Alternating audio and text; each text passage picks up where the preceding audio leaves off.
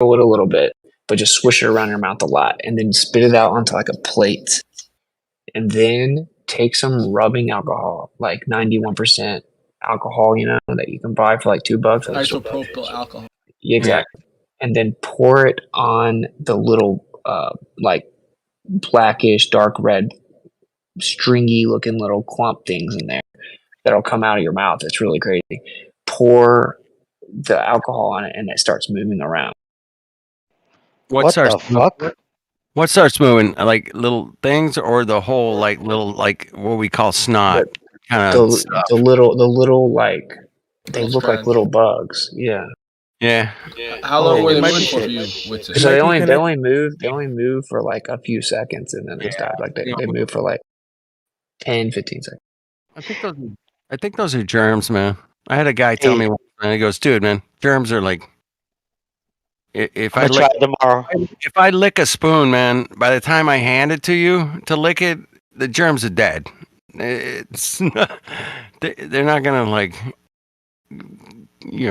Live. I'm gonna try that tomorrow. It's possible, just like the alcohol is like denaturing the protein somehow or something like that, causing it to. Yeah, I was thinking something like there may be whatever it is, like the alcohol is interacting with it, causing it to. But it literally looks like they're swimming around.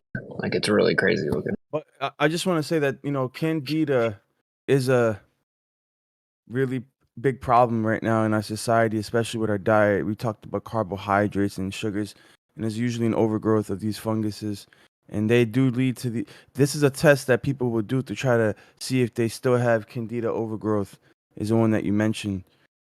So you can kind of test yourself to see how bad it is. Okay. Well, I failed the test. I mean, there was stuff in there. Does that mean you need to like clean up your gut or something? Yeah, probably. I need to do a detox. But also, what else I made today? If you guys have never heard of this, something else I made today. Well, yeah, but did you know if you take papaya, cut open a papaya, and I'm about to do this, you scrape out the papaya seeds and throw it in a blender with some other fruit. You blend up the papaya seeds. Papaya seeds are like incredible for killing parasites of all sizes, and you can flush them out. Yeah, I mean, there's all kinds of things to do parasites, but I'm saying like that's like one of the easiest things. But anyway, if you guys never heard of this, something that's like amazing for any cold or flu-like symptoms is you take some like organic garlic, break it open to the cloves, like so pill them and stuff like that. Fill a mason jar and then put raw organic honey in it. Yeah, dude, and then you ferment it in like a cold room temperature place for a couple weeks, and every day you go and flip it over, and then you burp it. You have to open the lid; it'll burp a little bit, then close it, and it'll start to kind of bubble up eventually over time, and it'll become more liquidy because it pulls the liquid out of the garlic. And then you can just eat the fermented garlic that's in the honey, and it's like incredible. It's like instantaneous relief for like cold symptoms and stuff. Is what I hear. I made it today. You could eat the honey. You could eat the honey by the teaspoon as well, and also exactly. The same thing applies with onions. You do the same thing. Yes, exactly. I'm making onions tomorrow. Hey, there's this overgrowth. Oh, hold up. It says it can cause malabsorption of fat, proteins, and carbohydrates, and can lead to malnutrition and vitamin deficiencies. Okay, I would be surprised if anyone in this room does the test and doesn't see something. Oh, we'll see. We will see. I'm gonna do it, bro. I'm gonna keep you update. I'm gonna hit you up about it. But I do want to talk about. Let me help you see the little like strings and stuff like that in there. Yeah, but I do want to talk about the papaya stuff. We also have these plans.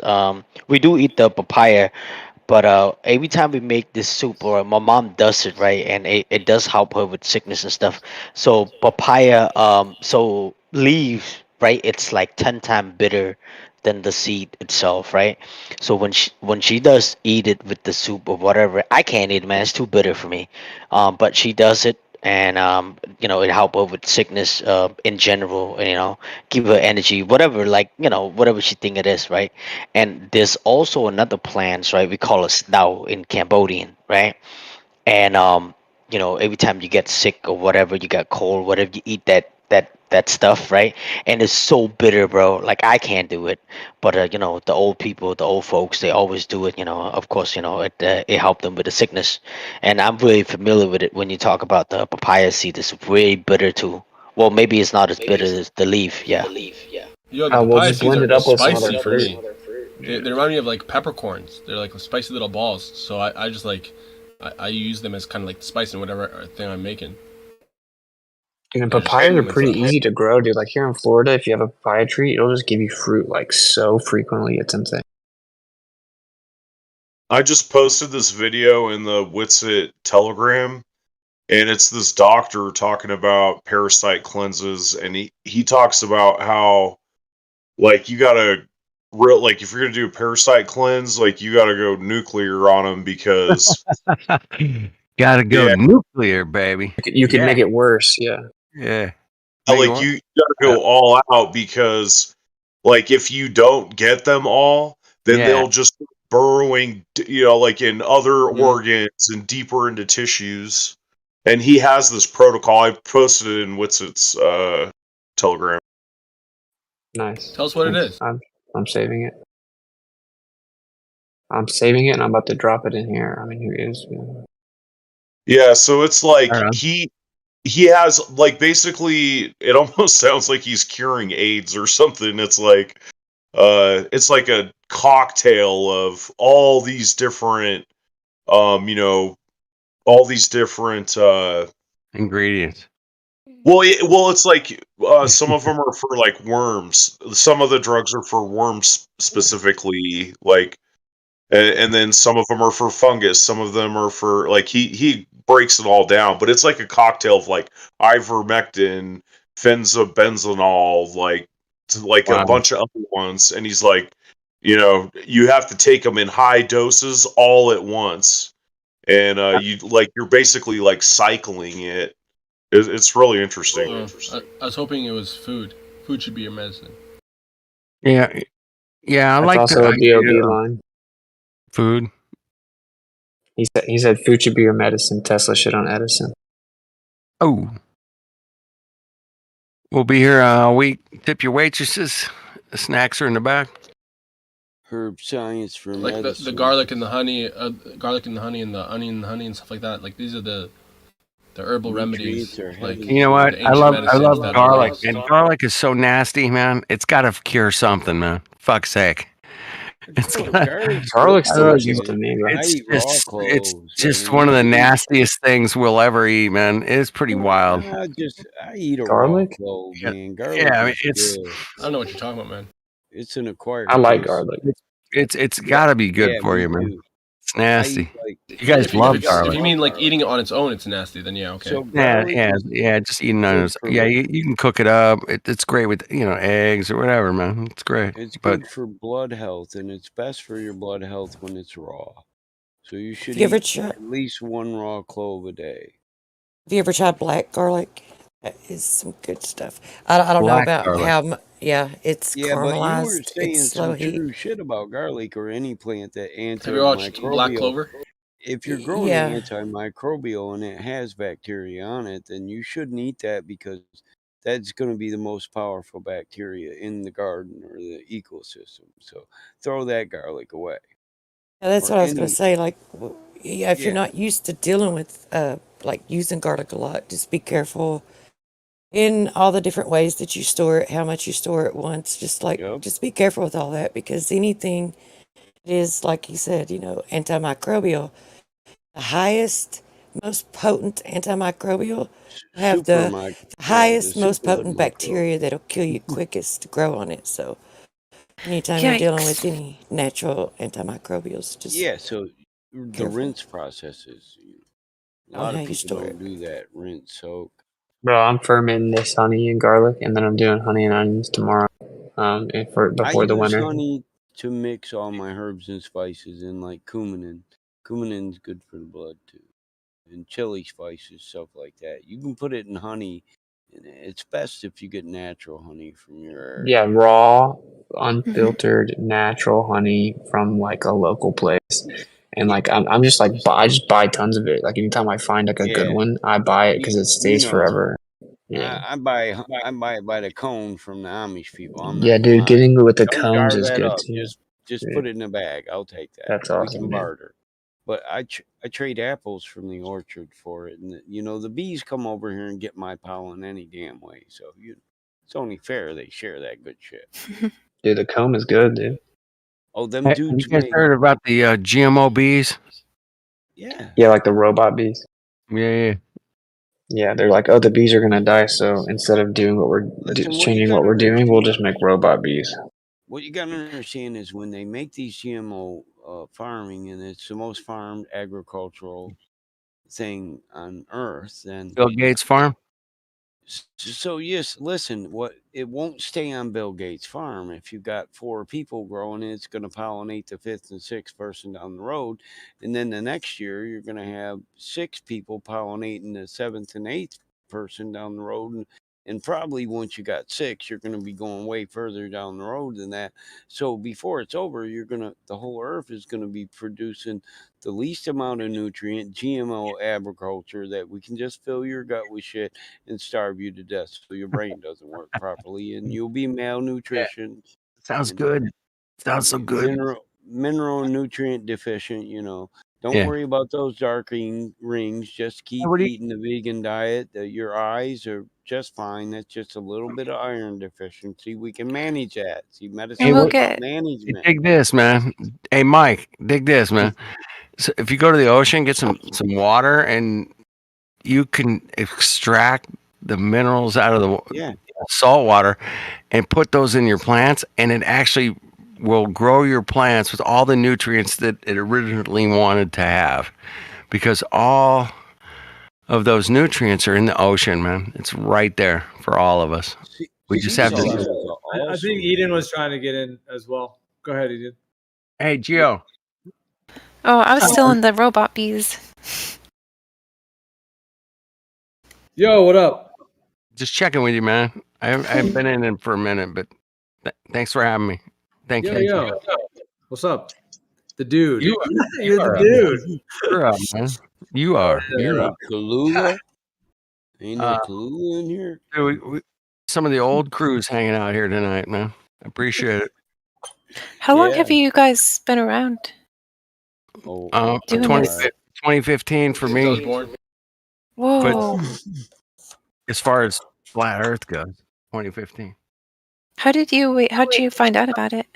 I was doing a gig. I was doing a live band. I was mixing I was the mixer, and we had a director, and we had some time between sets or whatever. And he's like, dude, he pulled me aside and says, "Hey man, satellites are fake, bro. Check it out.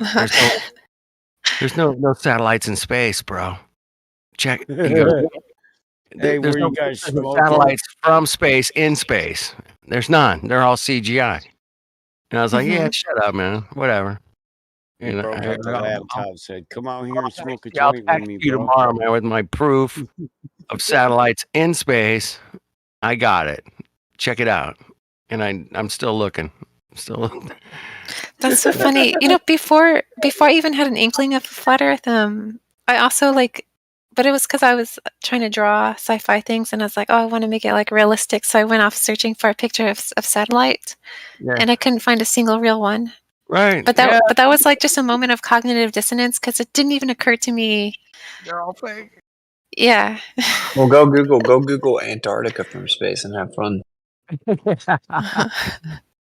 See, those are the wonderful things that I think wake people up, rather than curvature rate or drop rate, all that bullshit.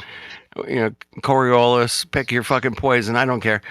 But at some point, man, really, when it comes down to it, man, you got to bust their Hollywood brainwashing. And when you can show them it's fake, man, they're like, oh. But the movie Gravity, guys. Well, why are all the pictures from space of Antarctica cartoons? There you go. That would probably wake more people up than most, But Antarctica is a cartoon. It's official. Yeah, look, here's a screenshot of all the Google results if anyone's curious.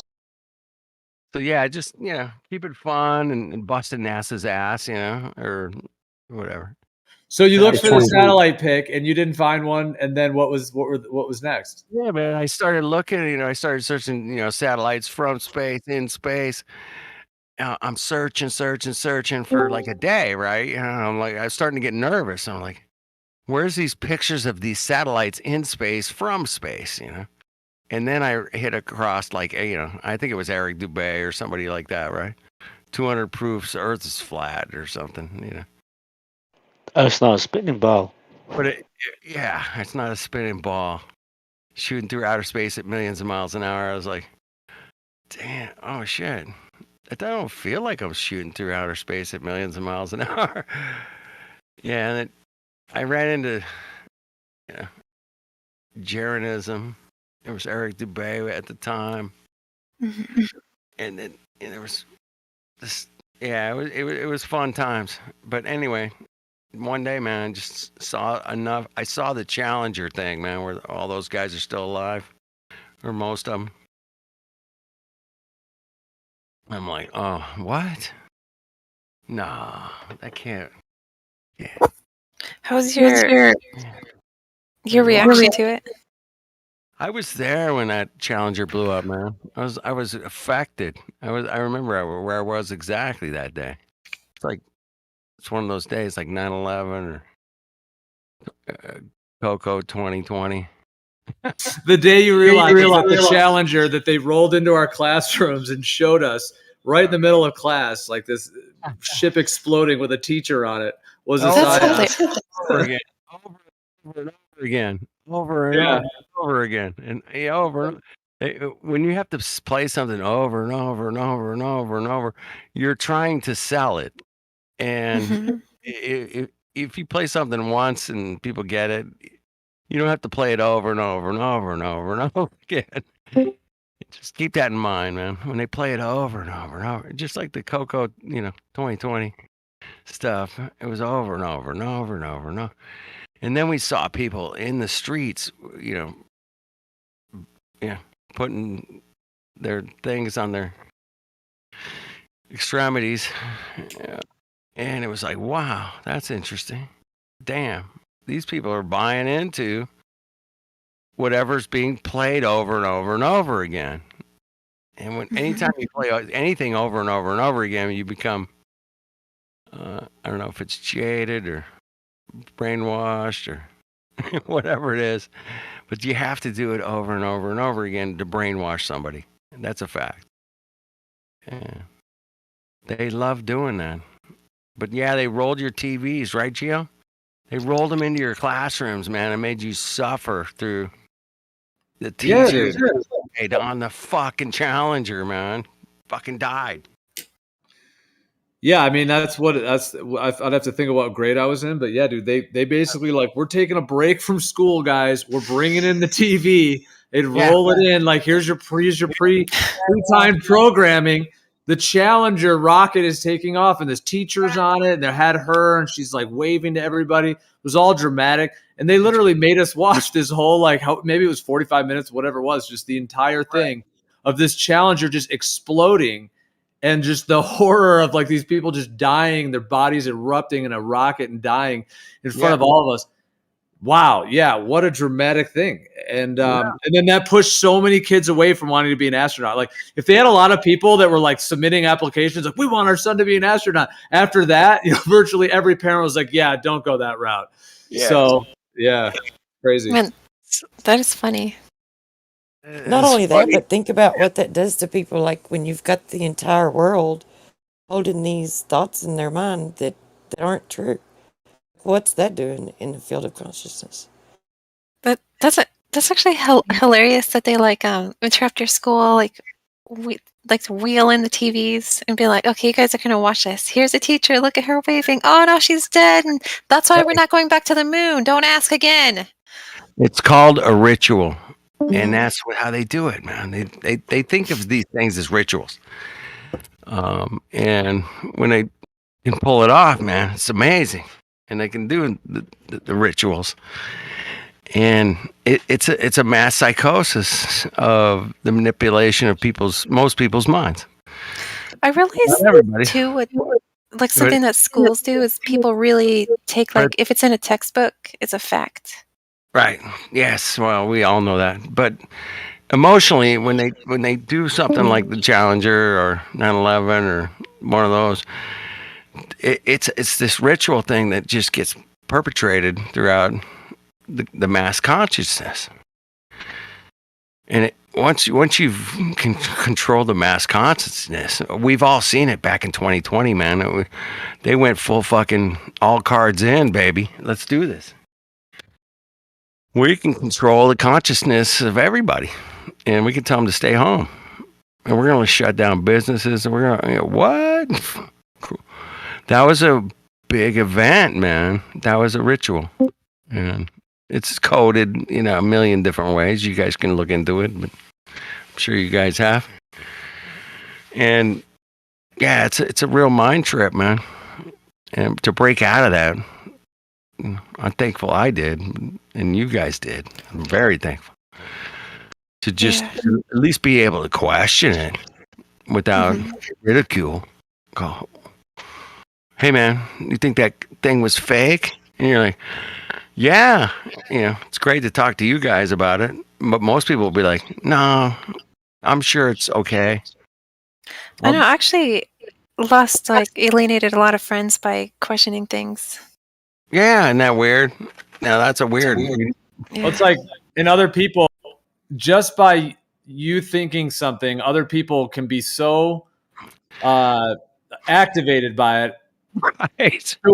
To where man, this is going to like trouble them deeply, if in the future time, to where if it's something they want to avoid, then they may avoid you just because you're even thinking or saying that idea that they want to avoid.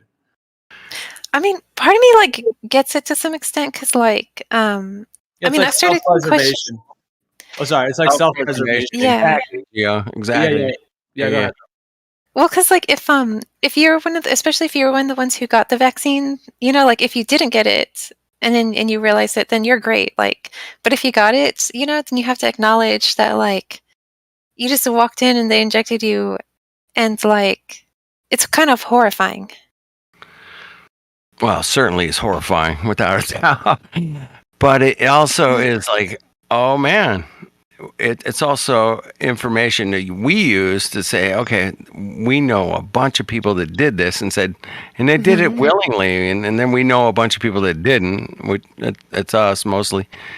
And it's like, okay, why would you do this thing that really isn't a thing? Dang, that's scary. It's a scary situation, man. I can't believe But it's scary. I would hate to be that person, man, that said, yeah, I gotta do it because I gotta go to work. What's wrong? I gotta get my job. I gotta keep my job, baby. That's why I did it. I know somebody that did it just so they didn't waste it. Just so they didn't waste it.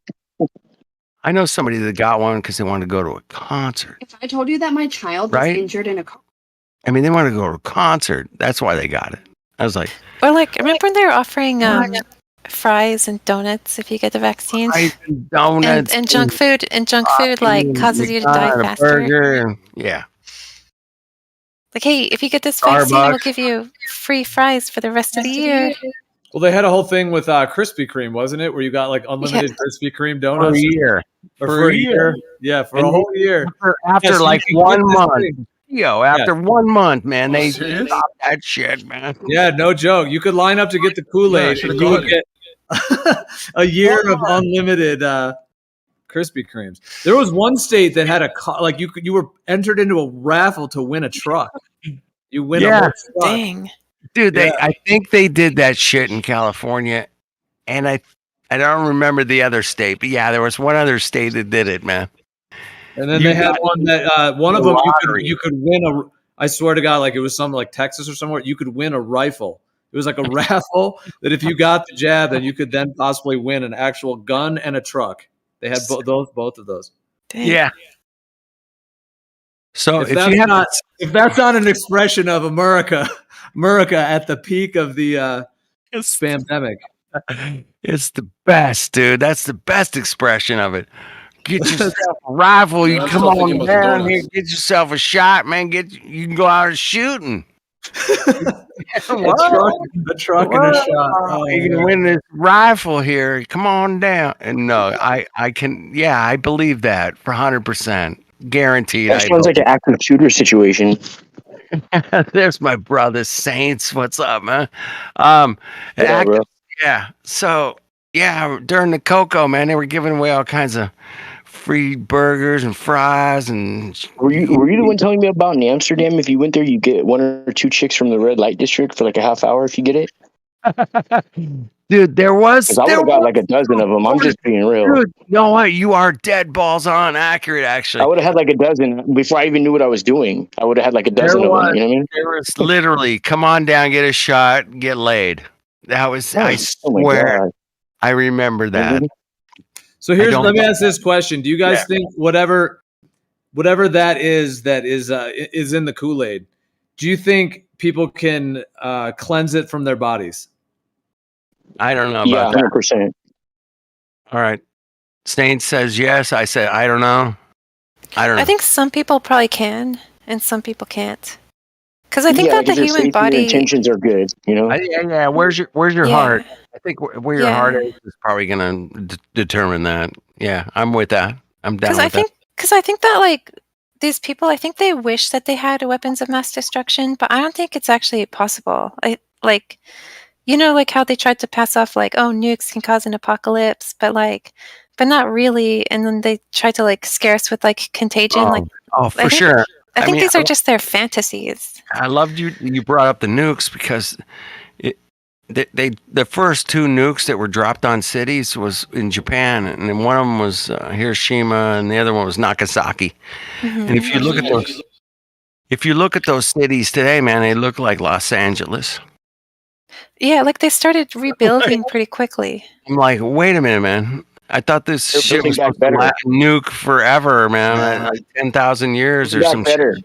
Well, but Eden, what do you think of like the directed energy weapons? Like, do you think they have the ability for that? Because I hear what you're saying about the mass destruction, but do you think they have those types of devices where they can create fires and destruction? Yeah, they've been sipping Mountain Dew since way back when. I think that they just wanted to like redirect us to like wrong ideas that will go nowhere and keep us away from ideas that would actually be fruitful, which is why they don't want us to know about those weapons. Exactly. And so many things. Yeah. Do you think they stole free energy from us and then are enslaving us with it now?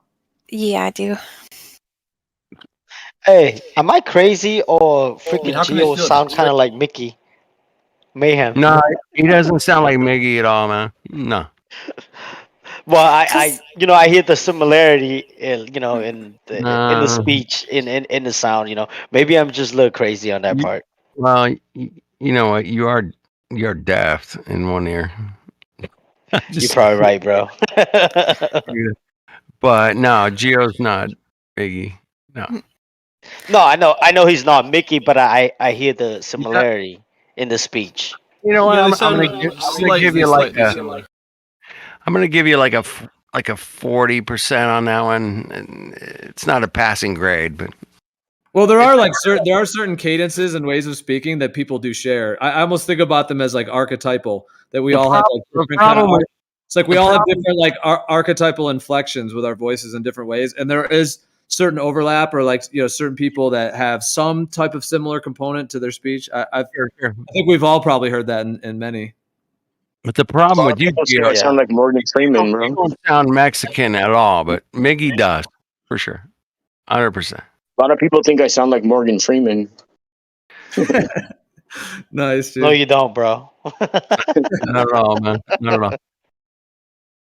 So yeah, we got mass hypnosis put on people through different trauma events, and Gio nailed it when the Challenger thing happened, man. They literally stopped all the schools in America. They rolled in the TVs and they made them watch this shit, man. I mean that's called mass manipulation of the mental state. I mean, it was just 7 people that crashed in a rocket. Who gives a fuck, man? I mean, this shit happens all the time, but it's weird though. Like, but the way they push it out there, that's how they get away with it, man. And just want you guys know what's up. I don't have to tell you, but I'm just restating it. That's it. Weren't you there for the Challenger one? I was, man. I was at work, man. I came into work, man. I'm like, dude, man, thing blew up. Around They the same rolled time that out. you're trying to get photos of satellites from satellites, right? That's how I got into this, yeah. So it's possible that you're trying to like mess around with the Challenger and attach a camera to get photos of other satellites, right? Maybe something went haywire and something went wrong, and that's all your fault. You know what? It could be. I'm willing to take the blame, but I'm also willing to take the credit. So, My God. Yeah, I'll Hey do man, both. hey, I just want to say this, man. You guys have a good night, man. I think I'm getting a little tired. All right, So Cam. good night, man. God bless Gio. Dude, I gotta go to Take bed care, too. Professor. I All right. gotta crash out too, man. So, cheers. Yeah, bro. Cheers. Peace out. No, it's good. Good night. Oh yeah. Hey, I love the interaction in this Great place. combo. Great combo. Yeah, I love minds coming together to discuss different topics, and yeah, you're doing a great job, Gio. Thank goodness your channel's still going, man. I'm surprised it hasn't been absolutely destroyed by now, but that time we're holding up the fort. we're holding up the fort, man, and keeping the fort up at all. Yeah, keep it rolling. I mean, we'll find a new fort if it does go down, but it's been great. It's been absolutely wonderful to listen to the discussions around here about health or, Challenger disasters or whatever. I mean, it's been just amazing. So keep it going, man, as long as you can, brother. I know it's a pain in the ass to click all that shit and make it work every day, but thank you. Go to bed, old man. Come back tomorrow. Hey, how do you know I'm an old man? First of all, Challenger. No, because I watched Challenger. Oh fuck, that's a dead giveaway. I'm busted. So I can't- busted. Not great at mathing it right now, but whatever the year of Challenger equivalated with high school. Let me ask you this: like, what do you think their ultimate goal is in the faking space? Like, what is at the end of that agenda? As to why they're doing it, do you think? Agenda 2030. Do you think it's all leading to like a Project Bluebeam, like a fake alien invasion, and then they had to use the outer space story to build it up? Do you think that's possible? Yeah, maybe they had. It could be like an ace card they're holding, but I think that ace card's been blown, man. Project Bluebeam, all that. We all know about that. Even the normies know about Project Bluebeam. I mean, but I don't know. Go ahead. Oh, talking to me? Yeah, go ahead. Yeah, thought. Well, it's weird because, like, on the one hand, on like the spiritual side of it, it really kind of like makes people like nihilistic and start to kind of like think in a different way. Like science becomes the new religion because like if a scientist comes out and tells you some crazy shit, then you have to believe it. And everybody's like when I talk, anytime I try to talk about the flat earth, people are like, well, just so you know, I believe in science. And it means that they have to believe the scientists. Science. And they say like, yeah, and the scientists, they're always coming out telling you about like, oh, remember yesterday we told you you were insignificant, but today we realized like we're even like more insignificant than we thought before. Right. And it's like such a bummer. Farther away. Yeah. Hey. Yep. But it's couched in a way where you're supposed to feel wonder at the vastness of the universe, but Yes. sort of like seems to end with you Hollywood. feeling like shit, like Well, bad, It's very Hollywood kind of script in a lot of ways, where it's a movie that we're all living through. And, they keep pulling these different scenes on us, I'll call them. and a scene can go in so many different directions. But whatever direction it goes in, they got contingencies for every single direction. Believe me, they got them. You know, because also like my mom, she like reads a ton of sci-fi, and like she's kind of like only recently starting to wake up to all this stuff. And when I Yeah. was talking to her, she was talking about how like she would read these sci-fi novels, like because they present these like future utopias, you know, where people have like Yes, they they're like present the leftist utopias. You know what I mean? utopias. And then they Have you seen the movie? Was it Tomorrowland? Yeah, I don't think so. yeah. It's utopias in the future kind of movie. You know, whatever. Yeah, because Could it be seems the movie like that. Aliens. Have you seen the movie Aliens or Alien or? Yeah. Yeah, one of those. I mean, it's just Star Wars. Pick your fucking futuristic kind Mm-hmm. of mindset of how it could be in the future. Oh my god! And people will buy it, man, and they're buying it. They are buying it. Like I feel like and they fucking buy it all the time, man. They're like, dude, there's a new movie coming out that came out in the 70s that they're redoing called The Exorcist. I don't know if you've seen this promo for this cuck shit show, man, but I'm like, they are putting all their demons on the table now, right in front of everybody. And it's really wicked, man. but I remember too before I was awake watching like that that CERN opening tunnel ceremony. Yeah, no, it wasn't CERN, but it was near CERN. It was like the Goddard tunnel right next to it. And they had these little dancers, and they're red and they're black. Yeah. And, like you watch stuff like that, and it's so like hideous and weird that you're just like this. It's not even fun to watch. It's just like not understanding it. But it's just like, okay, why are these cocks doing these rituals, man? It's all about the rituals, and whether it's a 9/11 or the Challenger or CERN opening but these motherfuckers believe it, that those rituals are doing something for them. Otherwise, they wouldn't do it. Yeah. And if it's making them money or if it's furthering an agenda, I don't know.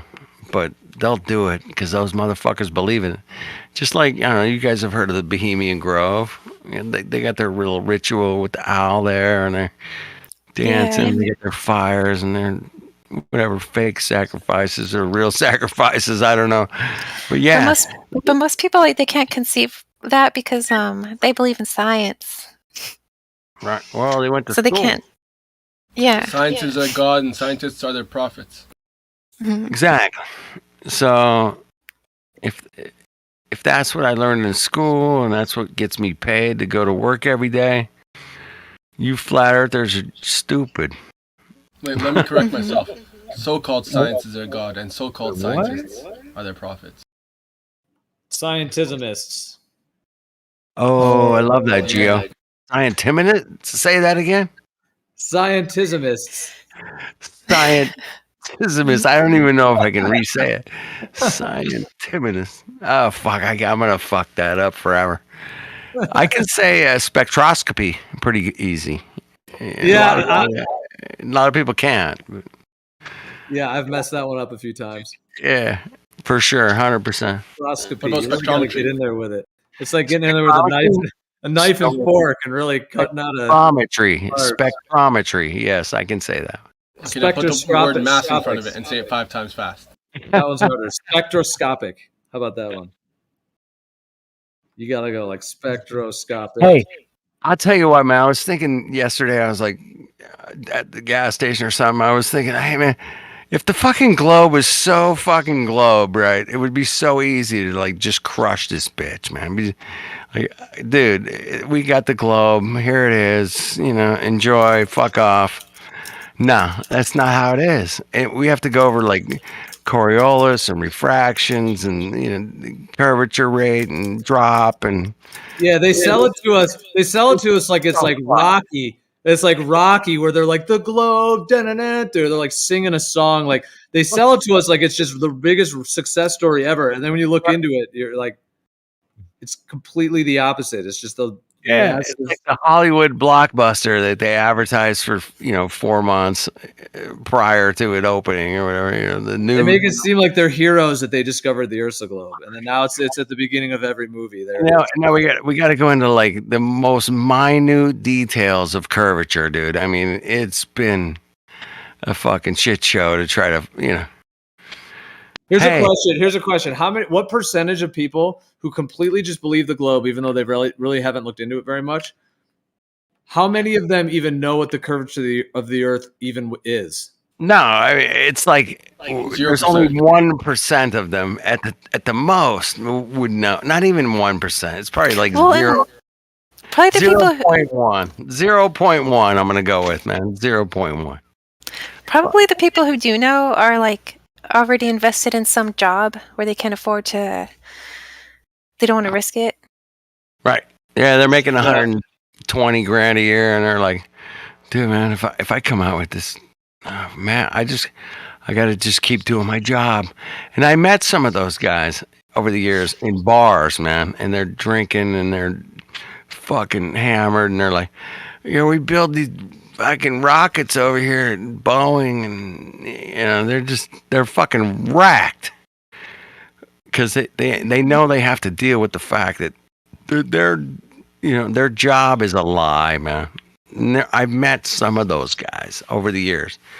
I live in Southern California, man. There's a bunch of guys that used to go work at Boeing and TWA and all these super high tech companies here in Hughes Aircraft, and most of them were drunks, man. The guys I met that worked there, man, most of them. It's strange though because like, well, it makes sense. Like you have these like corporate jobs, and you know how we have like, like movies like The Devil's Advocate and stuff.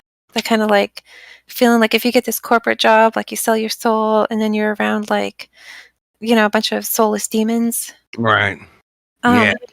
But it's because like I think the natural way is like if we had stronger families, and you like worked your own land, you had your own stuff, like so you would be like investing into your family, and like you would be around your family most of the day, Sure. But like, it's idealistic in a lot of ways, but it's actually truthful. That's how we would like to live. I mean, I know it's never really been like that. There are people that actually do it. I know a few of them. They're doing it. So yeah, it's not impossible, but it is possible. It's just like most people. I'm an American Indian,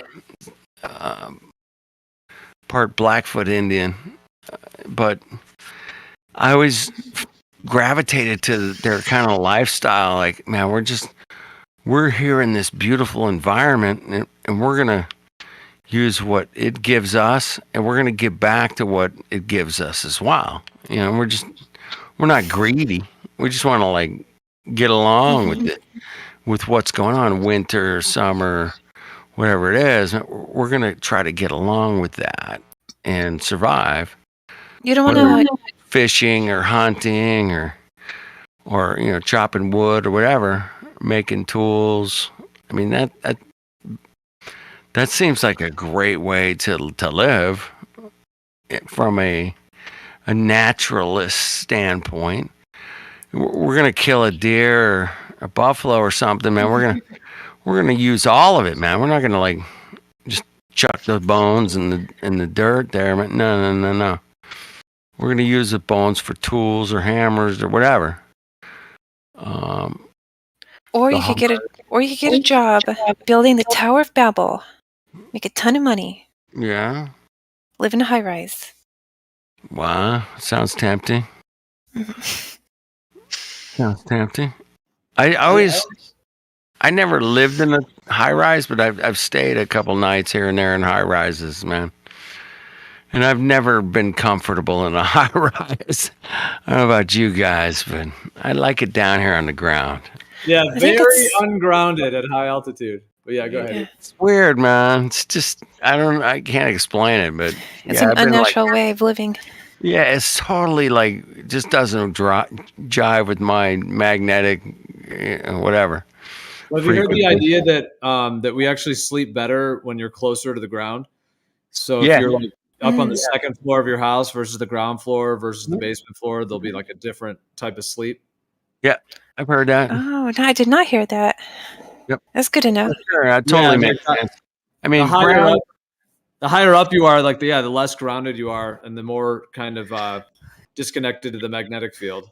Hey, grounding has made it into the. So hold on. So basement is better than just being on the surface? I mean, you don't want to be so deep. Well, not necessarily. Not necessarily, yeah. But I don't know about that. That's a little bit of a stretch, but yeah. Hey, the grounding thing did make the mainstream news, and it was about some baseball players that were going out barefoot and kind of grounding themselves. And I was like, ah. And it actually did make the mainstream news, grounding. And I think grounding's a good thing, man. Take your shoes off and put your feet in the ocean or the sand or the dirt or the earth or whatever. Grass. Pick your fucking, whatever you want. Rocks. Some people like standing on rocks, man. I dig it. I've been to Sedona. You guys ever been to Sedona, Arizona? Oh, I haven't, but I wish. Oh, man, it's such a cool grounding place, man. They say that like the vibrations there are like super amazing, and I would say just from experience, I think it is a special one of those places that like I can find my ground here. I can connect to the ground here. But I think there's millions of places like that too, man. Not just Sedona, Arizona. The whole world is like that, man. Yeah, exactly. Yeah, there's millions of places in the city with like all the cement and the asphalt. You can still do it there. Hmm. Exactly. Yeah, you can find it right in It doesn't have to be like soil and grass and stuff. It's better if it's ground, like soil and grass, but you can still, do it on the sidewalk and stuff. I mean, if you're next to a river and you put your feet in the ground, you'll feel the change, man. You will. That's it. Or the ocean. Yeah, pick. Yeah, whatever you got. Yeah, that's why they want to limit to. I don't know. These Mongos want to do everything, man. They want to kill us. They want us to live. They want us to fucking 15-minute cities or suburban. I mean, what the fucking compact cities? Yeah. Have you guys seen in the UK and especially in England, but where they put up all these like cameras, and then a bunch of people are like taking them out. They're taking them out, man. They're spraying them with shit. They're cutting them and blowing them up. It's like people have said, no, we're not putting up with your cameras on our fucking street, bro. No. I mean, would you guys put up with cameras on your street? I don't know if I would. I would probably have to do something. No, the cameras charge if you enter the zone, you get charged, right? It's supposed to be like climate change BS. Yeah, you get charged because you didn't have the right tag on your license plate that day.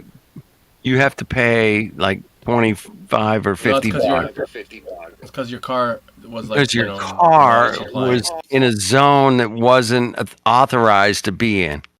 You have to pay 50 bucks. Takes them 1 minute to take him down.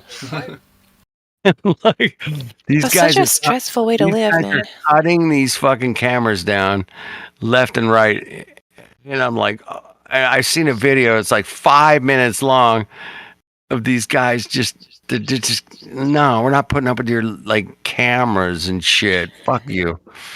And I think that's just rebelliously amazing that people will just not put up with it, and that's I think you guys are in that crew, man. Yeah, we're not. Hey, I'm not I'm not promoting. What do they call it? Vandalism. I think that's the term. And just promoting, hey man, we're not going to take this shit. Yeah, that's all. We're not gonna put up with it. Yeah, gonna fight the system. Yeah, sort of. Yes, exactly. At least throw a little bit of sand into it. My buddy used to say, man, we can't beat City Hall, but man, we can sure piss on their steps, man. And that's a metaphor for just stand up and, be the voice of reason in a situation that's insane, man. And that's hard to do. It's really hard to do. And you guys are great at it. And just keep going. Don't give it up. Because reasonable thinking will always prevail, without a doubt. Because reasonable thinking built airplanes and cars and wonderful things, internet, all kinds of shit we all enjoy. And because guys sat down and said, man, how can we make this work, man? Now, whether nefariously entities came in and said, hey, man, we're going to use the internet to control people. Mm-hmm. But it's interesting. That's a different thing. But can they really control all of it? No, they can't. And that's where we stand in and say, no. You're not going to control the entire internet and everything we say and do on it. No. We're going to stand up and say, hey, man, we got some questions about your claims here, man. We got some questions about your claims. And if you're not willing to answer those questions about the claims, they can't, I think in their own karma way, they can't let us not have what we have now, like Discord and YouTube and BitChute and whatever the fuck it is, man. I mean, there's a million places, right? They have to allow, in my opinion, only, is that they have to allow that in order to keep their game going. If they don't allow anything, that's kind of a dead giveaway. That's a dead balls giveaway, as I would say. Or a NASA's Nat's ass giveaway. And it becomes problematic for them if they come in too hard, too fast. But they did come in really hard and really fast back in 2020, man, and said, if you have a restaurant, man, you're done. You're closed, pal. I think Eden was trying to get in too. Go ahead, Eden. It seems like you're getting interrupted every time you're trying to talk. Oh man, I can't remember now. I think I was just saying something like it's interesting how every time there's people who invent actual useful things, there are also the people who invent, something like that's false, but is like hyped up and presented like it's more than it is, even though it doesn't actually yield any actual results. You know what I mean? Like there's like the actual real stuff, and then there's like the shadow stuff. Like relativity, but that like sounds good, and then everybody puts this guy in a t-shirt.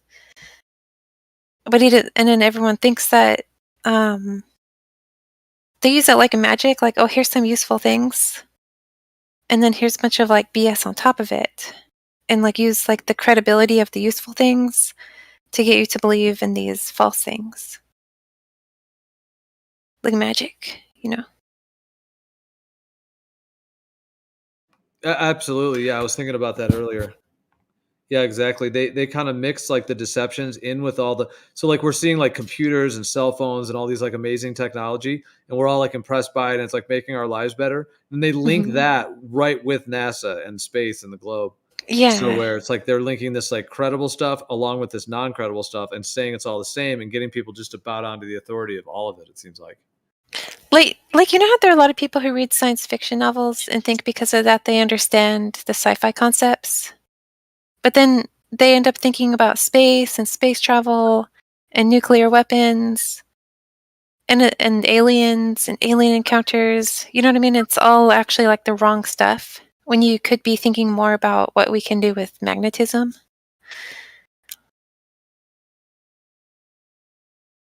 Like things that would actually be useful to know.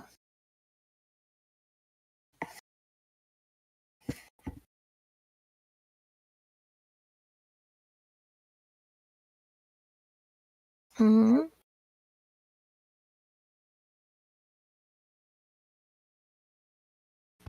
Hey, knowing things for sure is much better than not knowing things. But knowing like knowing real something, things. real things, yes, it's like hey, if I take this rock and I turn it into a piece of steel, I can cut a tree down with it. What? Mm-hmm. Get the fuck. No, really? Yeah. Those are real things. And I don't know if you're familiar with, I think, what's this guy's name's? I'll think of it here in a second. Is it Paul Bunyan? There's people out there that actually go out into the woods and they can survive on whatever's given to them. And whether it's a rock or a tree or a plant. Survivalists? Man, there's so many channels like this on YouTube, and you guys have seen this stuff, right? The guys that go out there and they'll literally take a tree and turn it into a house, right? And you're like, damn. And they do it with only things that are like around them. They don't like bring in like, fucking like those saws. survival dudes that just They about, literally will they'll make their own tools. They literally can transform a forest into their house, basically. And you're like, damn, how it's awesome, man. We would all love to be able to do that, right? Just with nothing, man, with a pair of shorts. You don't even have a fucking t-shirt on, right? This guy doesn't even have he's only wearing a pair of shorts the whole time. And he built his own fucking house out of the whatever was around. Where he made his own mud bricks and fireplaces and helms and everything out of nothing. I don't know if you've ever seen I was watching Little House on the Prairie the other day, which I think I already mentioned. But like in the first episode, the dad like brought them like miles away in a wagon, and then he like settled on some land and was like the whole time like he built them a house, and like the wife was like churning butter and spinning wool and stuff like that, and like he was like hunting and fighting off wolves. And it just like as I watch it, I'm just like people used to be like that. It's called primitive technologies. This dude could just straight up build a house out of nothing, man. Primitive technologies. I'll put it in the chat here in a second. Here he is. Yeah, here he is, man. Watch some of his videos, man. You'll be like, out of nothing, man. This guy created like men just used to just straight up build houses, his own fireplace, his own house, his own bed, his own. Yeah, it's just absolutely incredible that these guys can do this. I put it in live stream. 10 text. I think it's cool. It's time to get some sheep and start spinning wool. But no, just taking whatever's given to you and being able to turn it into something is a technology that it's obviously been lost on most people. Not everybody, but it's still around. And can we navigate through this mass media fucking I'm going to call it the quagmire. Hypnosis of most people. That's what we're trying to navigate through. In the mass, when everybody was wearing their masks, that was my dead giveaway, bro. That was my moment of oh shit, we're fucked. Yeah, we are. Oh my, wow. They're wearing masks while they're driving in their car by themselves. Yeah, that's crazy. And that was like the fucking end all for me, man. Well, okay. They have completely manipulated everything, and there's no way to recover from this because, 90% of the people I see today, they're wearing their masks. Oh my God. They're participating in the charade because they were told to participate in the charade. And it turns out it was a charade. I think you guys have seen the evidence I've seen for the charade. It was just too obvious at that point, man. I was pulling my hair out, trying to deal with it, man, going, everybody I see is like done. They're done. Forget it. And when you see it that clearly, man, it's pretty easy to put two and two together and say, okay, well, they got complete control of everybody because they shut down the world and and they made them fucking, dress up in some kind of ritual. They made these people dress up in a ritual. And when you get more and more people, I do believe in the collective energies of people. I think that's a thing, man. They can. Do you think that how small a codeine tablet is? It's really tiny, and it actually works. Yeah. Imagine do you think that you could get like 1 liter of water and one codeine tablet and crush that little codeine tablet up into the water? Do you think you'd be able to detect that there's that tablet of codeine in the water? I have no idea, man. Maybe if I took the water and I dehydrated the entire, over a month or two, and whatever was left in the bottom of my container, could I potentially scrape it up and get some codeine out of it? Maybe. None. I wouldn't guarantee it, but maybe. Yep. But all the water would have to be, evaporated into the atmosphere. Atmosphere. That's a weird term, but it would have to, evaporate, and then it would.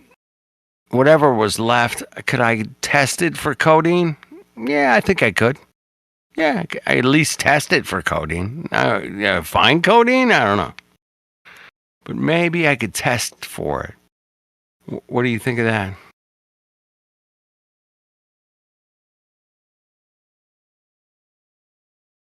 And why would you use codeine as an example?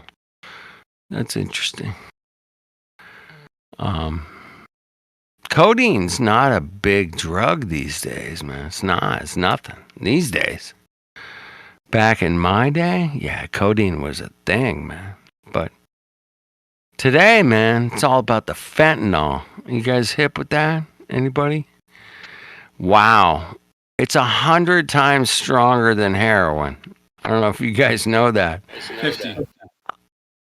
Well, 50 times? I heard 100 the other day, man, but I'll go with let's say it's 50 times stronger than heroin. Whatever, man. Even if it was 10 times stronger than heroin, man. Heroin. It drops down to 10 after like the first few times. I know some heroin addicts, bro. I grew up with them, man. These people were kind of semi-workable. Not completely out of it, but yeah, man, when they got high, man, heroin was, I didn't have a problem people doing heroin around me. I never did it. Never, ever did heroin, but I knew some people that did, and I hung out with them. They were very cool people, man. It was chill. But when I was growing up, it wasn't that dangerous to experiment around with stuff. Yeah. Like now, it could cost you your life the first time you do. I mean, I Dude, hear that it's pretty I bad. heard. Like if you take like just enough, like a little crumb to put on the end of a pencil, could Yeah. kill you. Crazy. And that they're lacing it deliberately, lacing everything else with it too. So Yeah, it's a technology of drugs that we're not familiar with. I've never seen anything like this fentanyl stuff, man. When you well, see Carl, I think what Carlos was asking you though, because he just came back in it's about the criminal. codeine was if it was mixed in with the water, like a lot of water, would you be able to tell that you're drinking it? I don't know why he's using a codeine, but I'm curious why he. Well, I said codeine because that was the only thing that I could think that's really small, like out of all the tablets I've ever seen or used. I guess there's probably tablets that are even smaller than that. I mean, you think about the back in the old days, the LSD was just this really thin wafer of a like transparent little disc. It's like if that was mixed in with a liter of water, do you think you'd be able to detect it? Like they they measure water in such a way to tell you what's in it and if it's safe for drinking or not. But I don't know if they're testing for everything, right? Do you think they're testing for LSD in the water or codeine or nanoparticles? I don't think that they're going to that extreme, for the water that we drink. They don't. Yeah. Because it's quite possible. They only test for like the main minerals, right? They're not testing for like estrogen and progesterone from like the birth control pills and vaccines, the active ingredients of Prozac and whatever else that people are flushing down toilets and they're excreting through their urine. They don't test for any of that stuff. Trying to watch that word though, but yeah, I don't think they really care. I mean, if they're putting things that are going to harm us already in the water, I think they only care about what we can test and what we're aware of. And you hey, can only test what you're aware of. To go to McDonald's tomorrow, and when you're in the drive-thru, look up and see the chemtrails that are possibly in the air, and then get some fluoride with some water you're drinking. That who knows what the fuck's in it, man. Who the fuck really knows, man? I mean, I would love to know. Fluoride seems to be the favorite thing to put in the drinking water. I mean, that's the one thing that they loved. I've seen enough documentaries on that where even city workers are like, I hate putting this shit in the water. I hate it. Like, yeah, why are we putting this shit in the water? They do it, but they just keep doing it. Crazy times, man. Hey, everything, all the truth will be revealed at some point. Whether it's, in our lifetime or not, I don't know, but something's going to be known. And I think that's what we do best, man, is go out and what is known, what is not known, and what is just like speculation and theory. And that's where we really, really shine, is to question those things. All of them. What is known, what is not known, and what is theory. And that's all we can do. I mean, does anybody have the exact answer for everything? No. Nobody's going to roll in here and give us all the wisdom and everything from 1,000 years ago. Do we do great things? You bet your ass we do, man. Dude, have you guys ever seen the V8 engine? Oh my goodness. What a masterpiece of engineering. Fuck. And I know guys that can build them from scratch. But it took somebody a long time to come up with the V8 engine. It didn't happen overnight. Took a while. And they did it, though. They fucking motherfuckers did it. I can go buy one today, brand new. And it works. Hey, fuck yeah, it works. And it works great. So, can we do great shit? Yes, we can. The V8 engine's amazing. But can we go to space and to Mars and the moon?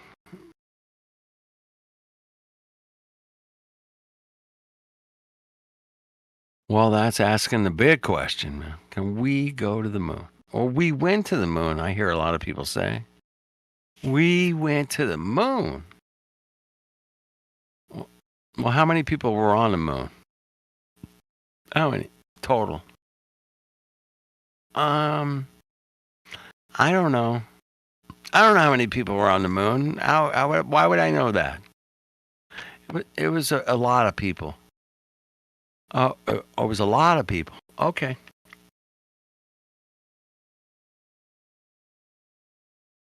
But to buy into the reality of going to the moon or going to Mars or going anywhere in outer space is such a delusional train of thinking. It's delusional. Because the fact is, only apparently from the records, they say only 24 people went to the moon. And I freaking...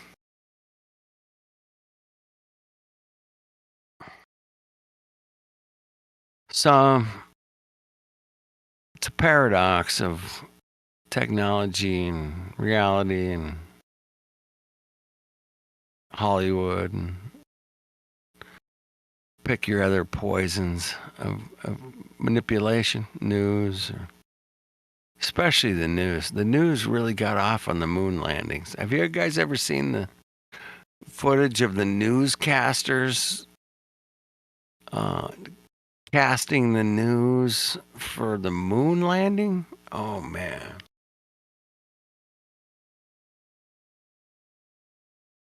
Casting the news. That's an interesting concept. Newscasters. Dude, these guys are Mongos, man. They put it right in your face, and you're like, oh, okay, I'll go with it. Yep. We went to Mars. We're going to the moon. I get the Catholic Church. Come to the Vatican and see the snake head in the middle of Yeah, what's the chances of that? What's the chances of that building design ending up looking like a snake's head? Zero chance. Zero. Dude, man, I don't know. I watched some TV earlier. They had a commercial for The Exorcist, the new Exorcist, man. Really, really wicked, man. I'm like, dude, these motherfuckers are not gonna like stop and say, hey, man, we should stop making Exorcist movies after 40 whatever years, 45 years ago. Nah, they're making a new one. The new Exorcist, man. Oh, yeah. I don't know if you probably never seen the original, but they got the new one coming out. Check it out. It looks so wholesome and not in your face, satanic worshiping demon cock shit show. It doesn't look anything like that. Oh, man, but don't. Come on. No. Dude, they celebrate demon cuck shit shows now. That's our new fucking normal. You guys know that, right? Yeah, that's the new normal. Have you guys ever heard the term new normal? Maybe? I don't know. Maybe not. But the new normal is wicked, man. It's in your face.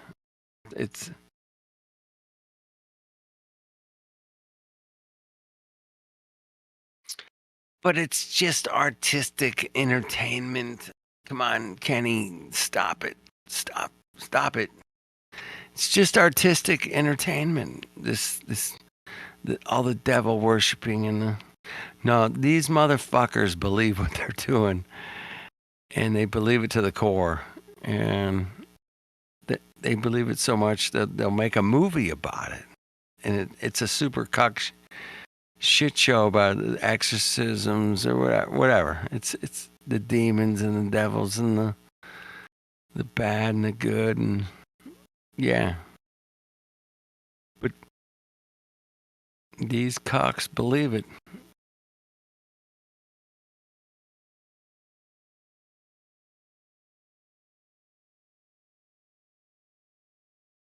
Did you guys see Burning Man this year? Anybody know about Burning Man? Anybody? Did you guys know about that ritual in the desert, the Burning Man? Anyone?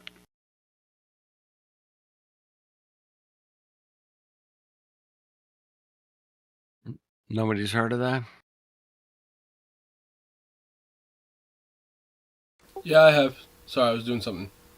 Yeah, but I got friends that go there every year. So this year, they had a little accident. That's what I'm calling it. So there was a box that they put up with wood that was 26 feet tall and 13 feet wide. And it was just a box of wood. It looked like, I don't know, call them crates here in America. But just some wood, box, whatever, some slats. And they burned this thing on Saturday night. They had a ritual. And inside the box, after it burned, revealed a phoenix. And at the next day, man, it started raining that night. It started raining. And it rained more rain there in one day than it had in 3 years. And it turned the entire place into a mud flood, man. 100% mud flood, man. There were 70,000 people stuck in the mud for a couple of days. Good, they deserve it. And I just thought it was ironic that they burned this effigy of the phoenix and they had more rain than they had in 3 years in one fucking day. And that's a ritual. And I don't know if it was God's punishment or if it was that's just the way the cosmic thing worked out. I don't know. But it was just fascinating that they did that and turned it into a mud flood. And it made the mainstream news here. Even my father-in-law, who's 85 years old, he's like, hey, what's up with this Burning Man thing? Like, what? Out of nowhere, man, I got asked that question. And I was like, oh, it's a ritual they do every year in the desert. They've been doing it since the 80s. Some guy got divorced. He built some effigies of a man, and then they burn him at the end of the whatever festival. One night they pick, and they burn a man. Yeah, it's like I don't know. The best thing I could say, it's a ritual. So they didn't even get to the satanic ritual, remember? Remember how Satan refused? I can take it a little deeper. Sure. Go satanic ritual. Yeah, that's what it is. Whatever. It's not a ritual of growth and prosperity and love and harmony. No, it's a ritual of death and destruction, man. That's what it is. And that's what these motherfuckers... No, I said satanic literally because Satan has has this pride, this arrogance that he's better than Adam, than humans, right? Yeah. So if anyone would want to burn down like Adam, the human, it would be him. And also because he like, you know, he's made of fire or light, depending on what commodity or like what religion of affiliation you have. So it would only be fitting that he succumbs to that which Satan is made of.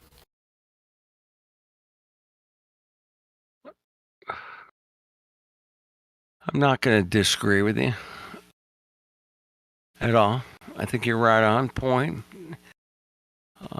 Can we elaborate it and take it to the next level? And yeah, I think we could.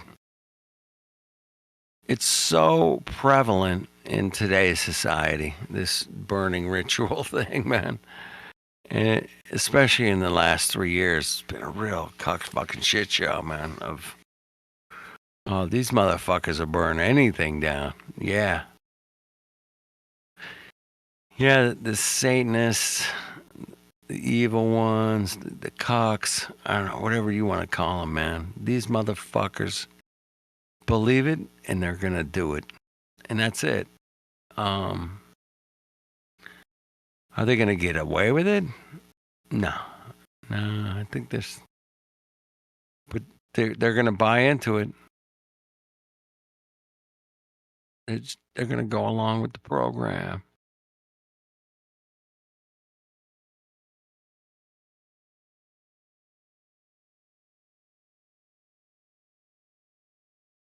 Why?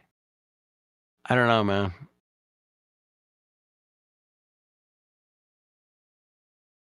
Do I have nice things? Yeah, I got some nice things, man.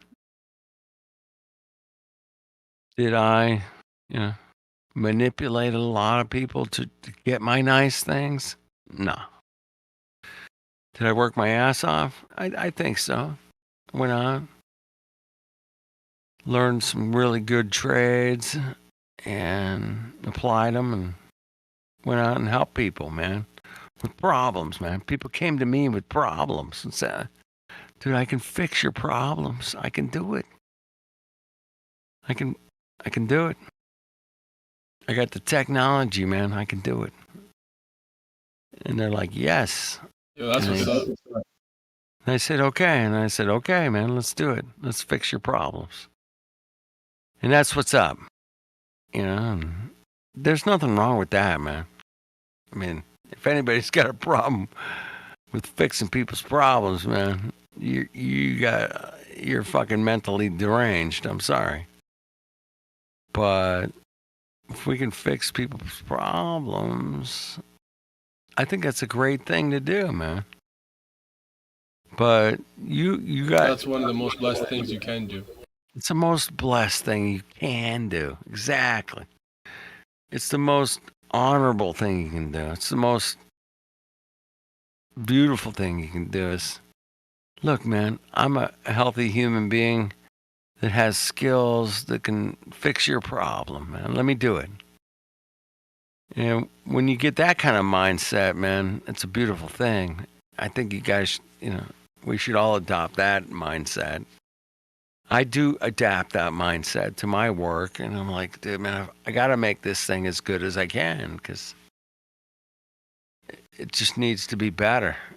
Okay, that's good. Tweak it here, tweak it there, make it good. Because the person that's going to use it, I may never meet, but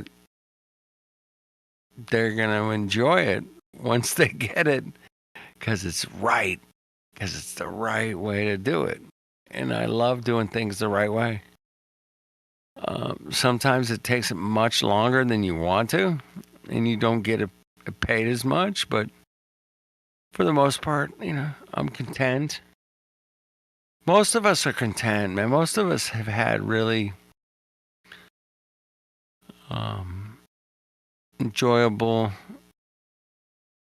survival to this point. I mean, could it change overnight? Yeah, I think it could because of that fucking whole Coco 2020, man, shit that came down. They shut down the world overnight, man. They shut that motherfucker down. And they could do the same thing tomorrow, man. And I think they will at some point. I think they'll do it. They're gonna do it again. But Bill Gates said, wait till they see the next one. I was like, what? Oh shit, motherfucker knows something. Who knows? But the more we expose it, the more we talk about it, the more we. I think that gives them a lot less power, and they have to kind of retool their ideas. They have to kind of reconfigure their ideas, and I think we've sidetracked them a few times, especially in the last 3 years. They didn't think we would go out and investigate this cock shit show. I don't know, man. And we did. Damn, we did, man. Goodness gracious, man. We went out and looked at this entire thing and said, hey, man, something's not right.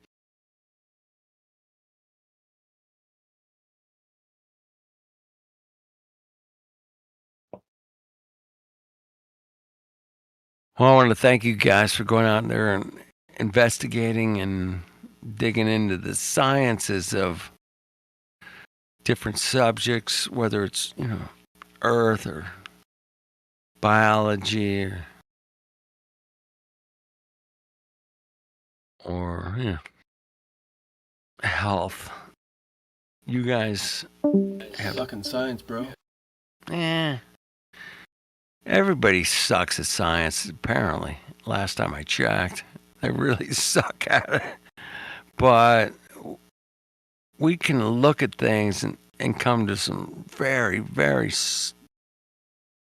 simple logical conclusions. And we're not using fallacies, man. We're not using these crazy fallacies. Hey, I know why we have gas pressure is because of the gravity. What? I know for a fact we have gas pressure because of gravity. I know it. I'm guaranteed. Without a doubt. I mean, how else could you explain globe Earth? I mean, and flat Earth mile, you wouldn't have gravity, and you guys wouldn't know that gas creates a container of gravity. I mean, if you guys are flat earthers, come on.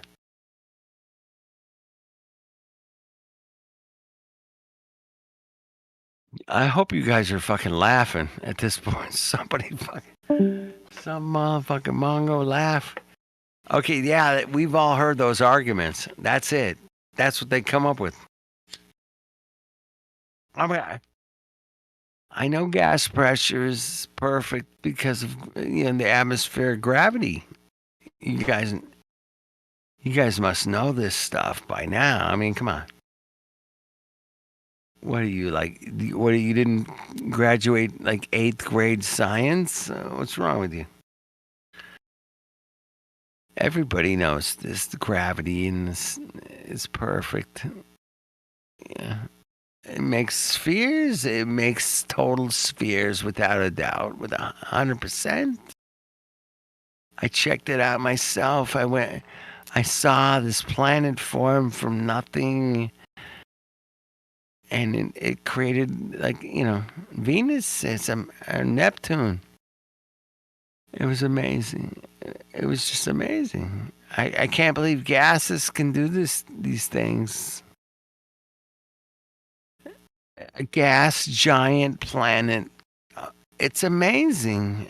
I want you guys to know we're going to live there someday once we figure out how to live in a gaseous giant planet. We're going to live there, and everything's going to be kumbaya, man. Kumbaya. Is it just a coincidence that they've convinced us that we just live in a sea of big balls? Is this what they're into? We're just in big balls. There's big balls everywhere. I got big balls. I got big balls. Yeah, it's an AC/DC song, man. called Big Balls. Worshipping big balls. That's what they got everyone doing. It's funny, man. Yeah, the psychosis of it is the most interesting part. I'm sure it is to you too, man. That's probably why you do what you do, man. But when it comes down to it, and say, when you have to admit reality from fantasy, damn, there's a lot of fantasy cocks out there, man. And Star Wars or Battlestar Galactica, whatever it was. They got you going on this outer space, man. Outer space. We're going to go to outer space, bitches. Fuck that oak tree next to me, man. Even though it's awesome, but, let's go to outer space because of gravity. That's the only reason we can go to outer space, because of gravity. What? Okay, that's funny.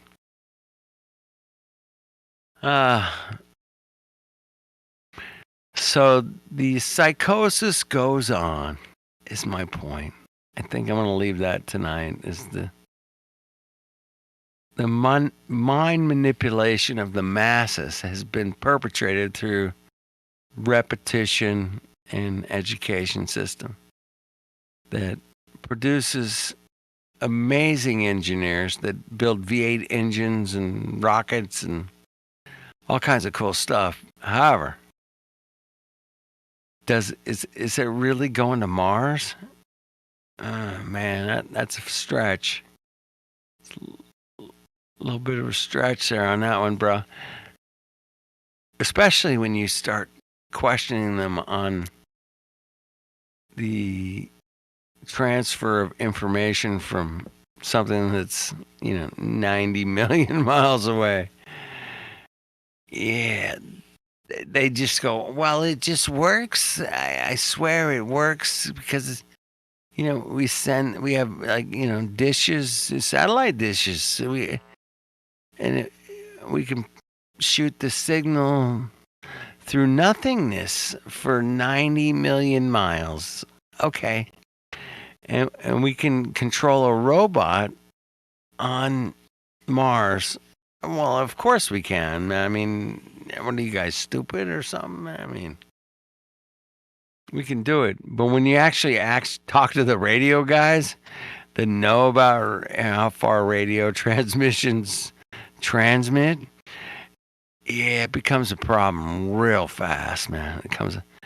FM 100,000 watt radio station here in Los Angeles can reach about, at the maximum, 200 miles. Max 200 miles. I mean, that's so it's not going to propagate 230,000 miles away. But it can go, a radio transmission can go a couple hundred miles. It's not that far, man. Although Marconi did a transmission of 10,000 miles. Oh, that's interesting. Damn. What? Marconi? Who's that guy? Who's Marconi? Who the hell is that guy?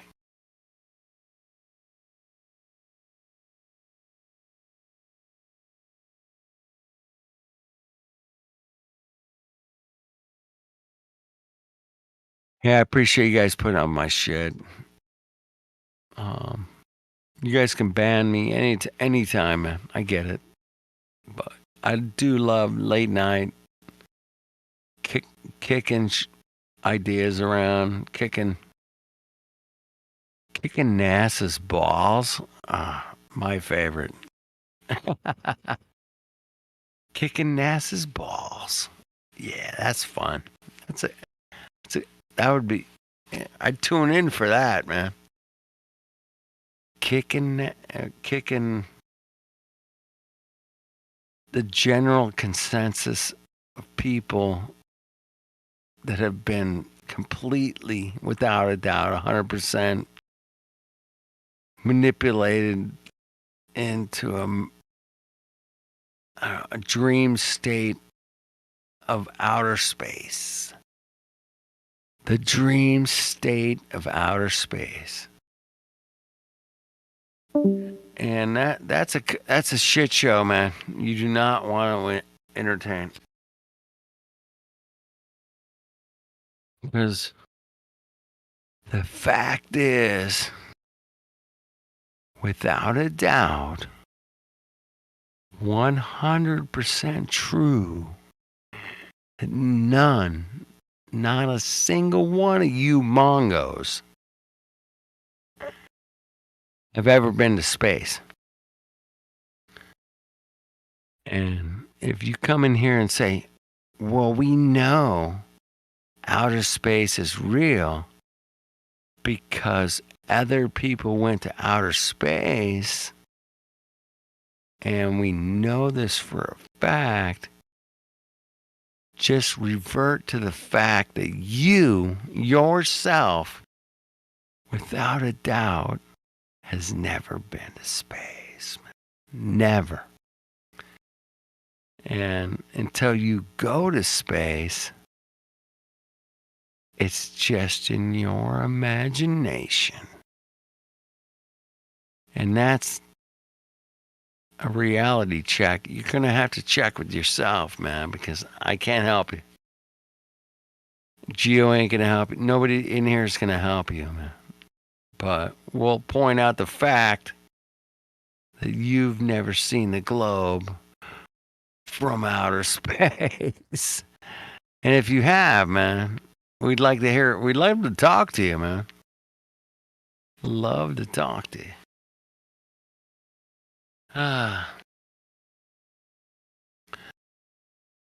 So keep that space, outer space, fantasy,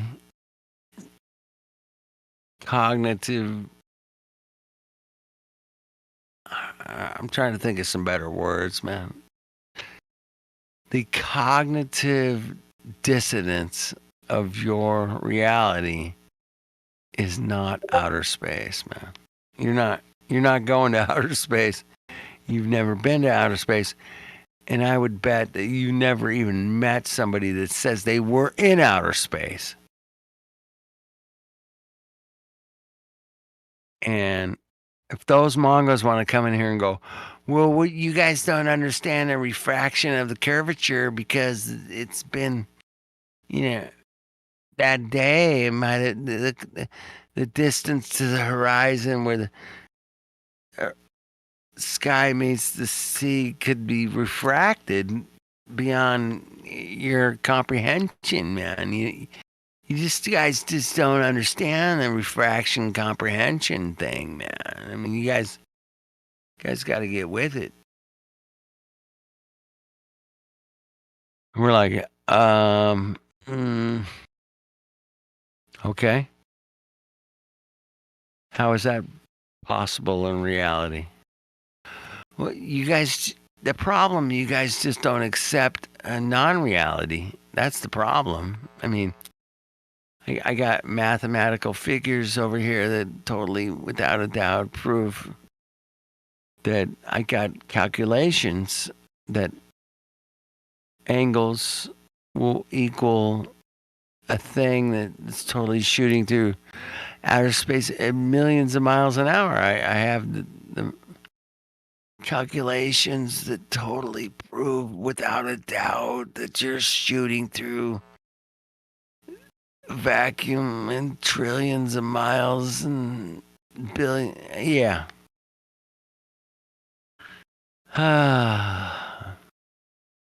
Fun times, guys. Fun times. Keep it real. Keep it consistent. Keep it fun, man. Shout out to Isa Mikulski. If you're not having fun with this stuff at this point, you're doing it wrong. I think Gio's having a lot of fun with it. He's been doing these live streams and Keep it going, man. Thank you, Jill. It is fun at the end of the day to question and explore the absurdities that these Mongos claim. Absurdities, I'm calling them. Because there's no way that we're shooting around anything at millions of miles an hour, man. Nothing. There's no evidence for this fucking shit show. Fuck off. Fuck off. That's what I tell them, man. Fuck off with your shit show. There's nothing. You got nothing. So enjoy their nothing, because they got nothing. They just come in with. Have you ever seen in the movie Star Wars, like when Luke was shooting through the Death Star? I mean, how could you deny space? I mean, I went to school. I got my engineering degree. I built aircraft and rockets and things. Yeah, fuck yeah, you did. You built rockets. Yeah, you did. I know for a fact you did.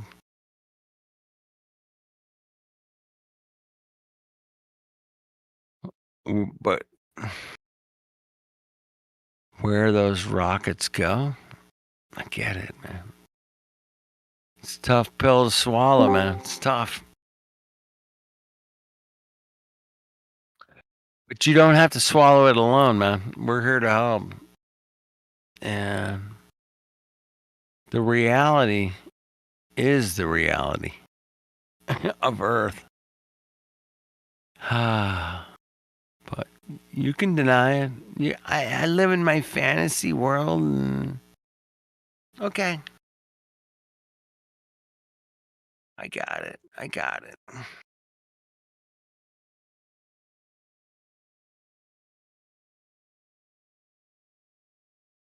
Well, fantasy world is a Disneyland. And fantasy world, it's in the name. Fantasy world.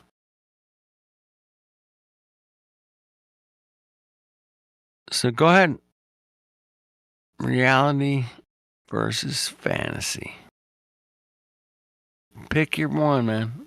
I mean, obviously these cocks have picked the actors portion of. They were told, I think they were told, hey man, we really need you to act like you're on the space station with these harnesses and stuff, because it's helping humanity in some way. It's gonna. We really need you to do this. And actors will do anything, man. I don't know if you guys checked, but actors will do anything for money, man. Anything. So the actors act out this we're in space thing because they're getting paid, bitches. And they did it, man. They just acted out the outer space. They acted out the outer space. I like that, man. That's a hip term. And they sold it. And the teachers sold it in your school, man. They sold this shit, man. They did. That's what they were selling, and they had to push it so hard. I want to go back to that a little bit, because they push and push and push and push and push. Just like they, during the Challenger disaster, they literally traumatized an entire school nation. Every single elementary school, high school, they all rolled out these TVs and said, Look at this. That was a teacher that died today in the Challenger accident. It was a mass psychosis propaganda programming exercise that was put out. We all found out that these motherfuckers are still alive, and they're teaching at Harvard and Yale, wherever.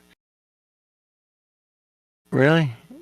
Got the same name, you look exactly the same, and when questioned about it, oh man, I know I look like the same guy, but you know, I'm not really that guy. I know I've seen the videos online, and people were saying I'm him, but I'm not really him. I promise you. It's just ridiculous. How dare you guys question the astronauts on the Challenger and the teacher is still alive today. What? No, they all died back in the 80s, man. Back in 1986, man. They're all dead. All right. You guys are great. Thank you guys for putting up with my shit. Carry on. Do not be fooled by propaganda and emotional trauma. They love the emotional trauma, by the way. They love it. I think that's their main. It's in their main weapons. Whatever. They can really manipulate everyone. And we all saw it. Everybody was wearing their masks, bro. Back in 2020. Yeah, they all jumped on the board, the masks. And you guys got to get your masks. You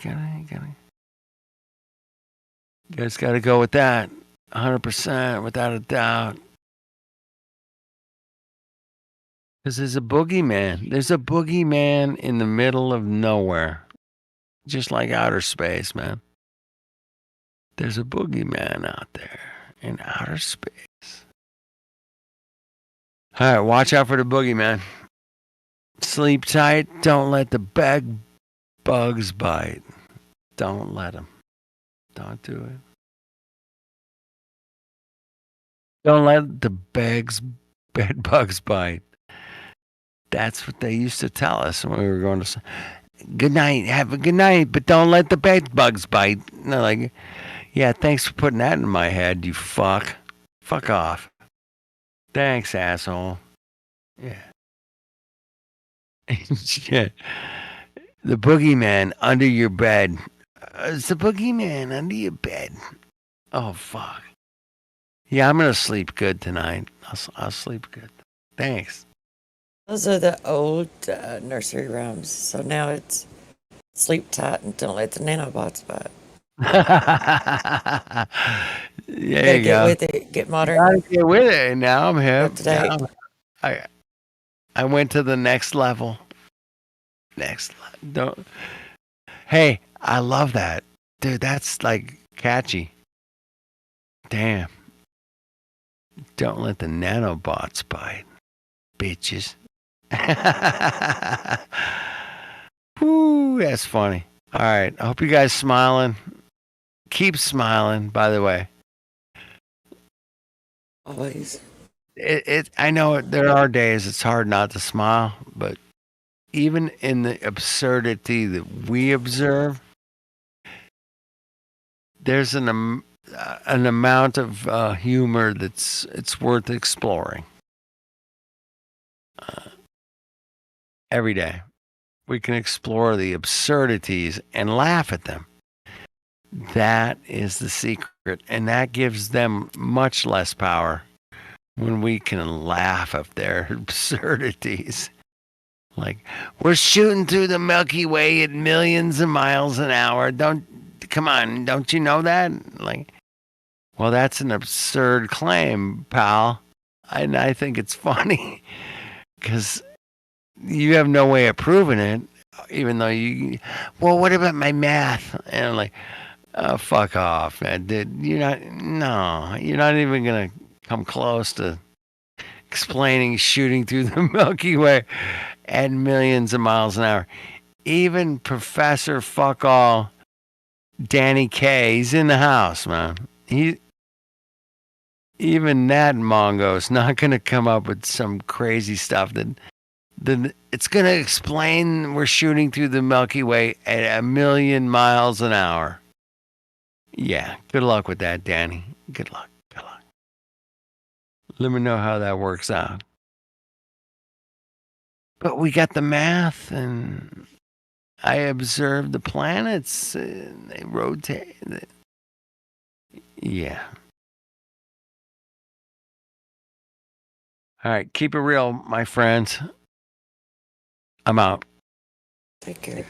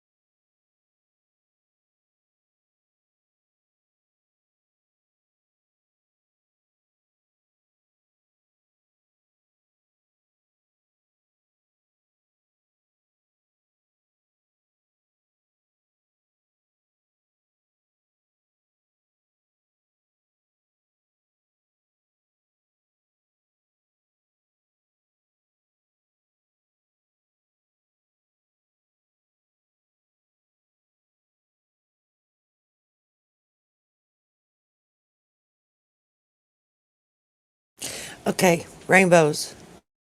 So I think I've got rainbows figured out. I don't know about figured out, but you know how to have like the rainbow, I have like a second rainbow. It's inverted.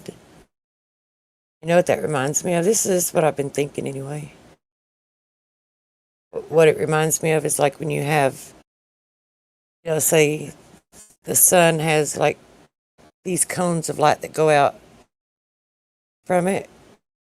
And like, like when you see the hot spot beneath it, when you see the hot spot beneath the sun, it's like the hot spot's not like everywhere that the light reaches. So it's just directly beneath it. I think there's cones of light that come out from it, and when you're within it, I think it's also, it could also be evidence of this personal atmospheric you have everywhere. But if you're within that and you're looking, I think those are where the waves propagate out and then return and then run into one another. It's like it creates like a standing wave. It slows all of the waves down. It slows all of the different wavelengths of light propagating, all the different colors, all the different wavelengths, the full spectrum. And we can only see in a small spectrum. Like when they run into one another, it's like they cancel themselves out in the center, which is why when you see these rainbows, it's what I think anyway. It's what it kind of looks like, what it reminds me of. When you see the rainbows, you'll see one going in one direction and you see the other one inverted. And in between the two, it'll be dark. It's like, it's where they cancel one another out. And I think that's how the rainbows are formed. Anyway, I don't know if anyone's got any thoughts on that or not, but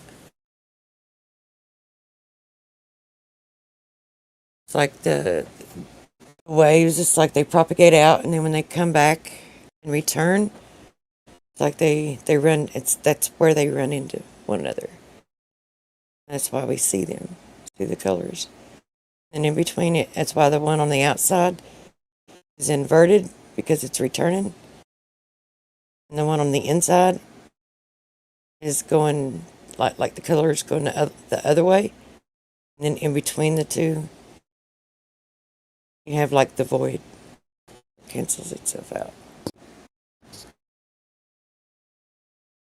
So that's my theory on rainbows.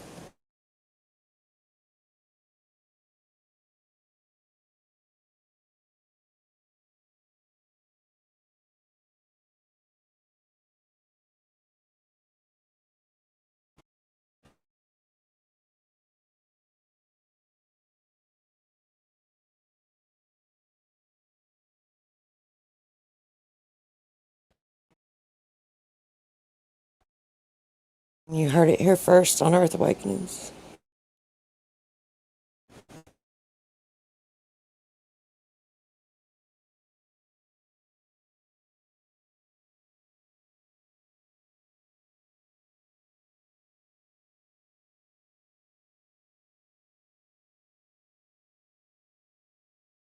But no one? I've been waiting for days to share that.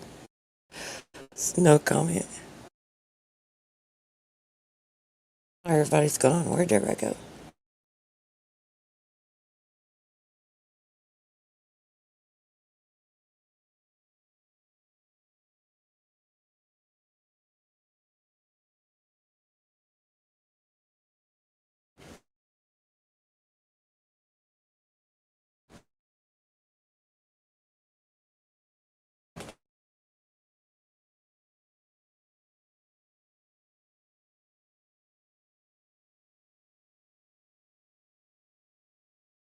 I'll just write it up in the paper and get a Nobel Prize.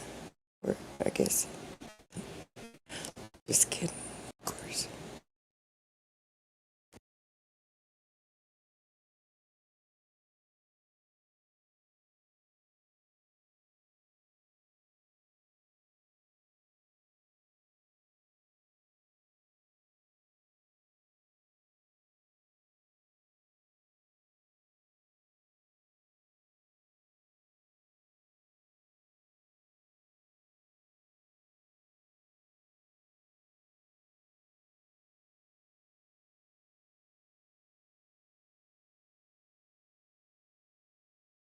I have been waiting for days, though, to share that with someone, to share that with a few, to see what like anyone's thoughts on those were.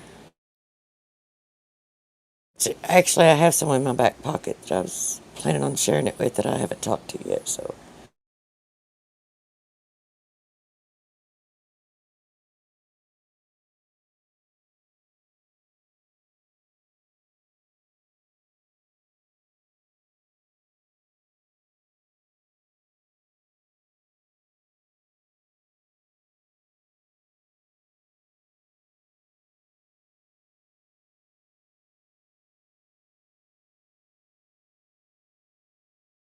Man, what would we do if we didn't have all these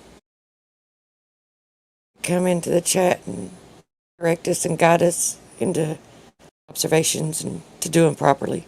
If we didn't have their guidance, what would we do?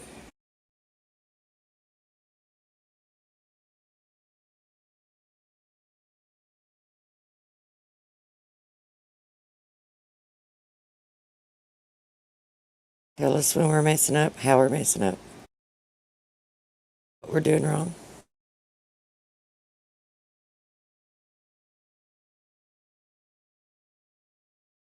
And don't forget, they'll interpret it for us too.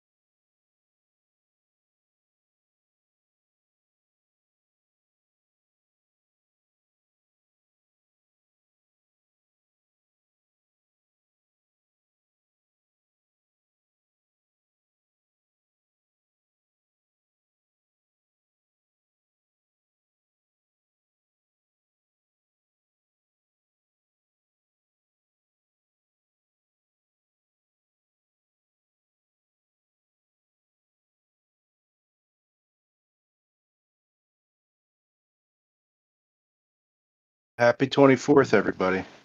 Made it through that day. It's pretty good. Good job, everybody.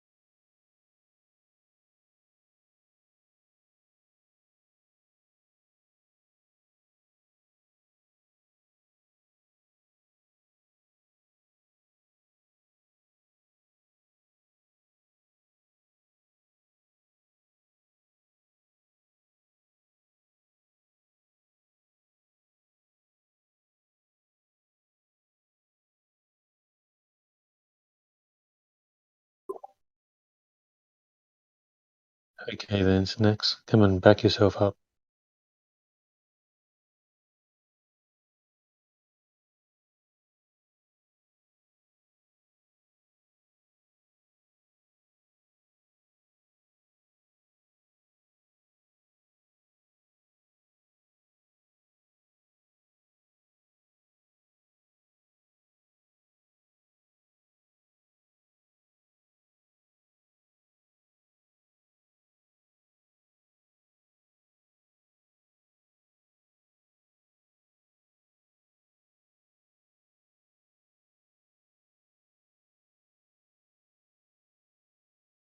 Nothing to say, Snacks?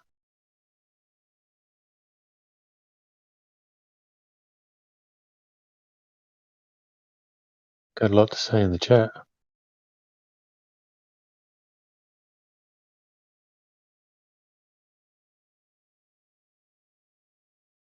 Hello?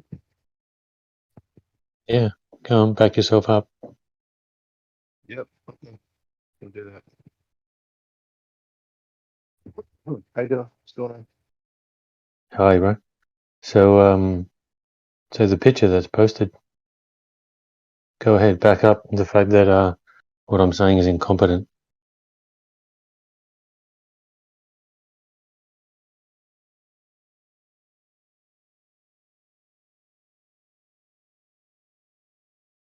Explain how your 800,000 mile wide, 127,000 per square lumen, per square meter lumen sun will only brighten up the clouds directly next to it when zoomed in. Even though all the clouds around it are the same style clouds, why are they not just as bright?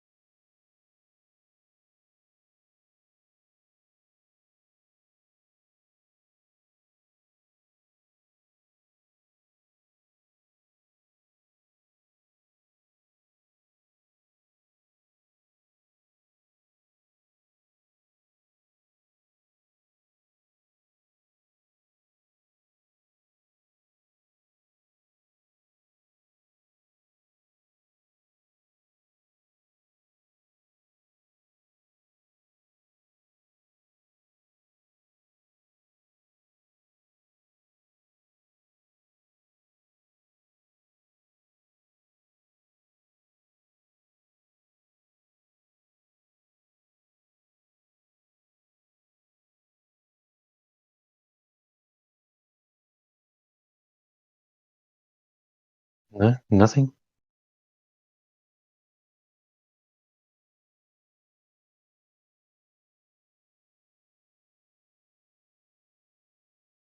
What are you doing? Googling like mad? You're running to your friend over there, Caitlin Ames? You're running to her?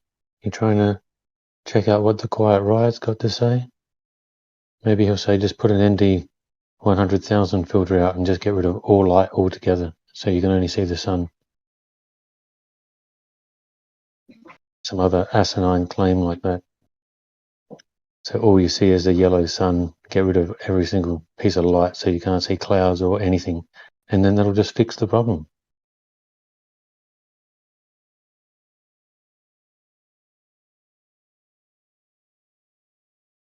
Get rid of all light from the sun. Fixes the problem.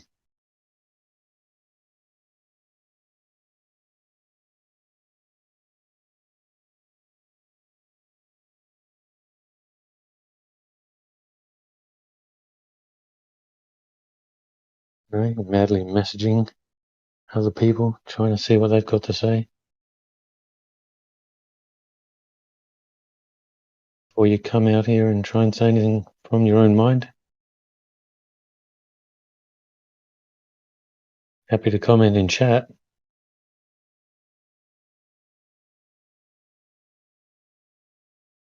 but not willing to back yourself up here.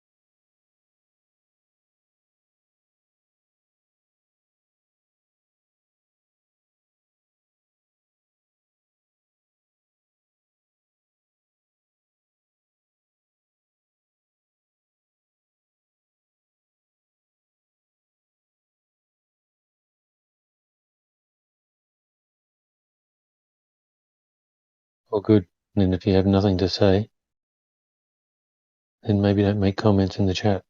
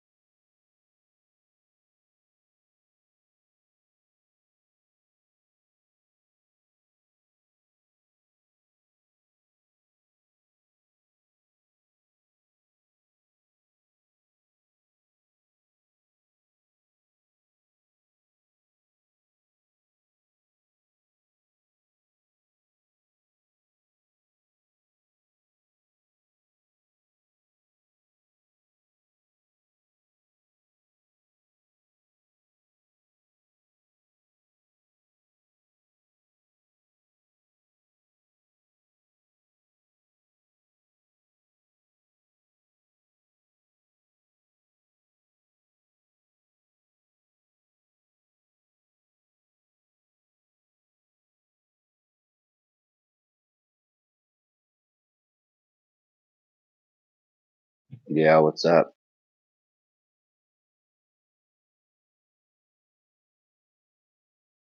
How we doing? Oh, How's everyone's weekend going? You guys all got Yom Kippur off?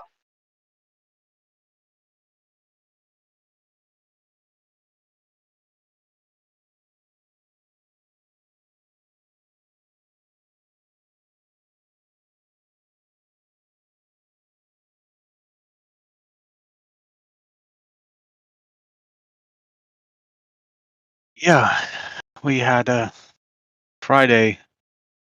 Last Friday, we had a flat Earth meeting here in Finland. Over 20 people showed up, and it was very nice.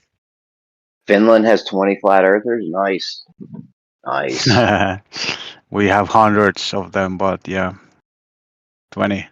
Over 20 arrived there. And we actually had a special quest with a Zoom meeting as well. Would you do it like Applebee's or something? Sorry, I don't know what you mean. Did you just meet at like a bar or a restaurant or something? Oh no, we have this special place that we can meet like-minded people. No doubt. No doubt. It's nice.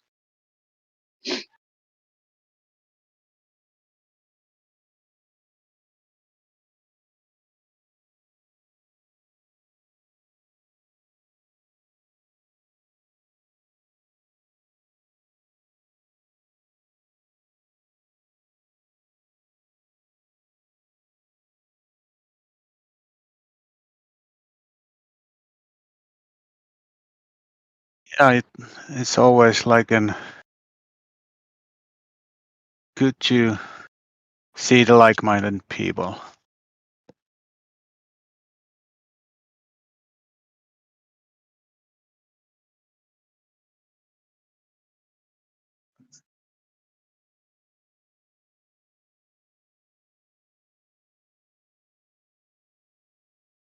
And today we went to do some motorbiking or drive with motorbikes with my wife.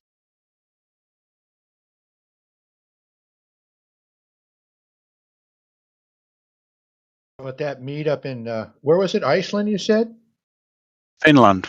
It's an Finland. northern country in Scandinavia or northern Europe.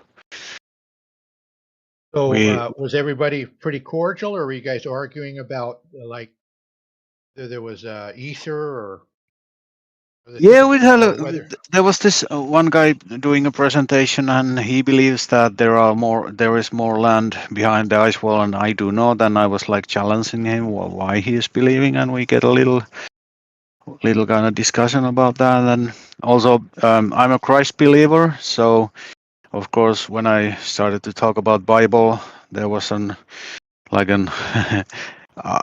argue kind of not fight, but we started to argue about what the Bible says things and stuff like that. But it was nice. It's normal when you meet people that do not believe the Bible is true, and you yourself believe it. You will always have an arguments or not fight, but what you could call it, and kind of very tense Discussions. Yeah. discussion, yeah, very tense discussion about the Bible, because it's dividing people in many levels. Yeah, it sounds like that's the thing all over the place, huh? I mean, it seems like here that there's more argument about spiritual matters than there is about the physical matters of the Earth shape. It seems like. I mean, there is discussion about and disagreements about the physical nature of the Earth, but it's like outside of flat Earth, people are always arguing about religious ideas. Yeah, it's Same thing within flat Earth.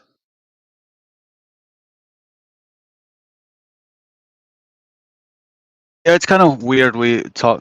I'm not sure. Are you familiar with Bible? What's that? Are you familiar with the Bible? Yes. Oh, yeah, okay. So we were arguing about in the very beginning, the God said that if you now eat the tree of knowledge or whatever, and you will today know the truth and die. And there is two different. There's the sentence is divided into two parts. The part A is meaning that today you will know the good and evil. Yes, but the end of the sentence, you will die, didn't mean that they will die on that day. And we were just arguing that, and it was amazing. Like almost half hour arguing about that, because people want to, like, okay, today, if you eat from that tree, you will know the truth today about good and evil, and you will surely die, or you will die. But the end of that sentence doesn't mean that you die at that day. And the people did not die at that day. So it's amazing that going that deep level, like, oh, almost we got like a verbal fight with that. Yeah. I'm not trying to promote one idea over the other, but yeah, there's scriptures that say day is 1,000 years in Jehovah's eyes. Yeah, that's God's also, eyes. yeah. And so actually, if you look at it that way, they did die within that 1,000-year day of, Yeah, yeah. Adam died like 900 years old or something like that. I don't know. To say that for sure what was real, what he was really talking. I mean, they definitely didn't die that day. Yeah, not that 24-hour day at least. Who knows? Maybe they didn't even have 24-hour days back then, with the difference in the before the flood and stuff. It's hard to I really don't know. know what was going on. Yeah, I don't know. Yeah. I mean, all that is sort of.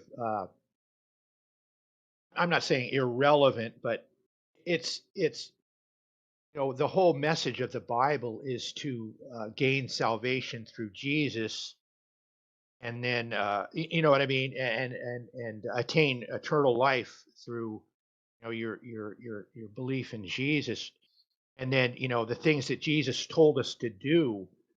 He didn't tell us to go out and figure out what shape the earth was, or Yeah, exactly. you know what I mean. He told us to go and preach the good news of the kingdom, that the kingdom was going to come and relieve mankind of all our problems or whatever. So I don't know. Sometimes it's good to discuss things like that, but feel like you really know exactly what the Bible says when there are so many different interpretations about it and different ideas of what it means. But the important thing is in the Bible is to gain salvation through Jesus. Yeah, I totally agree. Spending time arguing stuff like that, we can like talk a little bit of things like that, but spending lots of time focusing on those tiny things and not focusing that we call it a red line or red herring. Red. No, we go in Finnish language. We call there is this red line going through the Bible, which is kind of combining the focusing on the one point, and it's starting from the Old Testament and ending on the uprising or sorry, the resurrection of Jesus or whatever, or the salvation in a Christ or something like that. But what it might be in English, I don't know. It's not red herring, definitely not that one. But what it might be, because Well, it is kind of a red herring in that discussing those kind of trivial sort of things does take you away from the focus. Like a red herring in an argument is something to take you away from. Yeah, I know. That's I didn't mean that. That's kind of totally different thing. But in Finnish language, we call it, and it's translated in English like common thread. So the common thread of the Bible is not focusing on those things, and the common thread is going through the Bible and that's the kind of analogy which we use in a Finnish language when we read the Bible. We have to follow the common thread, whatever that means in English. But yeah, it's not about the color of the red. It's just a so-called general thread that it's going, and all the little things are like attached to that thread, but they are not the point that should be focused on. Yeah, I understand what you mean.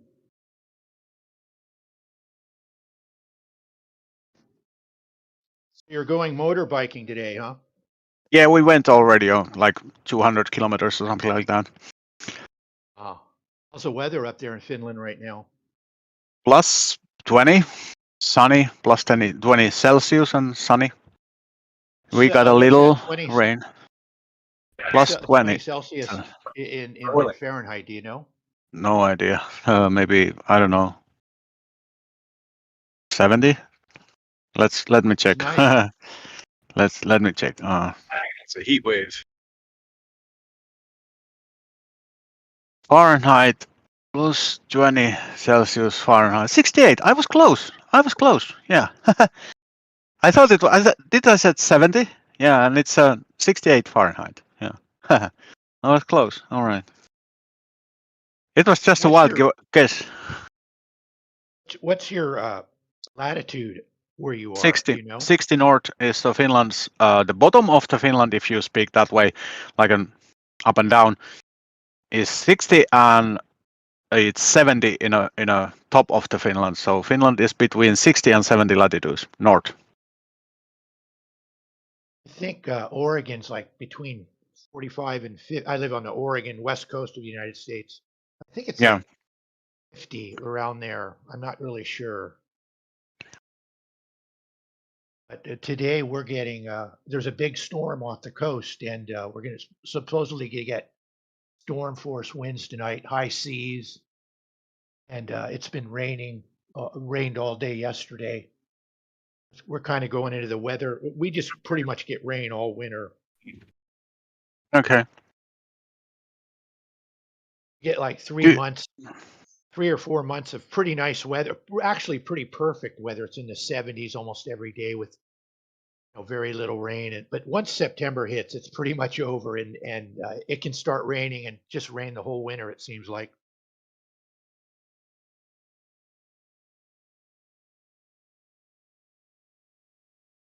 Okay. So the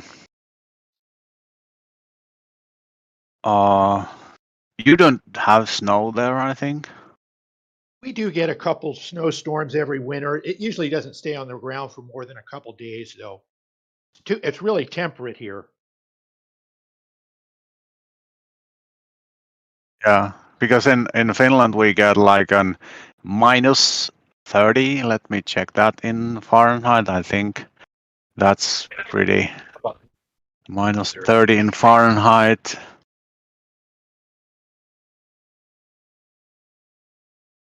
Yeah, here, I've lived in Oregon for probably about 22, 23 years, and coldest it ever got since I've lived here is at 17 degrees. It was like that for 3 nights in a row. Oh yeah, compared to you guys, that's like warm. But that's plus 17, right? Yeah. 17. Because the minus 30 is minus 22, and that's very normal here in Finland. Like in a southern, even here in southern Finland, like 60 latitude, we have these minus 30 degrees, which is minus 22 in Fahrenheit, and that's a pretty cold. But it's basically when you put your nose outside, you will feel these tickling on your face when it starts to go that cold. But we go out normally, and we go school, and whole Finland is open, whatever the weather is. So it's amazing. Airports are running, planes are arriving and departing, and so we are so used to this weather. So it's kind of we don't see how harsh our weather is because we live it all the day, thousands of years. Yeah, if I went up there, I think I'd turn to jelly. I get cold here.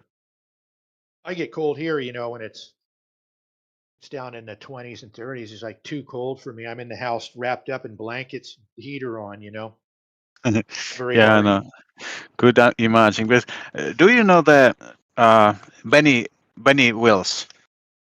The he's from the Joy Camp.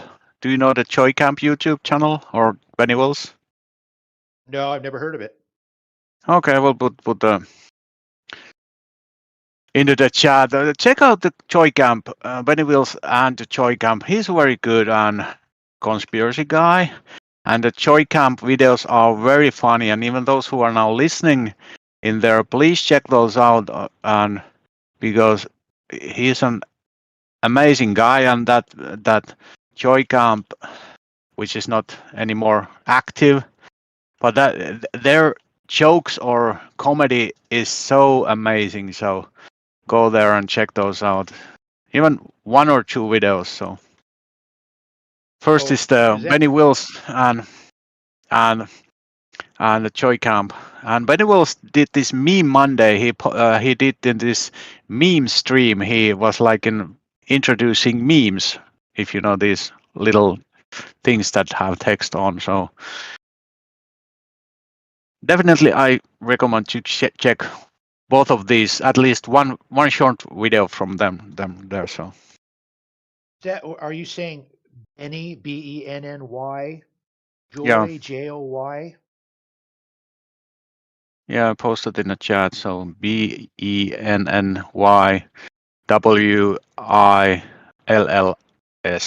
or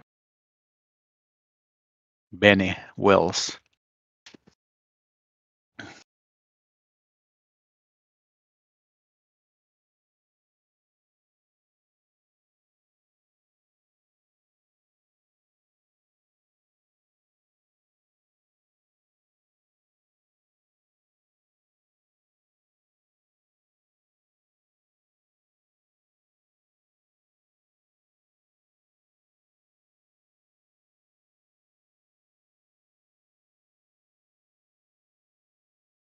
Goofy's Manfred. If a flat earther could actually grasp optics, they'd stop being flattered relatively quick. Doofus actually is the opposite for me. I've looked through the optics and it actually confirmed the Earth not being a globe. So I don't understand what you mean by that. I have a very cheap telescope which I was testing, and I still am a flat earther.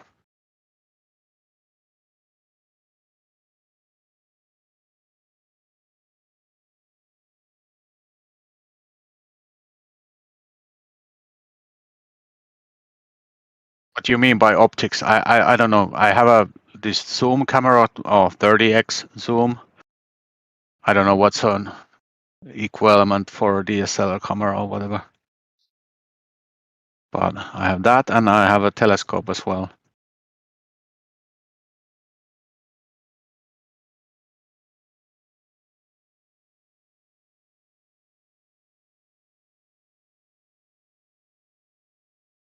So what's the population of Finland?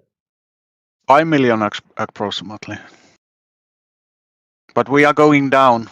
This is the worst year ever, I think, in Finland. We die more than ever, and the birth rate is worse than ever. So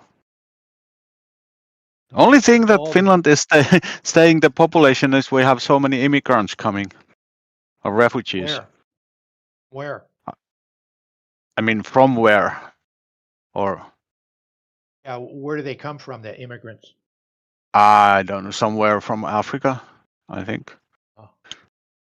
I don't know the countries which are there. Maybe one in my town there are lots of these people who came from Eritrea. Very hard to pronounce that. Eritrea, very small country in Africa. Northeastern Africa, up by Ethiopia. Yeah, Ethiopia, Eritrea, and then it's in a shoreline to the Saudi Arabia or something like that. Do they come there as like political refugees, or what's their status when they get into your I country? don't know. I don't actually know. And those that are in Finland, they are like Christians, almost everyone. They are Orthodox Christians. And so the weird thing of that from there, I think not much Muslims are coming. So I think it's most of Finnish, those who have arrived in Finland are Christians. So because it's very often that it's the Muslims that come to kind of escaping the war, but those are the Christians escaping the war. I don't know why. Oh, does your government provide, money? Give them money, like social? Yeah, everything. Like they will have a home and fully they will have a food and clothes and everything, electricity, all paid. Forever? I mean, or is that just a Yeah, temporary thing until they find a job? Or? yeah, it depends. If they are not safe to go back in their country, I think it's almost forever. Like they're political refugees. Then I guess it sounds like. It might be like Maybe that. It's basically if they die if they go back, it's kind of we don't send them back. be quite a shock to go from Africa up into that cold. It'd be nice though to go somewhere where someone's going to provide everything that you need, but it would be kind of a shock to go from Yeah. Africa to Finland. Yeah, some of them are like studying for example, one of the guy I know here is studying to medical things, but some of are definitely just using the Finnish kind of Finland as an let's say free hotel. Just do nothing and you will be having money on your bank account and you will have a house, or not the house but the apartment to live. You will have food, you will have clothes, everything paid for you. So many are using that as an, but some of them are like educating themselves as well. So is there a lot of opposition? The people oppose that, government supporting people. I know here, it's people really, a lot of people don't like it when the government, helps people. And in Europe, they have a Yeah, big of course. problem. Yeah, of course, because it's kind of, I'm paying my taxes for 40 years or something like that.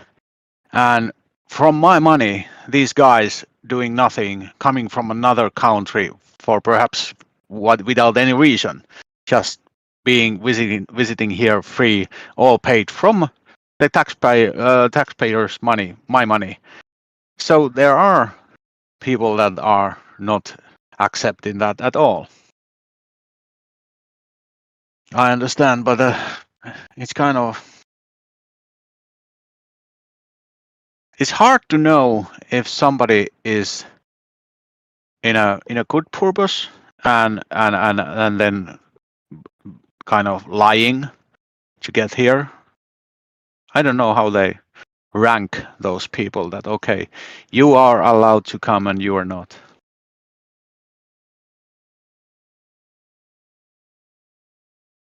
But I think it's getting worse year by year. The immigrants and refugee thing in Europe is kind of, I don't know if you watch that from the States, but it's amazing how they just take a boat and they go to the Europe and then they say they need help. Yeah. Yeah, it seems to be a real issue in Europe, immigration. A lot of people immigrate here too. It's into the United States. Seems like they come in waves. After we had the Vietnam War, a whole lot of Vietnamese people immigrated here. And then in the 90s, I don't really know why. Maybe it was because of I don't know why it happened, but I was living in Washington State, and it seemed like all of a sudden there was just all these Russians immigrated here.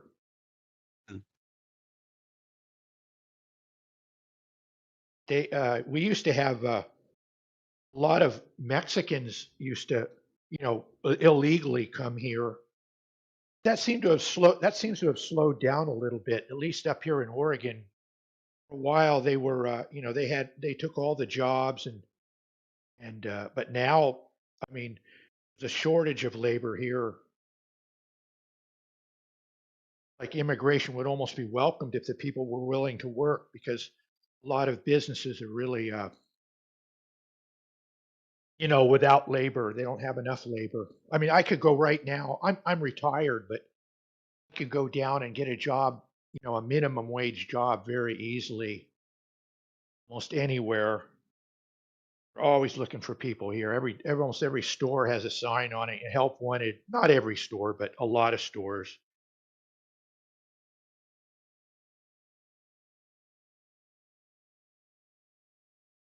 Yeah, the sad thing about that is that it's to me, the people that cling to the culture will be called racists and bigots, and of course the reason they're doing it is because they don't want people to have a strong sense of identity at all, so they want to strip it away from them. Because if it's easy to control people if you obliterate someone's past. If they've got no, history in the UK goes back, well, one book I read in that Clash of the Titans, 35,000 years. And of course, that's debatable, of course, but yeah, it's amazing to me that there's people pushing this multiculturalism, and then from their standpoint, but not us though, but not us. That's for you guys. That's the irony of it. Obsessed with bloodlines and all that stuff.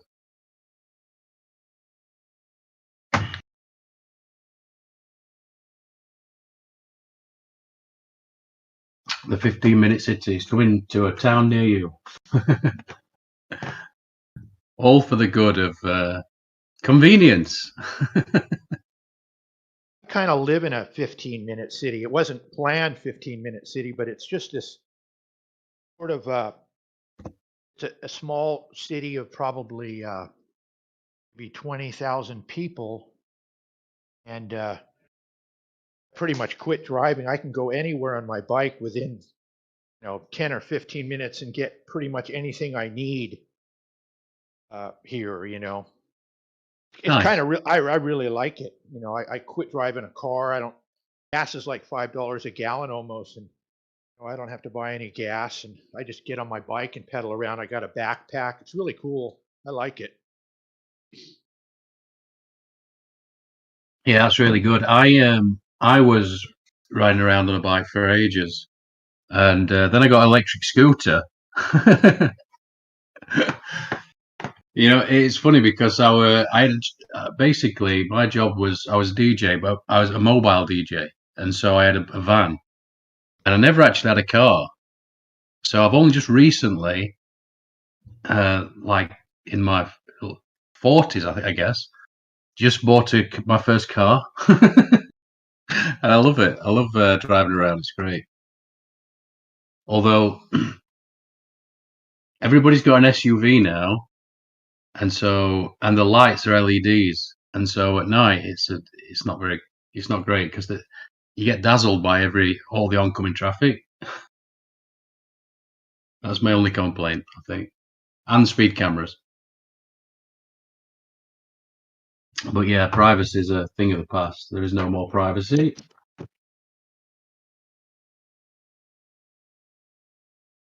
You mean because of all the cameras and security and stuff like that? Yeah. Privacy. I thought you guys called it privacy. Well, as long as you knew what I meant, that's all that matters. I don't understand when an English accent says privacy. It needs to be privacy. Well, I was raised by American movies, so I'm very much ready for e-culture, Napalm. Well, don't worry. Fortunate for you guys, we're not over there ensuring that you get freedom at the end of a gun. So you guys are good. Yeah, I mean the thing is, people will, yeah, they'll just when you talk to someone like we just talked about with culture and stuff like that, you can really tell how brainwashed someone is by the system when they start thinking, "Oh, that's racist. That sounds racist," you know, and that's kind of interesting. I've been thinking about that as well, but it's nothing to do with uh, the color of someone's skin. I was thinking about that today about priorities, the way I prioritize things. Like when I think of like what it's hard to talk about, but firstly, at the top of my priorities list, I realized that it's a funny word to say. It's a funny term to put the ground of being. I was thinking about that because when you go into it, there's no end to it, to its depth. So it's a funny thing, but it sounds nice, doesn't it? The ground of being. And so that'd be my first priority. Can't speak for anyone else, of course. And then secondly, you see that, oh, they've got this thing that we call ego, that if you think back to the ancient times and you think of the persona, is the mask that someone speaks through. And so once you realize that, then that goes down on the list. You see through that, and then from that first priority, then you see, oh, people are just people. Things just like empathy and forgiveness and gratitude, they all just happen. You don't have to make an effort; they just happen. So it's a wonderful thing, but yeah, it's a lot to unpack. To then start talking about how people are manipulating each group to just chuck everyone into one, shade of grey to go, look, they're all this, and that'll make him easier to control. Because that's ultimately what it's about, I think. But it's okay because it's only temporary anyway. Yeah. You talked about ground of being. What is that? I'm not familiar with that. It's like I was trying to say. It's like like my first order preference of. It's really difficult to talk about because I don't. When you go into that stillness that's inside, there's no concepts. There's no belief system. That's why I like it so much, because when people, we argue a bit about whether this flavor of religion or that, or this belief system or that, whereas this is self-evident to me. I'd say it's not for everybody. Perhaps it's not for everybody this time round. I don't know. But to me, there's no there's no belief system with it. And I've talked about this before. There is a paradox, and I realize people don't like paradox, but it can only be paradoxical language by its nature, sort of thing. So basically, I needed time, lots of ideas, lots of thinking to reach a point where I didn't need time. I didn't need thinking anymore. That's a good one as well with time, because I realized that while we're here temporarily, time's great and it's a useful thing. It's ultimately an illusion, but it's useful. I wouldn't say, because I need to meet Barrel Rider at the coffee shop later. So it's really good, really useful, but it's about that priorities again. So you see it from that first priority, it's an illusion. From the second, where we're in time, and your experiences, made you who you are, sort of thing. That becomes a secondary thing. If you see.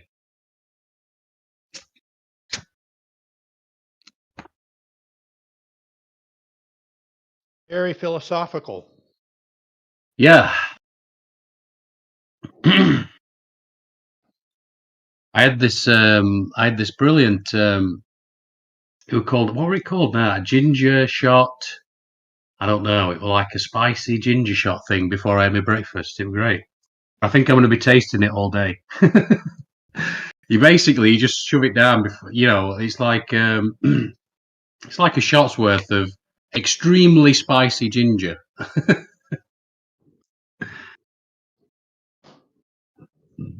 Oh, I think I'm going to be tasting that for a good few hours. So, Andy, I feel like you've been going on a journey lately. When would you say that started? And I might know what your answer to that may be. But how is it going so far? And are you enjoying the ride? Well, now I am. Back then, when I was completely broken, and I didn't have that awareness to see the. I couldn't watch the thinker.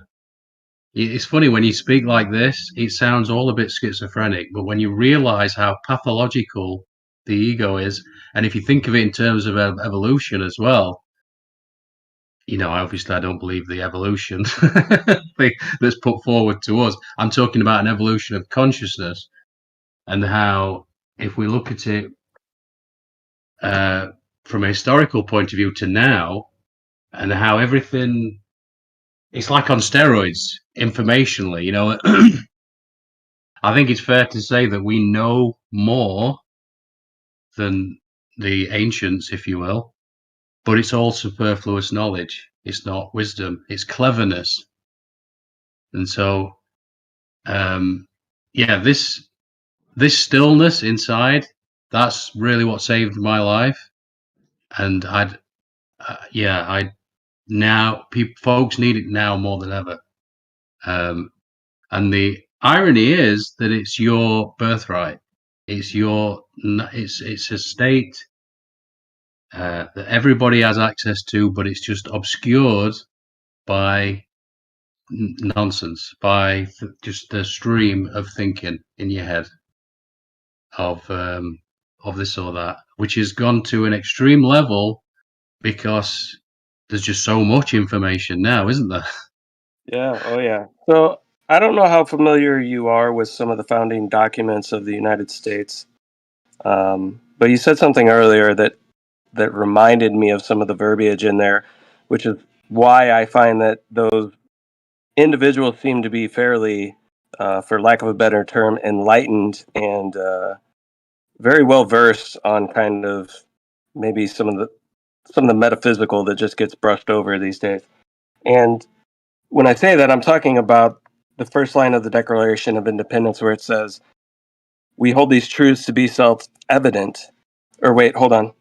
You said you were talking about kind of a birthright and having some sort of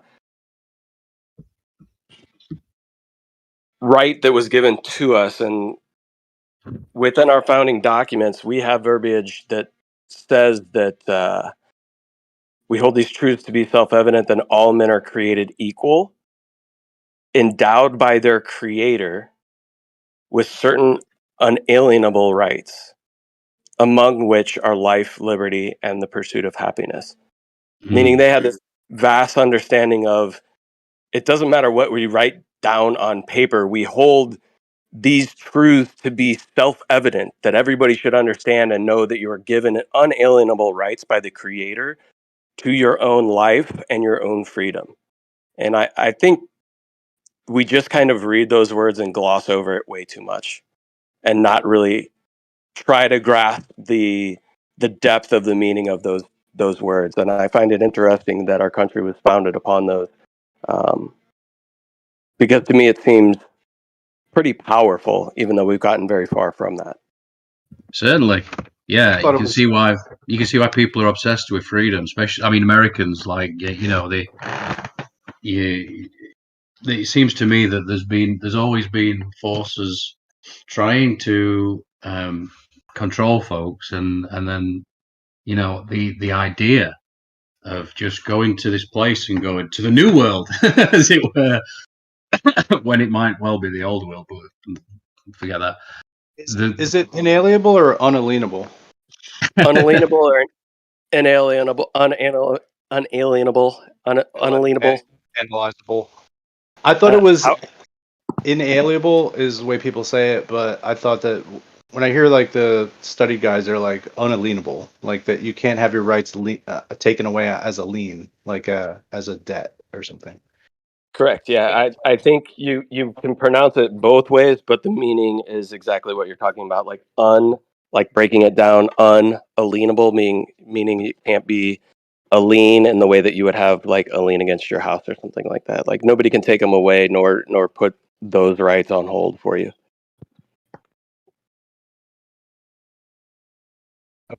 Well, thanks. I didn't mean to overly confuse the topic, but there you go. No, it's all good. We could make that word of the day. But does that mean that these like foreigners that enter the America are aliens, not aliens? They're illegal aliens. They're leaning on us, making us pay their stuff. I don't know. Maybe it doesn't work like that. Okay. I'm not sure. A lean is really close to alien. Yes, it is.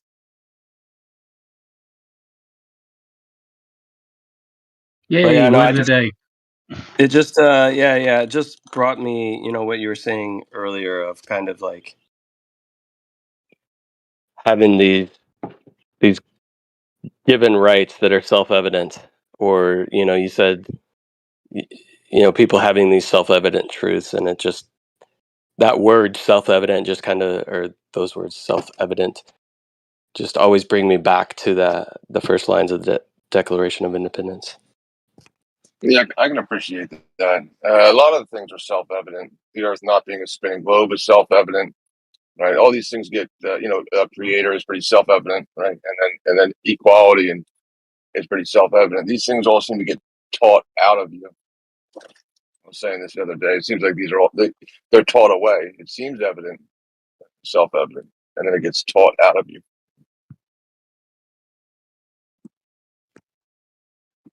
Even as far as even rights go, they start teaching you when life begins and how to weigh life against how much food we have and what supplies we have, and then it gets taught out of you that you're now less worthy than somebody else to life, liberty, and happiness.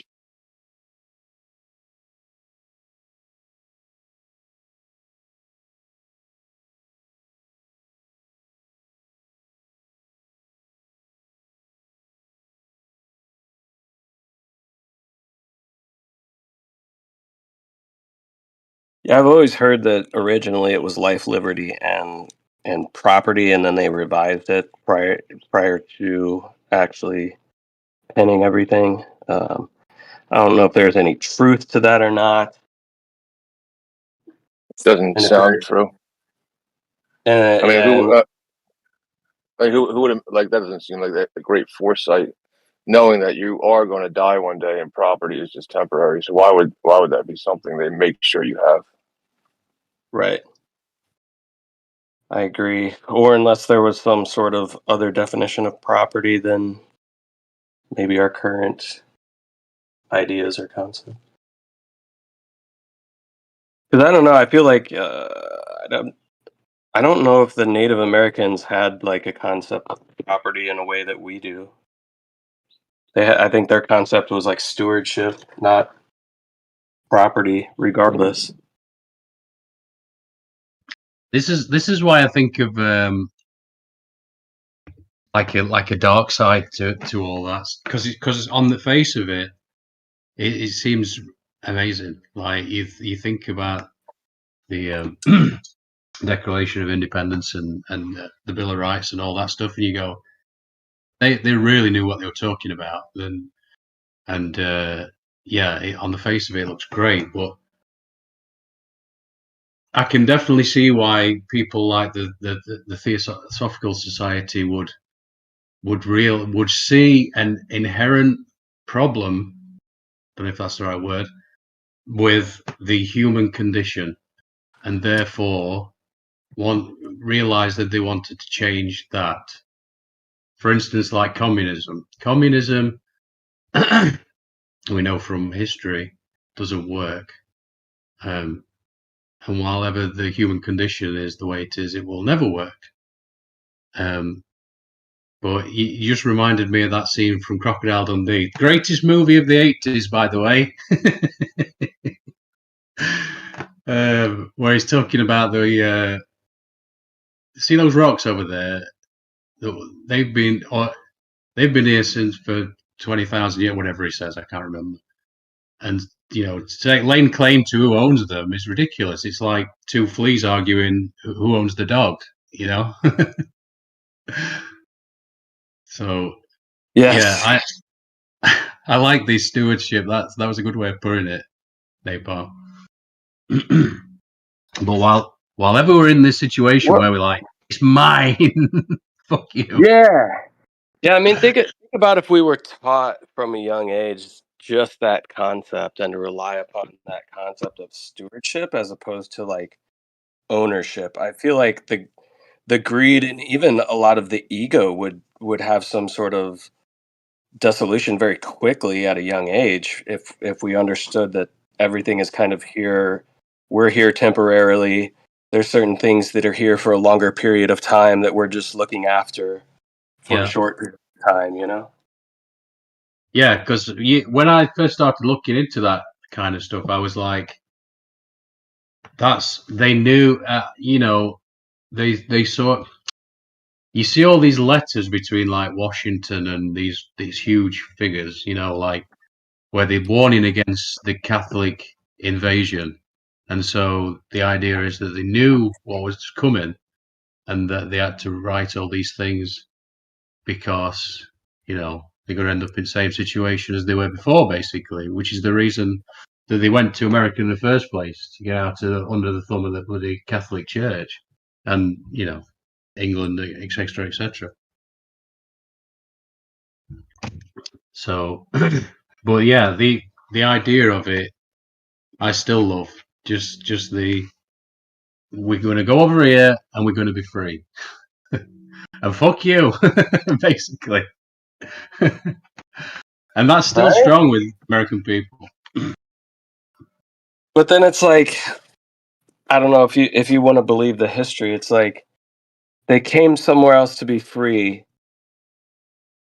but it seems as though they became slightly the oppressors that they were looking to gain freedom from in some way, shape, or form.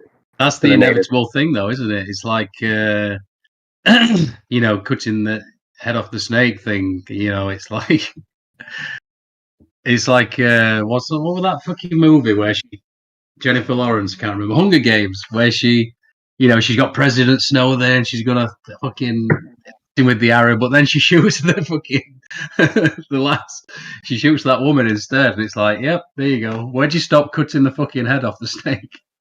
Yeah, I think you were correct more so on they see the human condition within themselves. These are rules put there to stop themselves from becoming what they would inevitably become, and understanding human nature. That's what would happen to anybody. Well, that's why the Christian idea is powerful, isn't it? Because it's it's not only it's a book against. But it's weird saying that. I was going to say it's a book against power. It's really empowering. A lot of books, bro. Get it right, bro. A lot of books. All right, whatever. It is a greatest hits, if you will. A conglomeration of books where the main character seems to be an anarchist, kind of. But he knows And he constantly Anarchist says that here. religion sucks.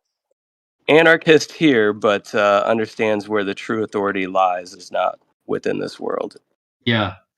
It's beyond. Yeah. It's definitely empowering to the individual, but it doesn't seem that way on the face of it. Yeah, it does. Just have you ever read it? Have you ever read the Gospels? I've He says like read. he's just like rebuking all the leaders the whole time and breaking all the rules and then having to run away and then telling them, "Don't listen to those powerful, rich, religious people. They suck." Yeah. Yeah, I mean that's what I'm kind of meant. I meant against groups. It's a book against groups of people, and more giving the power to the creator, I guess. That's good, right? You agree with that, right? Of course. What can you? I mean, what are you without that creative force inside, that divine spark? I mean, you're Hey, Andy, nothing. what's your take on like the manipulation of the Bible, right? Like, because for me, this was a big red pill. I don't know, like how they took the creator's name out 7,000 times.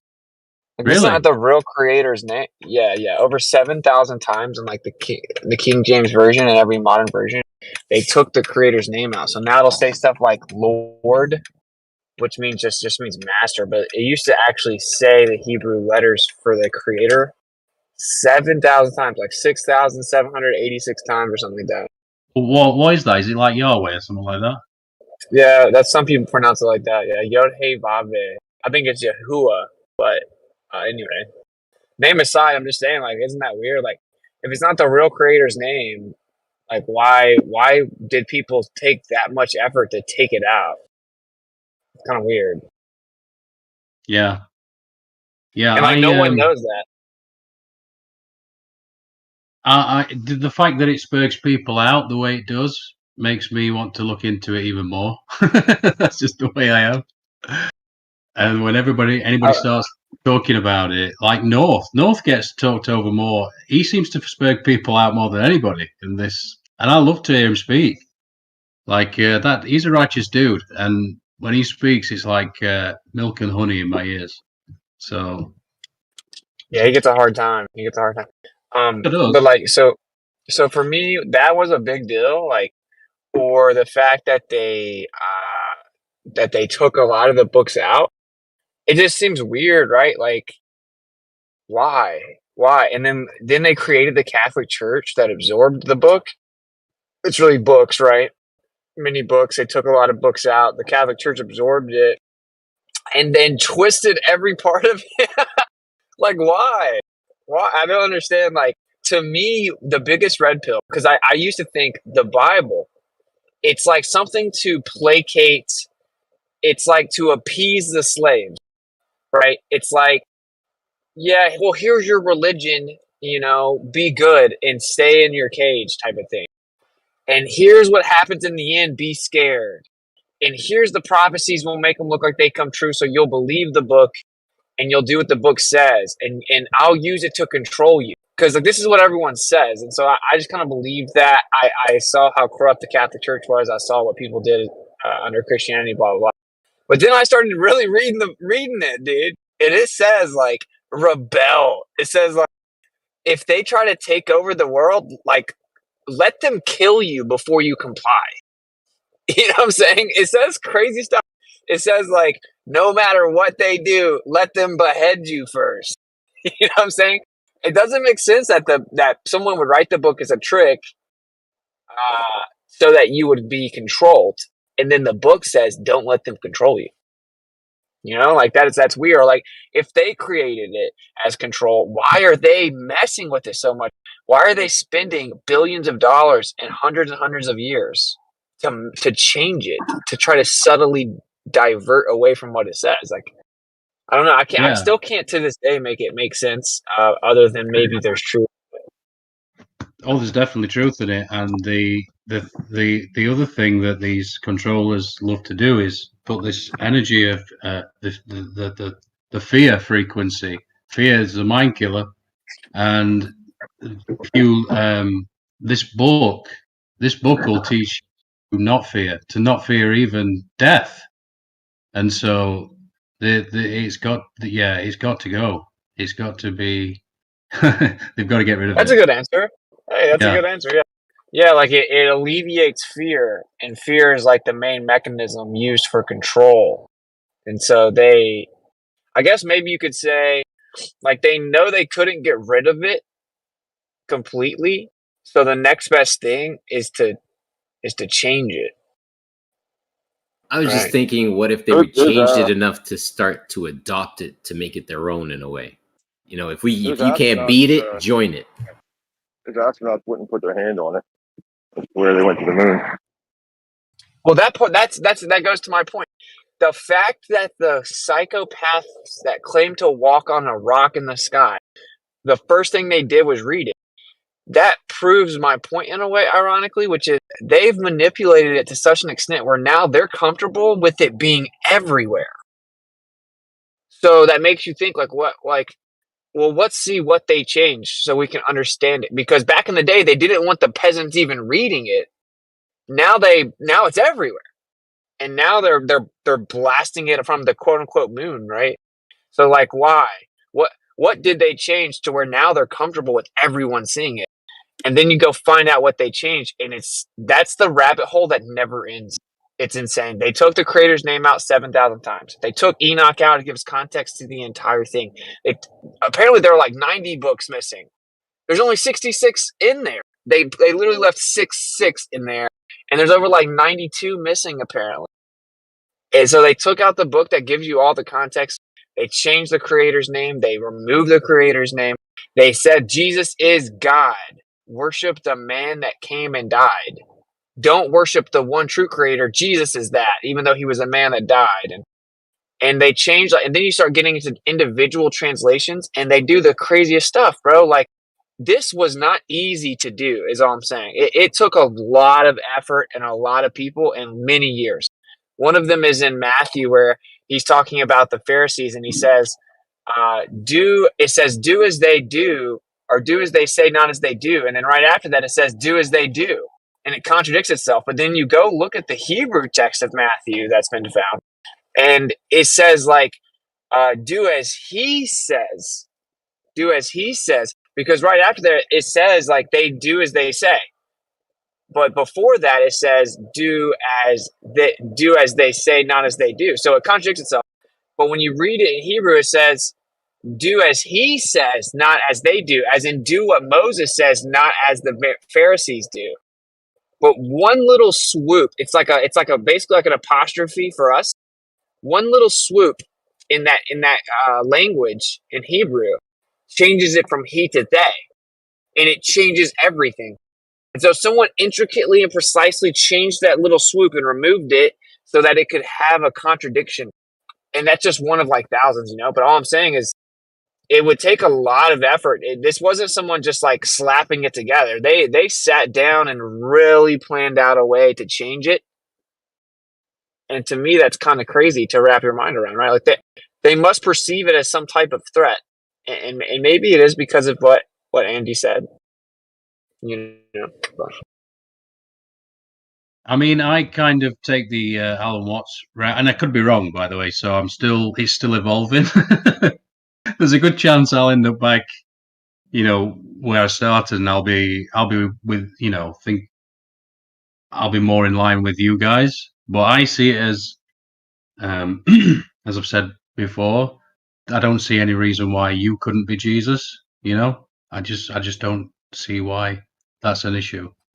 Oh yeah, well, we're supposed to be like him for sure. I know that. Like I guess the answer is that he didn't mess up, and we've already messed up. But I know you might think, well, he was a man; he had to have messed up. I get that. Yeah. But like, I am interested in the logic of this, right? Like, I always want to hear other people's perspective. I think people, anytime the scriptures come up and there's someone that claims to believe in it, people kind of automatically assume that there's condescension or people are being disingenuous or they're trying to trap them or anything. And that's literally not my intent. Like, I actually want to hear alternative perspectives about this. I find it very interesting because it's like my life. Like, I went through this for a while trying to figure this out. And the whole, like, they created the book to control you narrative, it doesn't work logically. It doesn't work. It just doesn't. So we need something else. Like if we're gonna dismiss it, we need something other than that, just like catchphrase, because it doesn't work. Like it doesn't. It says don't comply, die first. That doesn't make any sense. It says don't even fear death. This is not good for them, right? This book is not good for them. So I mean, they've used it to where it's good now, I guess. But now, the only way they did that, and I'll stop ranting, but the only way they did that, from my perspective, was they got people to not, how back in the day they had the Catholic priests, they would read the book for the slaves and then come tell them what it said, and they weren't allowed to read it. Well, now technically you can read it, but still no one does. 92% of people that have a Bible in their house don't read it every day. 92%. So what they've done, the same trick, but just a little different, where now they have everyone relying on someone else who claims to have read it, telling them what it says. And so now they have all these doctrines, right, that aren't even really in there. So that's Every kind of single that's how they pulled it off. Every single atheist you meet says, I read the Bible back and front like 10 times. Yeah, and that's just not even, that's not true at all. Yeah. Right, but they say it. Dude, good luck even, especially, there's a difference in, like, I can read when I read PDF someone sends me, I read it real quick. Because like you can do this thing, you can train your brain to read through it and like skim through it super quick, and your brain will catch up to the words. But when it comes to the Bible, you can't do that, man. You have to like read it and like soak it in. It's like very easy to miss the true profundity of it if you rush it. So that's one thing. You can't even read the Bible properly fast. I know most of them are lying. I'm just, I know. I mean, if I were to ask them, like, what's the verse? They'd be like, I don't know. They kill babies, But they say it to the point that you were saying. Yeah. Well, yeah. I mean, I don't know. Well, I'm just curious, I guess, where everyone else is taking it, because I don't want to talk so much. Like, I'm curious I was letting you guys know that's what happened to me. I try to think about it logically. And for me, logically, it doesn't make sense. It's like, I become a crazy conspiracy theorist to try to claim the book was written to control people. Like, you have to be a crazy conspiracy theorist. Like, you have to start thinking, okay, so they started hiding archaeological and anthropological things under the ground, waiting a few hundred years so people would then go use the book that they wrote to discover it and think that the book's real, even though they placed it there all over the world in different places. Then they would have to infiltrate academia, pretend to try to suppress that information so no one could see the archaeological evidence that actually supported the book that they wrote, but they really wanted them to find it because they placed it there because they wrote it so that they would find it. But now they're making it look like it's hidden. And then they're going to hide it for 20, 30 years until someone else who believes in the book comes and forces them to release that they actually have it. And then we're going to take the book and we're going to start to mistranslate it, and we're going to pump a church on every corner with all kinds of different religious denominations that are speaking about the book, and they're going to misrepresent what it really says. But I'm doing all that so that the people will eventually actually discover that's not what the book truly says, and they'll fight through their indoctrination and come over here to find out what it really says, because I wrote what it really says, and I want them to read the book because it's something that I created to deceive them. And once they begin to read what it really says, they'll find out it says don't obey. I'm done. What were you saying? Could you start it? My mic wasn't working. Could you start from the top? That's just a little bit of it. You get the idea. Yeah, if you're on YouTube, don't listen in 1.2. Yeah, what I was talking about was they took this let's just say this man, and they pedestalized him so they could say that this is the book stops here. Basically, this man and only this man, he's the Son of God, and he's this and he's that, but not you. You back to work. That's what I'm talking about in terms of control. If Jesus is talking about anything, I would think he's talking about recognizing deep inside your own unity with God. And once that's recognized, then there's no books needed, there's no priest needed, there's no nothing. Things happen automatically. Things like empathy and things like gratefulness and all those good things, they just happen automatically once recognized deep inside the unity with the whatever you want to call it. I used to call it universe. People didn't like that. That's kind of a new age thing. So I like being. I think that's really good. I like this term human being because they've given the game away, haven't they? They've you've got the two. So you've got you've got the human that's here in time and with the ego and experiences and all that, and then you've got human being. You've got the spiritual side that's timeless and eternal. Nothing can touch that. Nothing in this realm, can threaten that. Once you recognize that, everything else is plain sailing.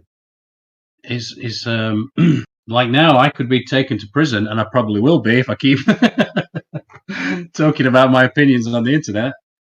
Correction facility, sorry, let's get it right, and it'd be totally fine. There'd be very little blaming and complaining.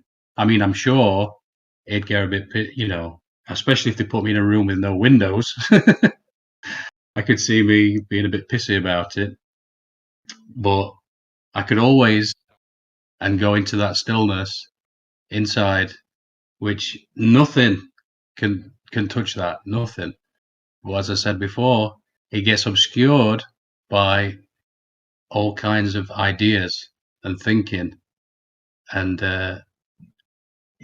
somebody we were talking about that was what's his name? Fundamental. He's talking about willing and willing thoughts or something. I can't remember exactly, but basically, it's a funny thing to think that for me, it's a weird thing to say. One of my greatest things I've ever achieved is that I can decide whether not to follow a thought or whether to have any thoughts in my head at any time. It's a silly thing to say an achievement because that is your natural state. That is my natural state. And I had to learn over time, which is the paradox again, because I needed time to realize that I didn't need time. And I'm talking about psychological time. This is why Jesus says, take no thought for the morrow will take thought for the things of itself. And then he points to nature. He points to nature, as all good gurus, quote unquote, should. Because, I always love that line in The Power Now where he's talking about, I can't remember the species of bird, but I'll just say eagle. What did the eagle say when he asked the oak tree what time it is or something? And the tree was like, what time is it? Well, it's now. What else is there? Hey, Andy, tell me, have you ever heard the typical, so if God is real, why do bad things happen? Oh, yeah, so I hate that. Yeah, it's interesting to talk about, but it's a bit silly as well, isn't it? Yeah, check this out. This is the easiest way to answer the question. So this guy, he's a preacher. He goes in to get his hair cut at a barber, and he's cutting his hair, and he's like, the barber says, why are you a preacher? Like, God's not even real. He says, why do you think God's not real? And he said, well, if God was real, bad things wouldn't happen to good people. So he finishes getting his hair cut. He walks outside, walks down the street. He sees this bum on the street. He's like grungy, like dirty, crazy hair, crazy beard, scruffy. So he takes him into the barber shop and he says, hey, did you know that barbers don't exist? And he says, what? It's not that I don't exist. He just never came and saw me so I could help him.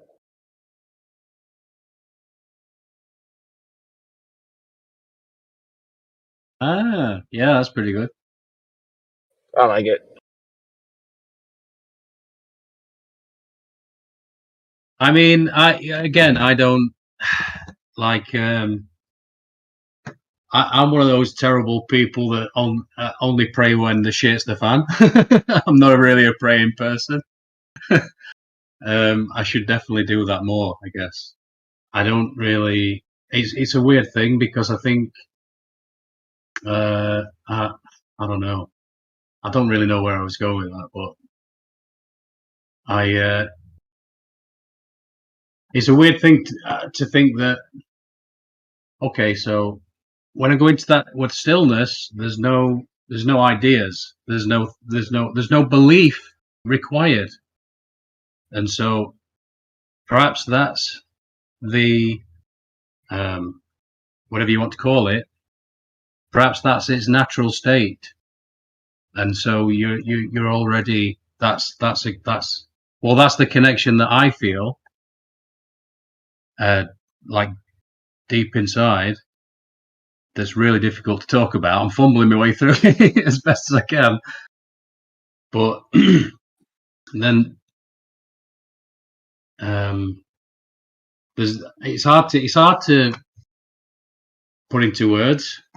But perhaps this is what I was thinking about you before, Austin, when you said you have these synchronicities. Synchronicities happen when you open yourself up in that way, as you did when you were holding that book. You see, you could see how someone could misinterpret that as the book is this all, the be all and end all, rather than you, if you see my point. And I know the book points to this too. That I'm trying my best to point to, but I could see how somebody could get mistaken and then get lost in all these ideas about this whatever it is, a special man who cheated death or whatever you want to say, or did these miraculous things, or know, this is why I always talk. I've always I remember looking into the Orlinda book, and and this is why I wanted to always talk to you about that, because I think that should be even closer to your heart than this particular book that you took a fancy to has its synchronicities because of the reasons you've said, and it's very meaningful. And I'm not trying to take that away from you, but the fact that every time you look in the mirror, you see red hair and blue eyes would suggest that you'd think you'd be calling God Weralda, because that's what they call God from I assume your ancestors. And I think they say that Weralda is cognate with world, and they also called it All Father. In German, I can't forget the exact, but it's like all feeder, like it feeds into everything, and it's really beautiful, honestly. But you got this attachment to this other book because of these synchronicities that happened to you when you opened yourself up to that. If you see, this is why I always talk about there's an inside out thing that happens here, and I'm not trying to take away from that book and put it onto another. I'm saying it's all much of a muchness, if you see. Well, yeah, you just got to put yourself in my perspective, right? So if from my perspective, when I humbled myself to a creator, like things that are like statistically impossible effectively happened. And then when I used that book, they happened even more. So like from my perspective, it's like, I do know we have an incredible amount of power. I think that we basically have like an antenna in us that interacts via the ether, and the creator's real, and he just wants you to humble yourself to him, and he's going to respond. And the book says you don't need the book, but right. It would be crazy for me not to utilize what worked for me, right? Like I prayed because I was having this crazy thought that we're like in the end and stuff, and I prayed and asked for a sign, and then I got like 4 signs the next day, and then that went away once I had said the prayer. And then it was about being in the end. And I opened up the book, which had dust on it, and I opened it straight to Ezekiel 38, literally straight to 38 chapter. And that's about the final war at the end. And I'm like, okay, maybe it's not coincidence. I should try it. And then I tried to stop like cussing so much and drinking and smoking and hooking up with random girls and having them over to my house and partying and stuff like that. And I was just a few days in, and then it was hard. And then I said another prayer with the Bible in my lap, and I said, like, dear Lord, help me apply discipline to my convictions. Amen. Because I was like ready to give up. I'm like, dude, smoking and drinking is fine. And then I opened the book up, and it said, like, he who disregards discipline despises himself, but he who heeds correction loves himself. And I'm butchering that. But that was the exact wording. It says, he who disregards discipline out of, the 2,700 page book or whatever. That was the first sentence I read. So that's 2 back to back. And then I'm like, basically, I end up praying again. I'm like, it's just like hard in this environment because my house was like the party house, and then like the next day I get a call. This all happens in like a week, bro. And the next day I get a call when I'm walking in my neighborhood from someone saying, "Hey, so," and I barely even knew this guy. And he calls and says, "Hey, so I just bought a house on 5 acres. It's just a basement. It's got 3 bedrooms, and I'm going to end up building on top of it. But until we sell our current house, I need someone to like maintain the yard. So if you'll maintain that yard, you can stay there rent free indefinitely." And it took me out of that environment into the middle of nowhere with just beautiful nature all around me and a beautiful lake where I was seeing incredible sunrises and sunsets, animals all around me in the neighbors' yards. Like, it was incredible. I had my dog just running 5 acres. All I did was mow the yard and weed eat. And that was like my rent. So I had to take it. It was a no-brainer to take it. And it took me out of that environment. And that's when I started like reading and fasting and having like crazy experiences. That's what started all of it. Then you move forward to like, then I'm in the woods and I ask for a wife and children, and then open the book to say, the Lord says to Hosea, the Lord said unto Hosea, go take a wife and children. That's the first sentence I read after saying a prayer about it. Most people, when they hear this, they try to tell me it's just a coincidence. So your take is much more admissible, if you will, right? Because you're saying like it's a synchronicity that it was divined, as in made. Like it was the power within me did it. Yes. Well, that makes more sense than not acknowledging that it's statistically impossible, basically, for all those to happen out of 2,700 page book, hundreds of lines in each page, blah blah, right? So yeah, I get that. I get that, but like, put yourself in my perspective. My entire life changed with that book. My entire life changed when I prayed to the creator of that book. My entire life changed when I asked for a wife to the creator of that book. You know what I'm saying? So like, it would be incredibly ignorant for me to like, out of arrogance, or that's how I would, like, that would be arrogant of me, right? To be like, oh, actually, I did all that.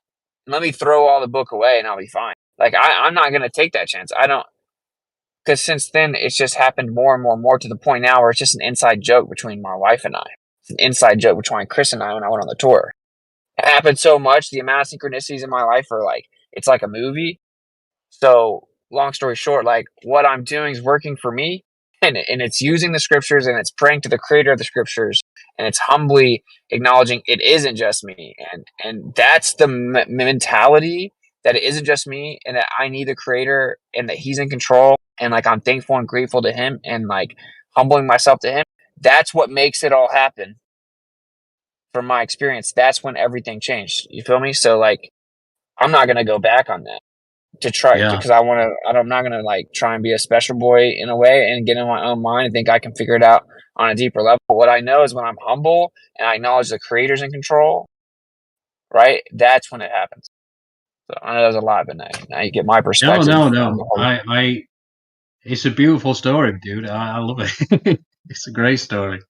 And yeah, you're blessed for sure. and I always enjoyed when you do these debates, and you two just look so in love, and there's nothing better than young love. And then you'd have these two curmudgeons on the other side, like, Don't misgender me. So yeah, I imagine that brought people over to the flat Earth side of things more than anything else. Just thinking about, well, who do I want to be? I know I did that years ago, and I was reading the comments. I'd read the comments under like McToon or some video. It's somebody said something about flat Earth or whatever, and just the attacks on that person. It was just like, whoa, this is like this is nuts. People are proper spurging out, and that sort of made me look into it more. Well, it made me instantly want to defend the person, just because I think I think that's a very English or a very British thing as well, where we tend to want to go support the underdog or something like that. Except for the Germans. Except for the Germans. Well, there's a lot of gravel there, Except for the Germans, man. In the What's Brother in Wars. Yeah. I mean, forgive them for they know what they do. I mean, yeah. Well, they knew what they were doing. But yeah, like, well, I got a question for you. So, like, despite the fact that it's like it takes me a long time to tell that story, and that's like as quick as I can tell it, and it's like seems like I'm making it all about me, or like I'm like arrogant and thinking that I have the answers or whatever. Do you think that I have an obligation to share that story? Well, it's a beautiful story, and yeah, I could see it being inspiring, but I can definitely see it also being problematic to some people who would then. Oh, it's more problematic than anything. I'm saying, like, can you see that from my perspective? I interpret that I have an obligation to say it, even though it's actually quite it's inconvenient. Yeah, I mean, I do the same with alcoholism. I talk about it a lot, and I feel like an obligation to help anyone who wanted it. Right, bro. And like, so if you tell your story about coming through alcoholism, right, someone can interpret it like, well, Andy's bragging, or Andy just makes this all about him. He's bragging about how he overcame this. But your intention is actually like, if someone else is maybe struggling with the same thing, you want them to know that they can overcome it, or maybe there's something they can glean from your experience that can help them. Right?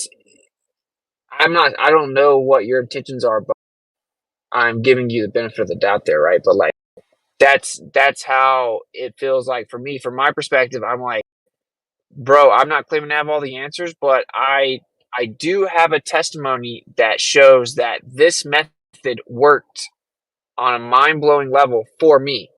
And so if people are in a situation where they're like, nothing works, this is all fake, there is no God, none of this is real, my life sucks, everything's going the wrong way, blah, blah, blah. Well, the perspective shift detailed in my experience is almost guaranteed to help them. I mean, I don't know, maybe it wouldn't, right? But like, see, now when something bad happens to me, and it just did actually, I think that the mover stole my like super expensive MacBook. I have like stuff missing from the move. I had like $7,000 in crypto stolen from me right before the move. And now in my life, when stuff like that happens, I literally view it like a sign. I'm like, oh, there's something, like, I'm supposed to be learning something about this. There's a reason I wasn't supposed to have that money. I would have made a decision with it. I wasn't supposed to, or whatever. And now I always parallel it to Yeshua. And I'm like, well, the Father, he tests his sons, right? It's like, if he made Yeshua go through all that, what makes you think he's not going to do it to you? It's because he cares more about character than like convenience.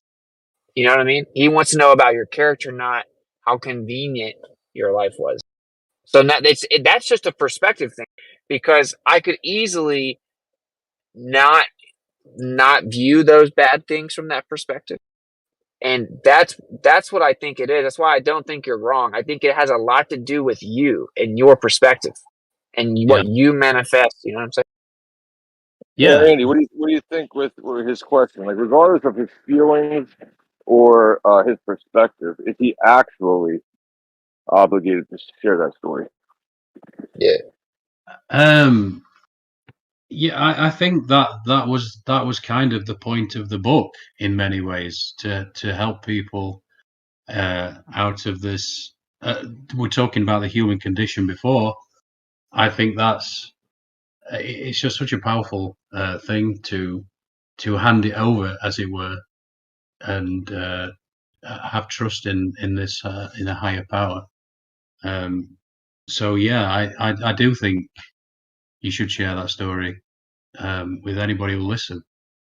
And I love JT's story as well in the same respect. I love his Not testimony. exactly should he, not exactly should he. Like, even if he doesn't want to, does he have to share it? Like, or you, with your story of, you don't want to share it, right? Or whatever it was with alcoholism, but are you actually obligated to share it? And if so, by who? Yeah, I would say yes, but also that it just comes naturally, comes out naturally, because in that newer state, that's the way we're putting it. There's a gratitude there, and so innate in all of us is that wanting to help, because like I see how I used to be in my broken, because I often say, it sounds a silly thing to say, but I often say you're just not broken enough. Like, I was so broken and so fucked up that I was left with very little options, basically. And so I see that to a lesser degree in most folks, and so I feel obligated to tell them something. Like, for instance, I've told this story. I was going to this market, and then there was this lady. She was selling like a thing. I can't remember. It was a charity. She was doing a charitable thing. I think it was for animals. I can't remember. But I was talking to her about typical truther. I was talking about common purpose because I learned this from Brian Garish. He has a channel called UK Column, and basically he showed that there's an organisation at the top of every charity in this country. I think there's like 170,000 charities, and there's an organisation at the top of that called Common Purpose, and they take that money and they use it to bribe politicians and policemen to change legislation to fit their own means, and they don't really send the money to the deserving people, the people, whoever it is. And I was saying, I hope your charity is not the same as, and she went, oh no, it definitely isn't. But then we sparked a little bit of a conversation, and we got to talking about other truth of things, like the whole pandemic thing and all that. And then I could see that I was starting to upset her a little bit, so I started to back it off, and I wanted to walk away. And she said that she knew it was real, this, that, and the other, and that her sister had tried to kill herself, basically. And I said, no, your sister tried to kill herself because she hasn't got God in her heart. God, I feel like such a dick now. But anyway, I genuinely said that. But at that moment, I realized that I need to walk away. I need to walk away here because I'm just upsetting her. This is where I came and I talked to Blaze, and I was like, I need to learn this, as my mum would say, get down off your soapbox. I need to learn to approach information and talking to people, communication, in a way doesn't sound preachy, or doesn't sound like I'm talking down to someone, or you see what I mean. That's something that we all need to work on, I think. It's tough. It's yeah, tough it's because really tough. if you think you figured something out, even if you have the purest intentions to try to tell them that, like, so many people interpret it the way you just laid out. Yeah. Like I'm not, I mean, it's definitely something that we can work on, you know, like, Yeah. because I've gotten a little better about it, and I still hear myself at times, and I'm like, for sure, someone's listening, like, thinking that I am being super arrogant and condescending. But I will also say my position seems to be a lose-lose. Like, if you think the scriptures are the truth, automatically people are going to assume that you're arrogant by thinking that you figured out the truth. You know what I'm saying? Well, So she had this her posture changed to as if she were being attacked, like literally attacked. That's the only way I can explain it. Like almost her arms came out. Like, do you know what I mean? And so I realized in that moment, oh, I need to fucking back off here. I need to just walk. And I think I almost said, it's okay, I'm gonna walk away. Oof. And yeah, I thought I was in my way. I thought I was trying to help. So yeah, this is definitely something that I need to work on. I don't know. Yeah, I mean, I've started to work on that a little bit also, and I found a good way, right? Just a general thing is you just ask them a question, like almost like it's like the old psychiatrist, like, well, how do you feel about that? Oh, awesome. Well, how does that make you feel? It seems to be you can make progress that way. yeah, bro, I agree. Like, we were talking about this the other day, but that's definitely like one of the easiest ways to help with that. It's like when people say, like, why? Oh, you worship a God that like lets babies die. Like, why? If God was real, why would bad things happen? Instead of getting like offended and being like, you just be like, well, I mean, what would be the alternative? Like, if you can guide them into thinking about their own question, then they don't interpret it as you preaching, right? Because you're just like asking them like Yeah, what they you think. just say, well, why do you think like babies get sick? Or like, Why? what would be if there was a God, right? What would be the alternative? Is to intervene, you know? Is it to intervene and not allow the baby to die? So if God intervenes and prevents bad things from happening, then are we free? You know, I get like if you I'm just saying now that's a little bit too precise. It can still be interpreted as like preaching, but you get my point. Like, I agree with you is all I'm saying. If you can ask questions where it's like you just guide them through thinking through their own thing, their own question, then it's usually way smoother. Yeah, there's a there's a financial thing that I always forget the context of it, but basically there's like a saying where it goes something like the tide that raises all ships, and I think of that as like intelligence. There's two types, and there's the one type that's like that puts the person down, and then there's another one that raises them up. And so I want to be more in line with that, where it raises them up, and it's just tricky. And I agree. I like that idea Well, of just. where do you think you're lacking?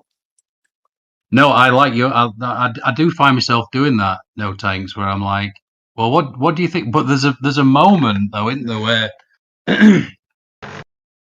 where you like you do feel there's an old Russian proverb which is like something like it's better to be slapped by the truth than kissed by a lie. And there's a part of me that's a bit like that, where I just want to just fucking snap out of it. Yeah, I don't know. Why do you think you feel that way? Like why do you think that's a good approach? No, I'm just saying that it's fine. Ultimately, it's fine. When I think about all the people when you go on the Truther channel. By the way, October 4th is the start of the zombie apocalypse. Apparently. So I hear. Like turn off your phone with it. Emergency broadcast, baby. Yeah, I don't buy it. No, me either. But I will say, you know what I do buy is that I already read the documents. I have the documents. So what it actually does, by the way, I don't want to start this, but it's not that it opens the pathogens. What it does is it causes the nanoparticles to swell up, and when they swell up, the pathogens are released. It's a real test. I found the actual scientific proof, scientific proof that this happens. So that's rough. I mean, there's a lot of deception on these truther channels as well, though, isn't there, Austin? Yeah, of course. And I don't know. What's crazy, bro, is like a truther will say like October 4th is the date for sure that it's all gonna go down, and then on the 5th they'll just pretend they never made the prediction. Yeah, and move on to the next thing. Then it's like they love a doomsday. Have you ever heard of the YouTube AMTV, alternative media television? AMTV. It's his name is Chris. He's like a big Bitcoin guy. No, I don't think Never. so. He's got a lot of. I watch him. Yeah, dude, he's been doing that thing right there for 5 years. Like it's Which thing? always the end of the world tomorrow. Oh yeah. Guaranteed. Oh yeah, for sure. No shame, dude. The next day it never happens. Yeah, but people love it though, don't they? Yeah. Prepare now, everyone. This is your warning. Get some Bitcoin. Invest in the Island Project, or you're gonna fucking perish quickly. Yeah, the Island Project's his new thing, like group real estate investment. It's actually not a bad idea. I mean, he doesn't usually have like bad business advice, to be honest. But it's the fact it's so slimy that he has to use fear to like push it. Yeah. Well, I think he truly believes this shit, though. Well, yeah, because a lot of them. So that's what I'm saying. Like he believes it. A lot of this stuff is logical. It's like things that you should be aware of and be like, you should be aware of the possibility of something happening. But where he messes up is then he claims he knows it's going to happen. It's like, what the, like, bro. Now you're the boy who cried wolf. You know what I'm saying? So at one point he said, God spoke to me and told me. Aliens are coming. Yeah. I don't remember what it was. Yeah, I don't remember. Yeah, it might have been. It might have been that one. Well, he may have said it more than once, honestly. But yeah, I know I watched one where he said a prophetic dream where he saw aliens. Aliens coming as a deception. He's also a flat earther, though. Yeah. Yeah, he is. It's funny, too, because I posted in his comment section about a lot of stuff in the past. I just, broke down, a whole list of shit. And ever since then, it's like he kind of spun that narrative off, piece by piece in his videos. I don't know. I could just be, a little egotistical, but that's how I feel. Like, he wasn't talking about a lot of this shit, I don't know, maybe 5 or 6 years ago. He's a perfect example of what Andy's talking about, bro. I mean, Alex Jones, too. You always know when the ego comes in because you start to suffer. That's how I know there's ego left in this vessel. Because as soon as it starts, I start to suffer. And that's when I realize, oh, it's okay. As with the Bodhisattva, in Indian mythology, he goes off and because there's two types. There's one that goes off and doesn't come back. He's like, fuck y'all. No. But the Bodhisattva, he comes back, and not in an egoic way, but he comes back to tell everyone, hey, it's okay. it's going to be okay. I'm just looking through the Truther channels now. I was watching Owen Benjamin the other day. That's the first time I watched him for ages. God, he's had a right falling out with Jim Bob, hasn't he? Calls him Rim Job now. Oh dear. Because when he first started with that, I thought it was made by Jim Bob, the guy who wears jorts. I thought it was all a bit of a Howard Stern thing, Howard Stern and Imus, showing my age now. They just fake fallout for ratings because people like the controversy of it all. I actually bought some gold and silver off Christopher Green.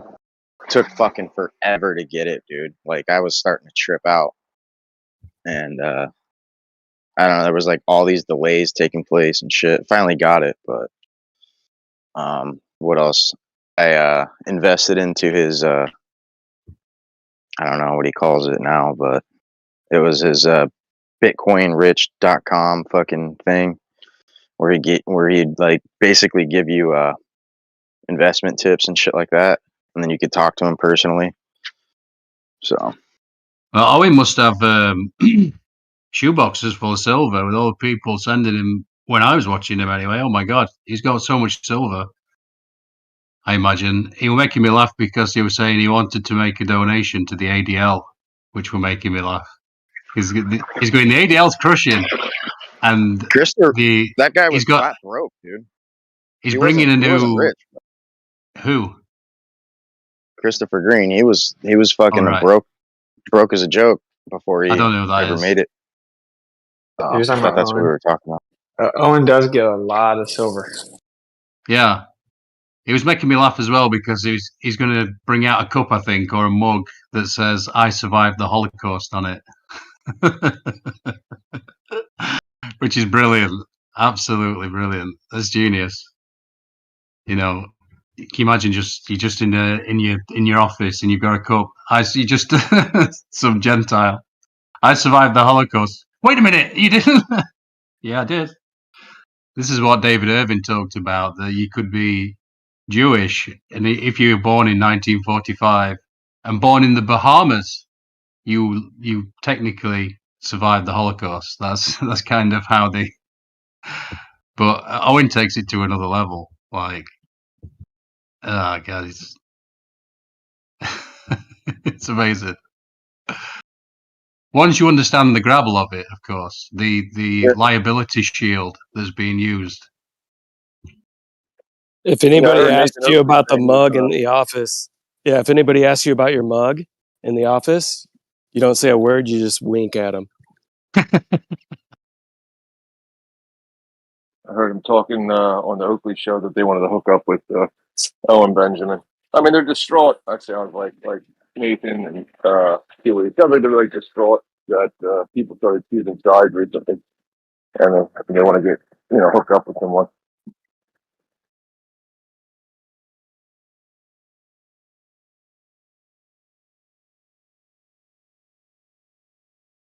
Yeah, you've got to get.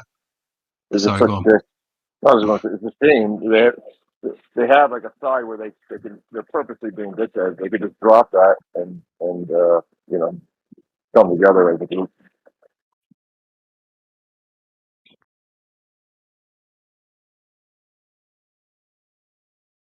Yeah, I was just going to say, Austin, you've got to get on Owen's show. That'd be great. I know you've got a lot. You said Arwen? Austin. Yeah, I heard that. You said, Austin, you should get on Arwen's show. Is that what you said? Oh, well, no, I said Owen's show, but just so you know, if I mention Arwen, I call him Arwinge, like Del from Beyond the Imaginary Curve. Arwinge.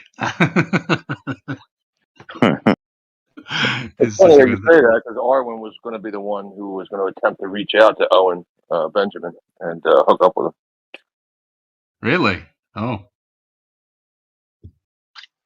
Who's this Owen Benjamin guy? Nobody. I call Arwen Gollum. Yeah, that's pretty good name too. I guess Owen recently said he was going to have. Owen recently said he was going to have me on or something. Yeah, man, you got to get on that show. I know you will eventually when you get yourself sorted. I'm sure you're busy at the minute. You got a lot of stuff going with this move. What's the new house like anyway? Is it bigger than the old one or?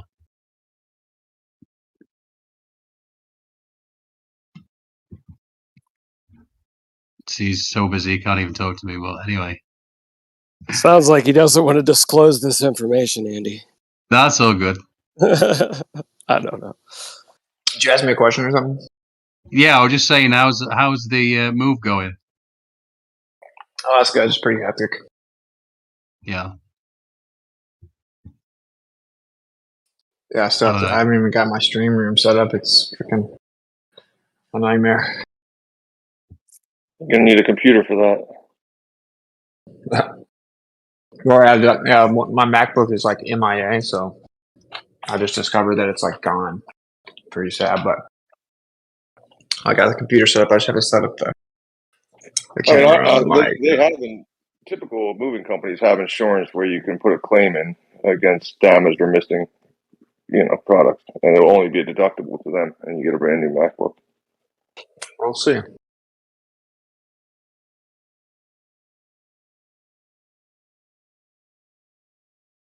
Yeah, or it might turn up. It's fine. It's not the end of the world. Maybe. But the thing is, right? This house is like, it's not like we live in this house, so it could be anywhere. It's like everything was empty. I don't know. I don't even talk about it, to be honest. Pretty like it was a very expensive computer. I paid like $2,800 for that thing plus Apple Care.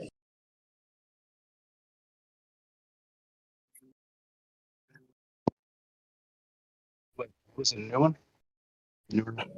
Do I? No. I mean, I got it on the tour, so it was like a 2020 or 2021. It's not like the new ones with the M1 chips or anything, but all I know is I paid like $3,000, and so that's very unfortunate. Did you have the Find My Phone thing on it? Yep, it's not recognizing it. Just not even showing anything. Not showing the last location or anything. Oh wow. Yeah. Maybe it got wiped though, Yeah, that's what it seems. Yeah. What's up, you guys? Good morning. Morning.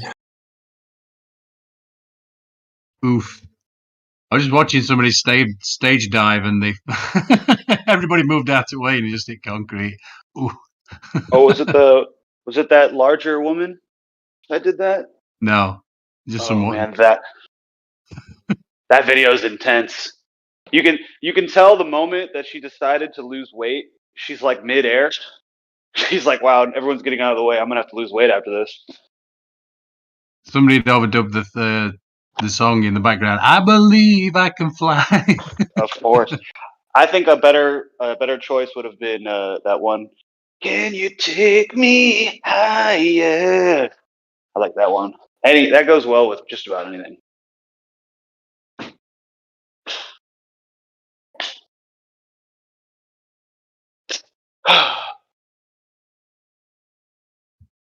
Better than let the bodies hit the floor.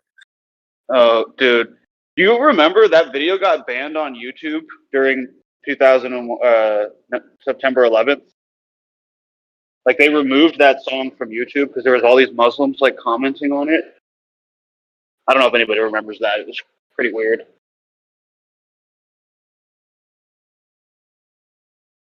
Were those dancing guys? They dance good, right? Oh, no, I'm not talking about the dancing Brazilians. They were doing the samba. They were doing a little bit of capoeira, doing the ginga on the Twin Towers. But no, not those guys.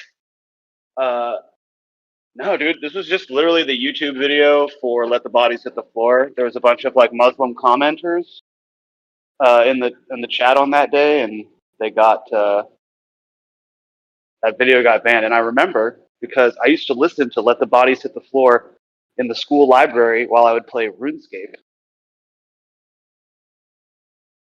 The only way you could listen to music back then was have another tab open with YouTube up, and have no iTunes or nothing. What, you didn't have LimeWire? Bro, I was more of a Kazam or Kazaa, whatever the heck the other the trash one was. What was it called? Man, Kazaa is some serious shit. Kazaa. You stood away from all the STDs. There was one called Bear Share. Dude, you always have the most. That's just for gay porn. Yeah, It's just for bear porn. You're like, yeah, I don't use Verizon. I use Puppy Wireless. Hey, I used BearShare. BearShare gave me about 3,000 downloaded songs back in college. Okay, verified for sure. Not a gay thing. It's actually Bearstein, but anyway. It also gave me about 300 viruses on my computer too. Pretty sure. Dude, I used to be really good at getting viruses. I'd get a Trojan horse like every week. Oh, the good old days. Oh yeah. No, I like the one. It's like a porn bomb. I don't like it. Obviously, it's terrible. But like, you better have your volume turned off because you just make one wrong click and your computer's just like fucking all over the. Hey, that taught us how to reformat and reinstall Windows. So it was a good experience.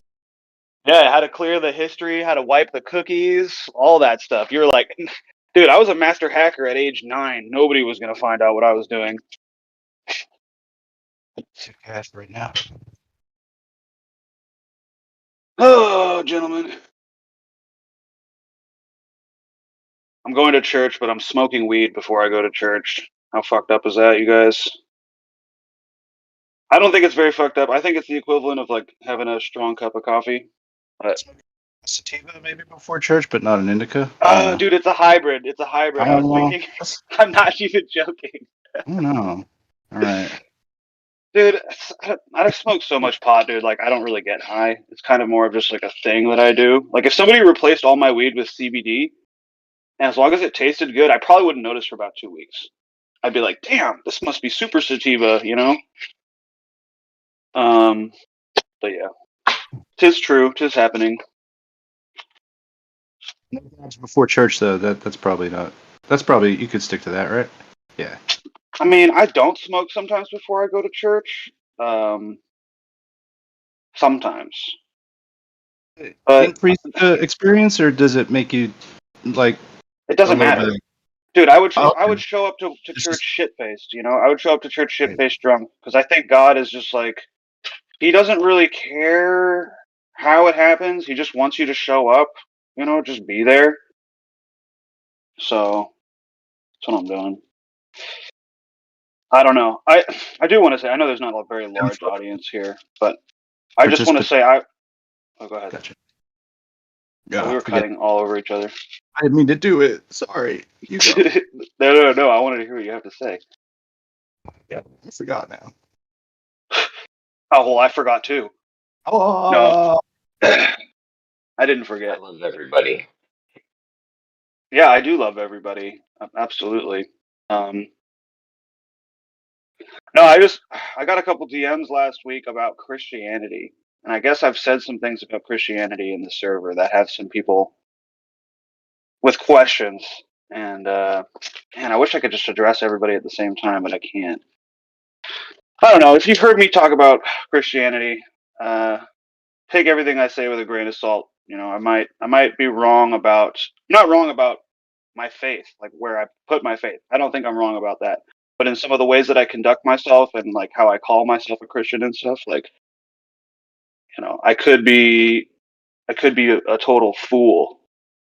And I don't want to paint the thing that's given me so much hope in my life in a bad light and turn somebody else away from it. So it's really, I don't know what I'm trying to say here.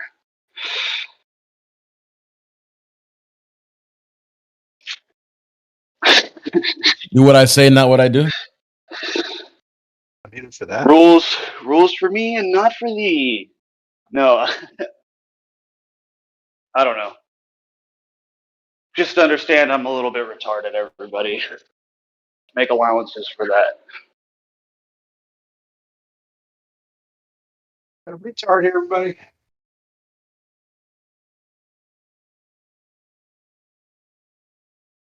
See, I'll give you a perfect example. I made a cup of coffee about 2 minutes ago, and I lost it. Here it is. Okay.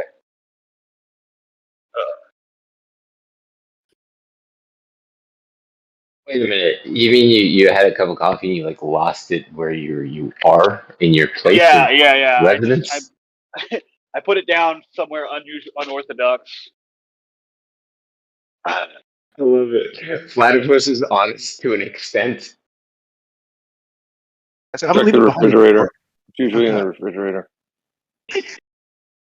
No, I have a bad habit of bringing my cups outside and leaving them there and creating a collection. And then, like, once a week, I got to bring like 5 coffee mugs in. And sometimes I'll put a fresh cup of coffee down and it just looks like clutter.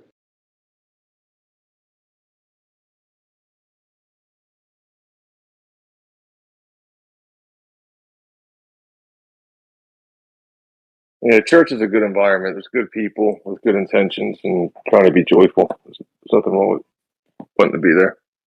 Minus the pet. Hey, Napalm, are you still in here? Minus the what? Minus the P word, but Yeah, what's up? What's up? All right, serious question, bro. Right? Oh God, here we go. Should I actually get those gay pride flip flops? Go with what you want, man. The funny thing is, like, literally, we were talking about it. I think it was Thursday that we were talking about that, maybe Wednesday. And then after one of my hockey games, my boy, I look over at him as he's getting dressed, and he's got those same ones on, but in brown. I'm like, Yeah. And he's Yeah, 'cause I like your actually age. need a pair. So I'm like, he's like your age. So all I'm saying is, I could be falling into what the young whippersnappers call a boomer these days. So don't take my word. But rainbows are the most comfortable flip flops I've ever owned, and they're convenient Please as don't. fuck. Please don't. If I don't know if my opinion means anything to you, but please don't do it, dude. Don't get the rainbows, but you got alternative suggestion.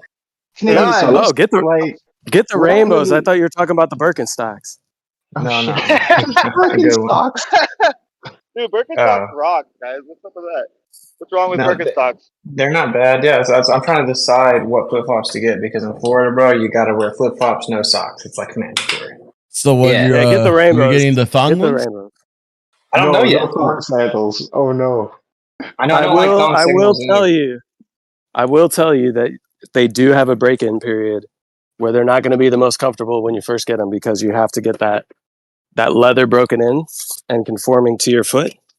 And in order to do that, it is a process. But once you have it, dude, you have to get used to it, before you like it. Well, that like is to true. think that That's if I true was with like in, real leather though. Like I'm not. Stocks on. I like to think that if I was in high school now, that there's no way I would wear Crocs. Right? But I just see so many people wearing them. I don't know. I feel that I wouldn't have done it. Crocs Like, are not ever. even on the table for me, dude. So it's Well, what if you get camouflage Crocs? People won't even see them, dude. Oh wow, then we could be super gay. So, Here's a like, question: what if there's rainbow Birkenstocks? Okay, you know, No, Rainbow's just the name of their brand, right? Like, Yeah, rainbow's the brand name. It's not the coloration. Well, Even though you isn't can't Rainbow? Isn't Rainbow like God's sign that he just like flooded the world? So it's not really gay. It's just gay. yeah, we should people, take like, the rainbow back. Yeah, I agree. Yeah, reclaim that. Rainbow shit, colored Matt. Crocs, dude. That would be the shit. I'll tell you, I got a coat of many colors. I got a rainbow-esque type of jacket. It's tie-dye. I wear that piece everywhere, dude. I wear all I kinds of know. colors. Yeah, I don't care. I don't care what sodomites want to claim. And Exactly, dude. What if they claim hamburgers? You know, I'm gonna go vegan, right? Oh, you're eating meat. You're eating meat. No, we are the only ones that eat meat. So, I guess what I'm trying to. Yeah, I know this is totally random that I'm like forcing this into the server, but I am actually in need of them. Like, so this is my question for you. Like, because I really typically don't like thong flip flops. Like, be honest. Like, are they good? Do they like rub on in between the toe there? Nah. I mean, they will. They will. Go ahead.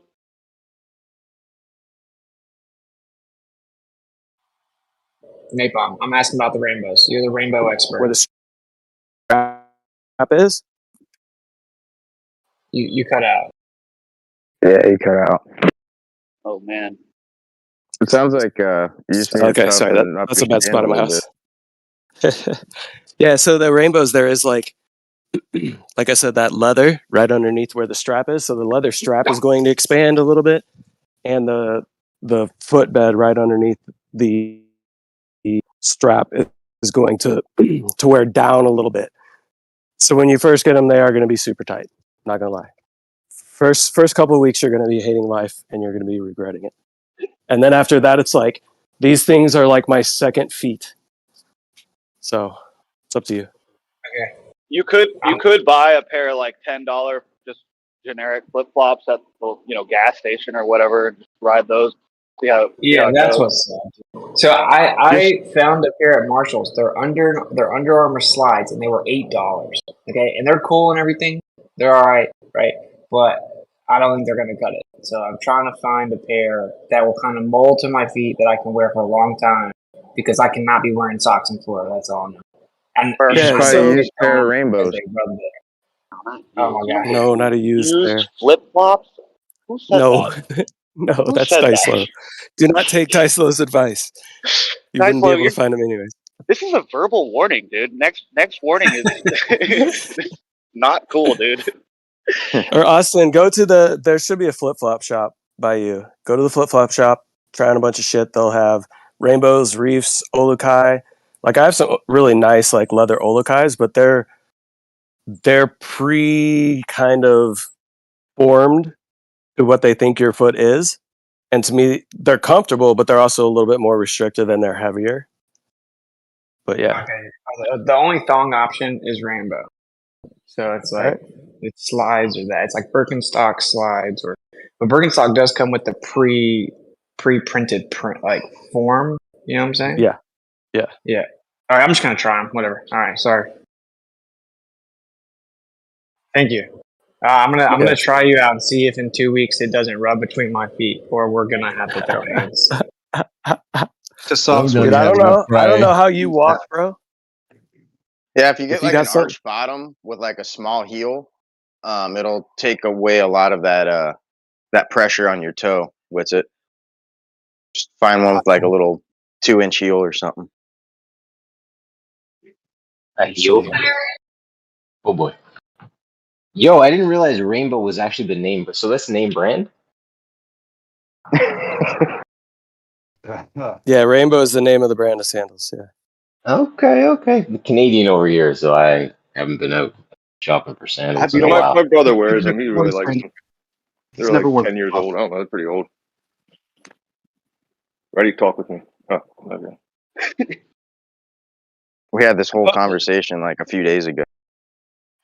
Yeah, I'm actually trying to make the decision. I just wanted to know about the thong thing. Yeah, just get the rainbow brights, dude. As long as you don't feel violated wearing the thong sandals. I feel like they're awful. They're the worst invention ever. Say songs and it helps. Got to get the Jesus thong. Napalm insists that these are the the exception. I just wear shoes. Like I got these like Adidas shoes and these Reebok shoes that are just they got like holes in them to breathe and air. Real light shoes that I just don't wear socks with. I don't wear flip flops. Dude, I have the ugliest feet ever. Like bunion, I got hammer toes, corrective surgery, and let's just say the surgery didn't correct shit. No sandals for this guy. Yeah, mine are just You so guys seen amazing those, that I guard them with shoes. You guys seen those socks? They got like I don't know, some kind of like puncture-proof material on the bottom of them. I'm trying to remember what the fuck they're called. I bought a pair. Yeah. They're really cool. Do they work? I saw the infomercial for them. Yeah, they fucking work, dude. I take those things like in my backpack when I go hiking or to the river or anywhere, dude. And awesome. they're not the most comfortable, like on walking on rocks and shit. Like depending on the size of the rock, but yeah, they're pretty legit, dude. Have you seen the Vibrams the 5-finger shoes? Yeah, those are I owned uncomfortable. I owned a pair for a long time. Yeah, I picked up a pair of those. They've been seem to be strengthening the feet a little bit. Sorry, Flat, you were saying something, dude. Apologize. Oh yeah, just go barefoot. Honestly, that's Yeah, that was my thought. But then he's probably go like into stores and stuff. All right. Yeah, I get that. I mean, I don't know. I had the Vibrams for a long time. The best use I had for them was surfing. I was surfing like in Indonesia, and there's all this coral and sharp stuff under the water, and those things saved me. But other than that, I would have just walked around barefoot. I used to do like 5 mile runs in them, and then I eventually just stopped wearing them and would run 5 miles barefoot. But that was up in like the forest on dirt, not concrete. That sounds like fun, actually. Like to go for a run barefoot, like a real run. Yeah. Oh, it's an incredible high. Yeah, runner's high is a real thing. I don't run anymore, but For a long time, it took me like almost a week to just get used to walking on concrete and roads and stuff like that. After about 6 months being mostly barefoot, that sucked. Man, we need softer ground, guys. That's what we Yeah, need. like I'm such a bitch, dude. I put rocks down, like quarter-inch gray rock in my driveway. But I'm such a bitch. I like start crawling. I'm like, oh shit, fuck, gotta get down on my hands and knees. Can't make it. Walking barefoot across rocks. Supposedly we've been walking wrong this entire time. I guess Nike recently discovered a Native American tribe called the Tarmoharo Indians, and I guess they're like long distance runners and stuff. Like that's what the word translates to, is the running Indian or something rather. But I guess these people can run for like extended lengths without stopping, and it's all based on instead of stepping from heel to toe, it's from toe to heel when they take their strides. And they're doing like, I don't know, 80-mile freaking cross country type style running and shit, like 80-year-old women doing it. Yeah, So, I've said this in the past. When I run, I'm always on my toes. Like my heel like doesn't even touch the ground. And when I was a kid, I could run for like infinitely. Yeah, as a kid, not anymore. but Nike was supposed to base this entire running shoe off these Indians, but I don't know whatever happened to it. Maybe it came out. I don't know. dude, what if shoes are just a scam? Like nobody needs shoes. I don't know. Just a thought.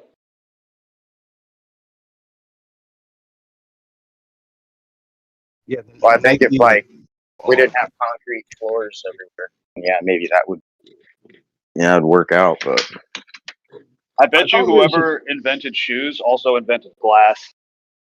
Fucking genius. say glass. Nails. Yeah, glass. It was a joke. I probably didn't hit very well. Forgive me. Problem, reaction, solution, right? Yeah, well, yeah, like the guy who invented the skateboard was like a back surgeon or something. Like broken glass, walking on it. I get it.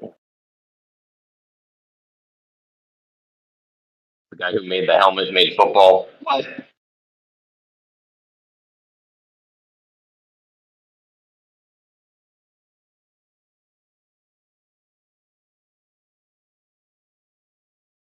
Yeah. Yeah, some of the design of the early Nike shoe is just unnatural to how the orthopedics of the human setup is. Like it forces you to take a longer stride and then you're landing on your heel, but your heel's in the air. You know what I mean? So we all done been fucked up by sneakers. Yeah, that's what I heard. I heard that the original, like, we're supposed to strike with the mid pad of our foot and then push off with our toes when we stride. But now with the running shoes, you said with the greater cushioning on the heel, it's caused us to become heel strikers and like roll on the foot and then propel off the toes, which striking with the heel apparently leads to back problems.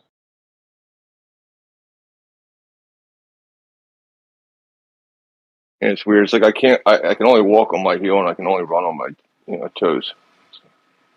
Something going on here. I gotta have a shoe that's like pretty much flat, or else like I get all fucked up from it. Shoes. I just think y'all have a foot fetish. Yeah, it's cool. Anybody here ever tried running in heels?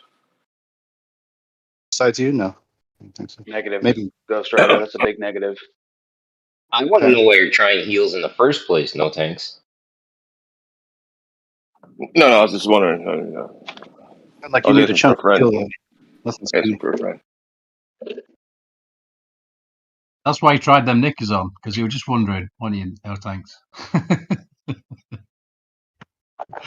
But the idea, and that's what I've never understood walking in high heels. Like when I watch women walk in high heels, I think, are you supposed to strike with the heel first, or are you supposed to strike with the toe and then put the heel down?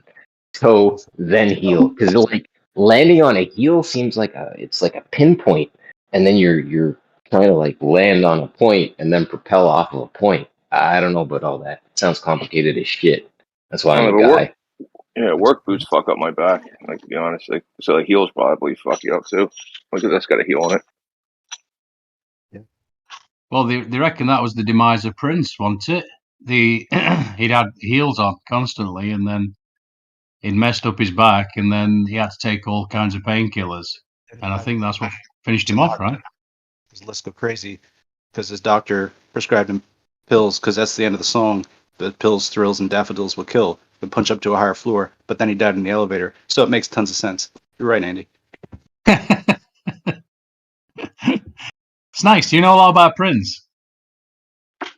Not at all. But I look for the purple banana. I've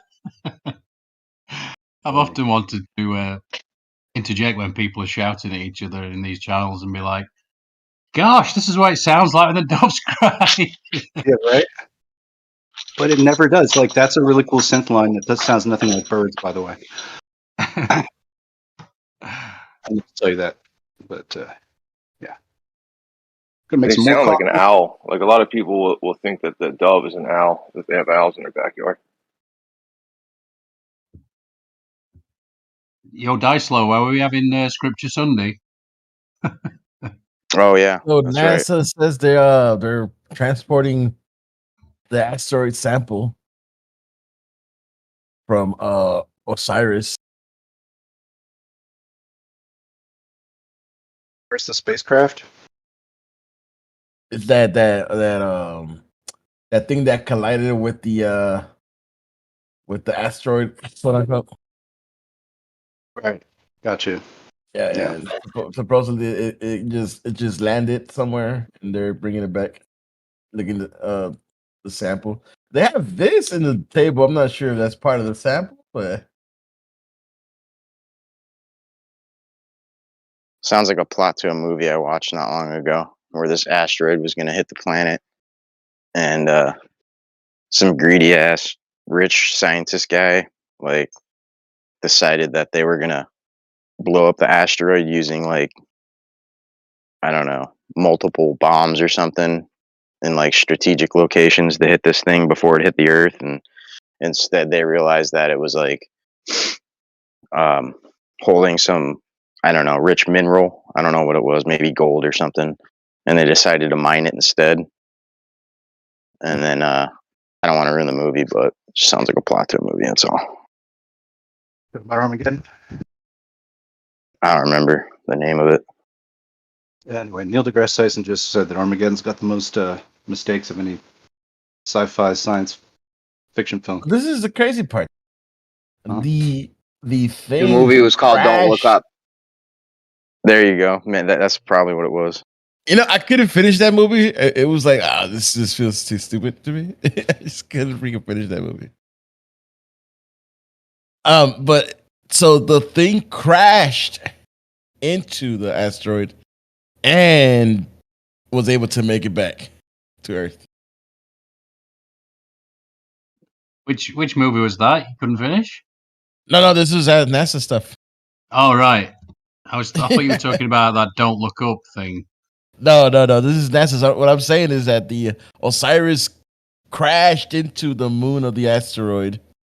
Wasn't even the asteroid, and decided to was able to come back. Ta-da! They just make them.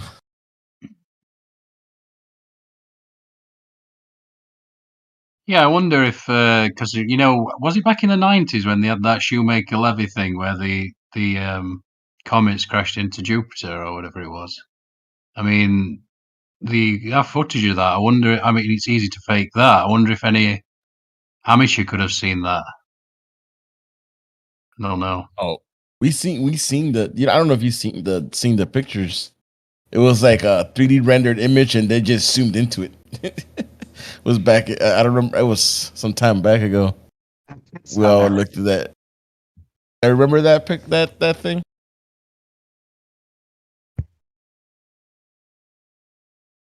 I remember the Osiris. It was like a 3D rendered image, and they were just the whole everything moved like too equally.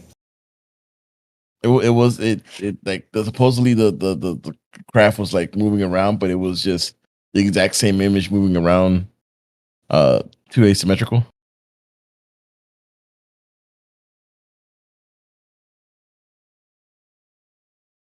I was just thinking of I need to work on my new favorite thing to ask globe people, which is the tunneling down from the north and then coming out the other side, the underneath, if you will, the bottom.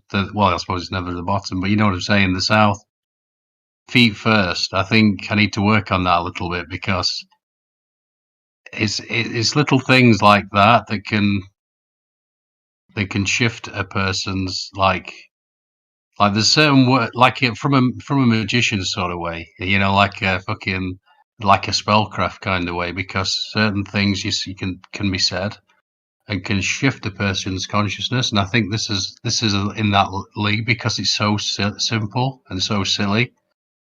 Because you know you come out the bottom feet first, and the people anticipating your great arrival, they're all just stood there upright, obviously, and then you come out feet first doing a handstand and you tipple and then just stand up right next to them, and it's like, huh? It just seems so silly.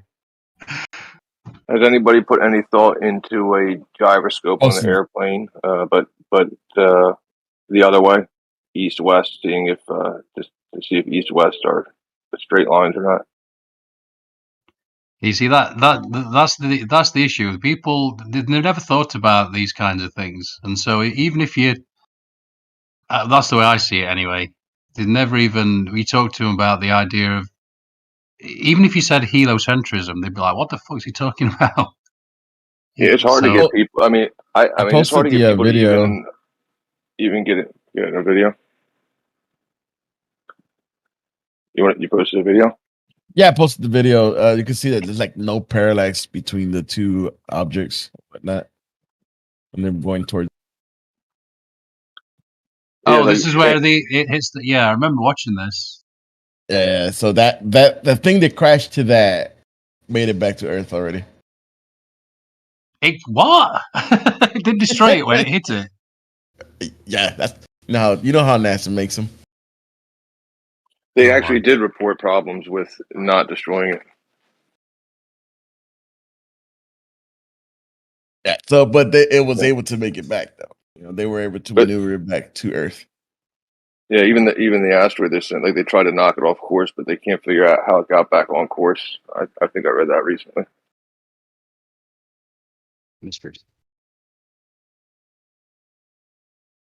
Yeah, but it's hard to get any people even you know, like North Pole at the center. They're like, no. I've seen a Mercator map. North is up. It's at the top of everything. It's like, yeah, it's like you got to go back to baby steps sometimes, and they can't even get the Mercator map out of their head. They're like, no, North is up on the map, and East and West are straight lines to the left and right, and South is down. Yeah, that's this is what, because I'd done a lot to work on myself in this, whatever you want to call it, spiritually or something like that, and then I suddenly expect them to do. I've also have done that for some fucking insane reason, and then it's like a shock when they don't realize that for themselves. It's like, no, they have to. They've never even thought about the Earth. They've never thought about. They were told a thing, and it's just they've never thought it could be anything different. And just pointing out very, very simple things, I think, is the way to go. Yeah, I was talking to this girl recently, right? And I don't even remember how it actually started precisely, but she eventually figured out the implications of what she was saying, right? So I was just like, wait, what do you mean? Like, I was just asking her questions again, but she was making like statements. I was like, what do you mean? Like, so like if we were, and I did like the North Pole thing, and she grabbed a stick. She was like, let me see, hold on. If I had the north in the middle, right? So it's this and this, right? And so on and so forth. And then she ended up saying to me, I never said anything about the Earth or anything. We were talking about something else, right? And she then went and said, wait a minute. I'm not a flat earther. Wait a minute. I was like, yeah, me either. Yeah. Y'all tuned in? Yeah. Tuned into that NASA link I just sent. They're actually just dropping it off. They're not even like covered up. The guys just grabbed it, whatnot. No radiation coming from that, I guess. More fake minerals. And it was like transported in like a regular helicopter. It wasn't even a like not military base. It was just like this private owned helicopter. That's what it looked like.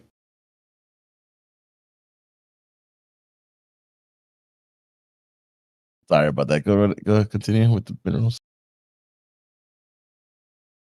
Like those regolith samples that they got off the moon, right? There's like they basically make recreations you can order like in science catalogs and stuff like that. But there's like I don't know, probably like at least 10 different types of lunar regoliths, aggregate like samples that you could order, whatever, for something similar to what real moon rocks are supposed to be.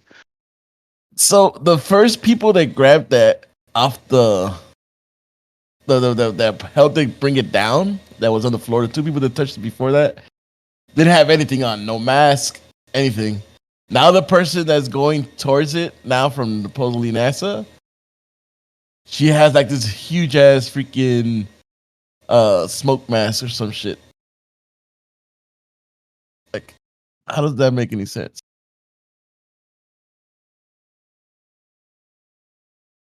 I think the best thing about flat Earth is that he shakes a person up.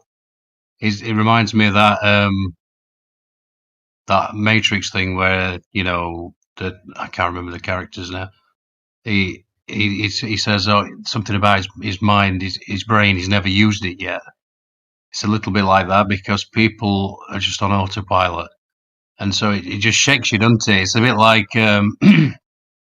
SE talked to the other day. Mentioned the Prussian system of education where they're teaching people what to think but not how to think. And so if flat Earth, if there's, for me, that's the best thing about flat Earth is that it just shakes you to a point where you're like, it's almost like I said before with that Russian proverb. It says slapped by the truth and instead of kissed by a lie. Some folks they need that, and maybe some other people need a more gentle approach. But Yeah, but most like, people need a good slap. yeah, but to that like proverb or whatever you're saying, they're gonna be you don't have to slap them. Like it's gonna slap them. Like you can be gentle, but it's gonna slap them. You don't have to slap them. I do all the time. Don't get me wrong. I do, but not with people I care about. Like people I care about, I don't slap them.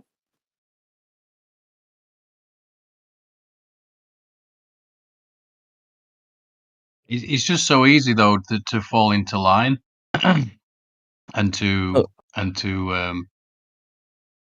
just go along with the whatever and go along to get along sort of thing, isn't it?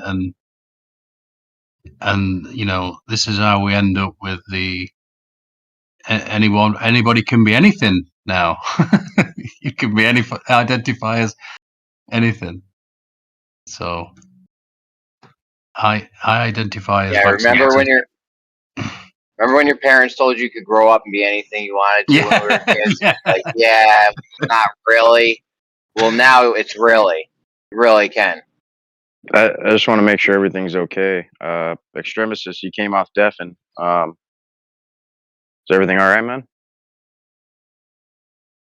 You see the two pictures I just posted? So the first guys are the one that bringing it down.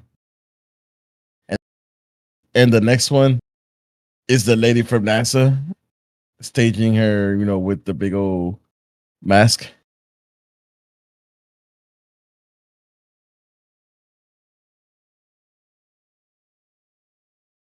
if you really care about extremists die slow, then you'll forcefully put them on deafing if you really care. I know, right? I feel like it's just needs to happen, you know. Are you looking at But I that, just want to Jeremy? make sure. To cry Yeah, for I'm looking at help. the picture. Is that what supposedly slammed into the thing? Yeah. Supposedly came down, and the first two guys are the one that's bringing the stuff down from the helicopter, saying, "Okay, come down, good, it's there." And then the next one is the lady coming out, but she has to have a big ass freaking mask. But the first two guys don't have anything. Like, yeah, we can just touch it. Don't worry, we just bringing it down. No, well, when she comes to it, she's like, "Yeah, I need to be like super secure."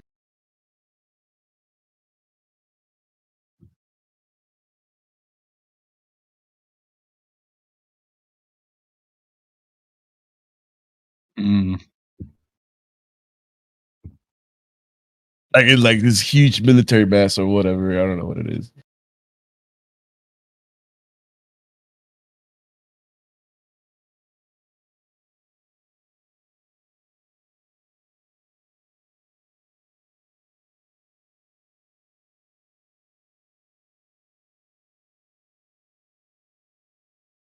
Well, I'm up for Scripture Sunday if anybody else is.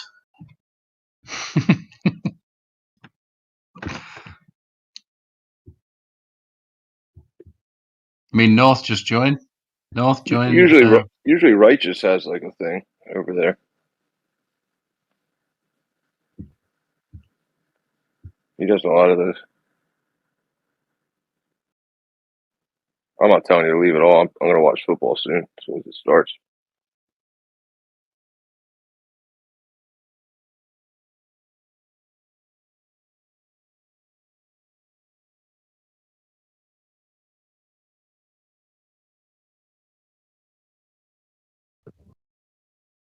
Oh, basketball season. When will you start? Do you always watch rigged events? I always watch football.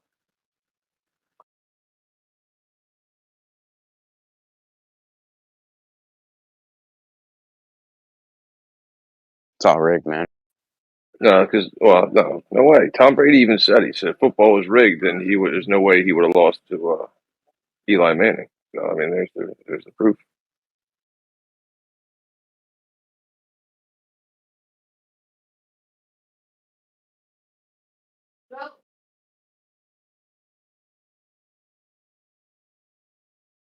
Most of the coaches are related to each other.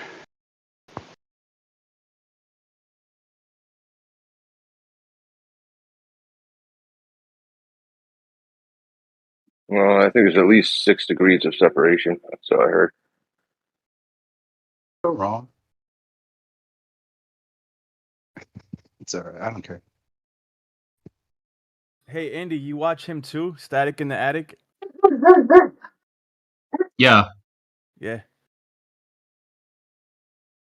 I just watched that video this morning. You check outside? Title of the Check out- video is check water outside. really just H2O?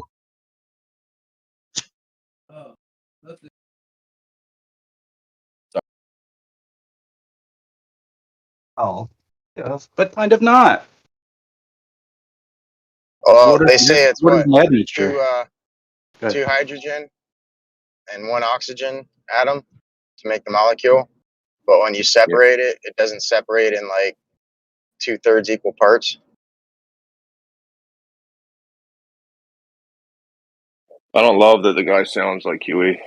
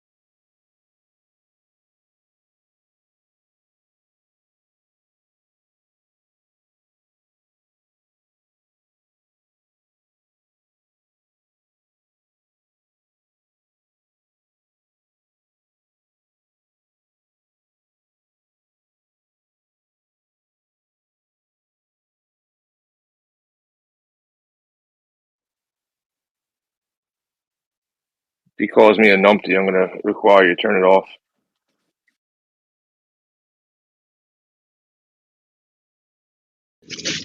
Oh, you guys watching a video?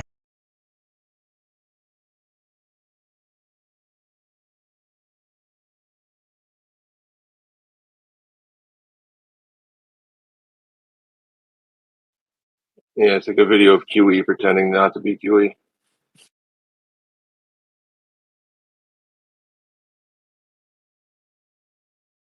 I don't even know if that's possible.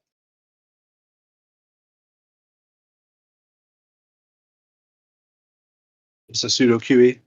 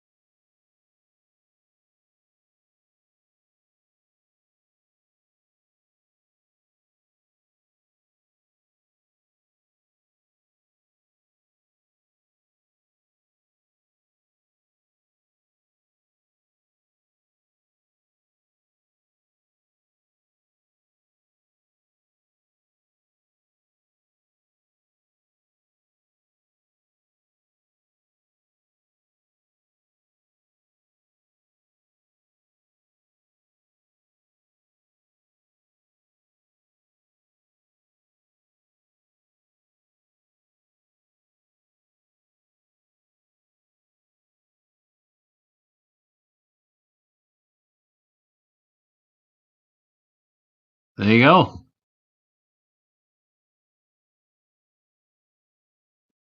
Do you worship water? Is that the Bible study or?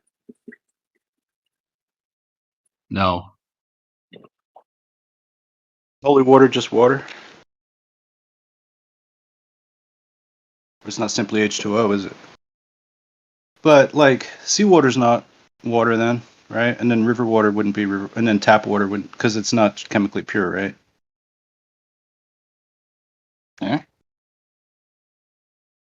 The question is, how much does dark matter weigh? Sorry. I mean, I would say that it would probably just change the strength that the ether is pulling on the water, because how could you just lose all that weight and still using the same amount of mass? Like, something's not adding up. You know what I mean? It's weight then. Yeah, that's what it comes down to. What's weight? And why is it changing when you're adding the same amount of mass? Shouldn't change the weight, but it does. The state of something, does it become like lighter? Well, actually, in this case, it's hydrogen, so that's really light. Yeah, it's becoming lighter. We're lightening it, but with lightning, electricity. No, I don't think it became. I don't think it became lighter. I think it was. You got these two light, wasn't it? You got these two parts that weigh 10 pounds. These be added together, and then it's 30 pounds.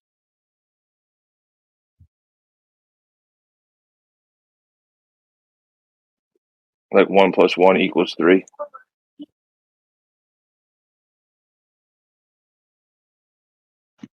One hydrogen and 2 oxygen. So 1 gallon of hydrogen and 2 gallons of oxygen.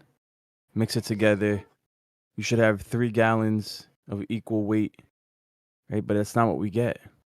Or you should add up the 3 gallons and you should equal the same weight, but it's not what we get.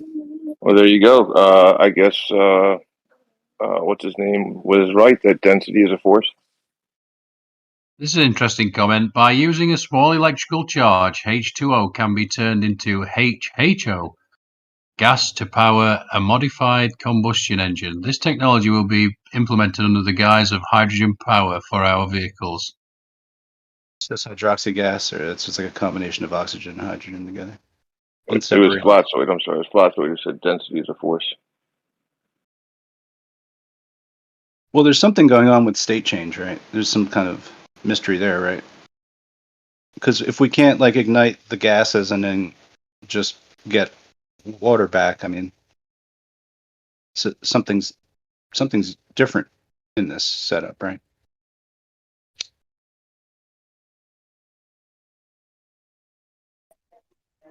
Talking about water, gases, I just helped somebody put water in a machine that makes oxygen.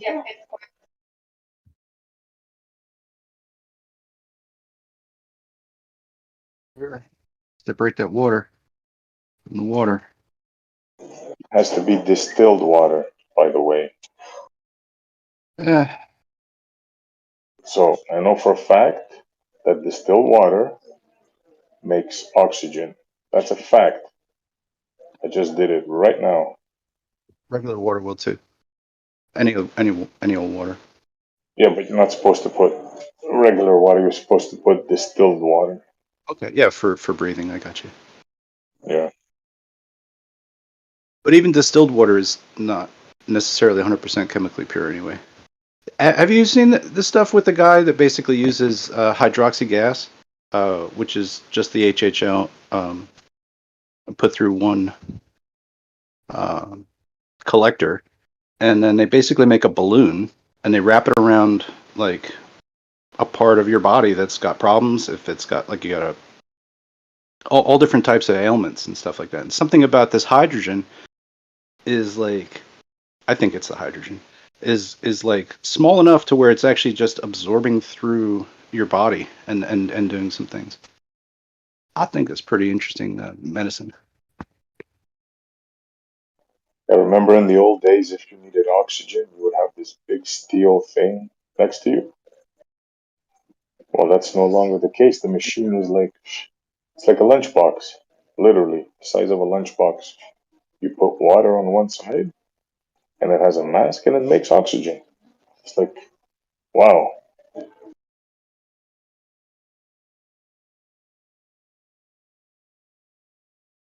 It's nice to have the control over like where your, I guess, stock is. You know, like what water you would choose to put in there. You know, rather than it just being like some container of gas that you have no idea about. Yeah, and think of the transportation. You got to refill it, got to go back and forth. Or here, you got a machine, you plug it in, just put water in it. You can distill your own water, and you have oxygen. I mean, it's got to be one of the best inventions for health ever made. It's Get one of amazing. these so I can never have to change the bottle on my soda stream again. Like that. Yeah.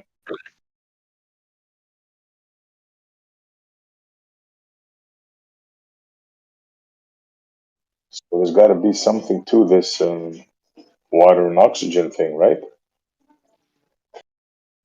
Whether it's how they say the molecules are or however they say it, there's definitely oxygen in water. Yeah, I think they were saying that the mole weight isn't quite what they say or what they claim, and that technically it should be easier for us to breathe water than it is to breathe air, and for fish to breathe air than it is to breathe water. I don't know if you guys ever heard that argument or not, but Yeah, that's another thing, right? The fish take the oxygen directly out of the water. Yeah, it's freaked out, man. It really is.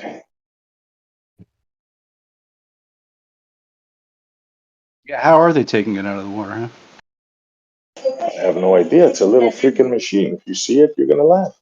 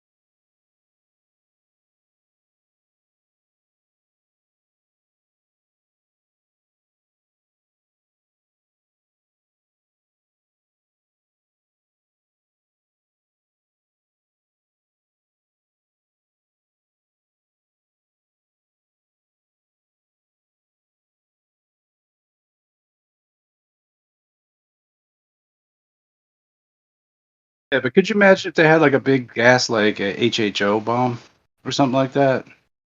That shit would be loud. Loud. Super loud. Knock you over, man.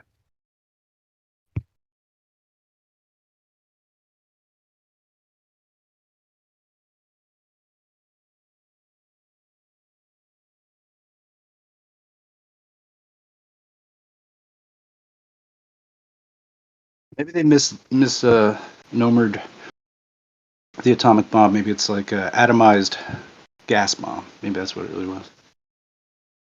It's a little. Just sounds cool to call it an atom bomb, obviously.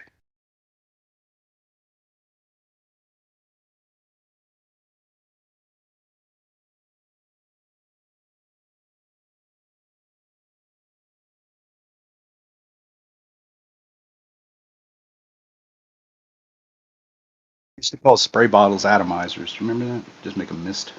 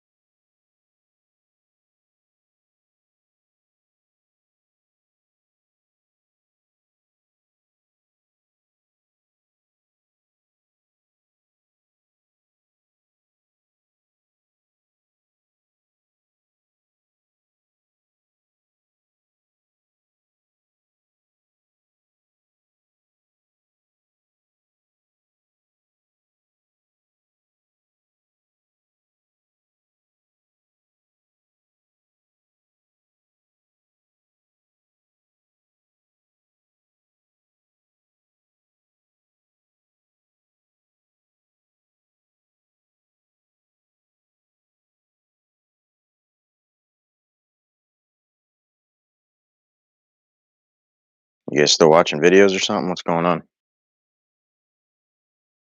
I was waiting to hear from you, Daslow. What's up, homie?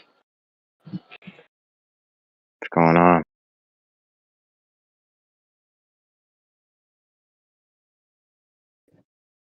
Chilling, bro. Looking for that curve. Drop over distance. Something.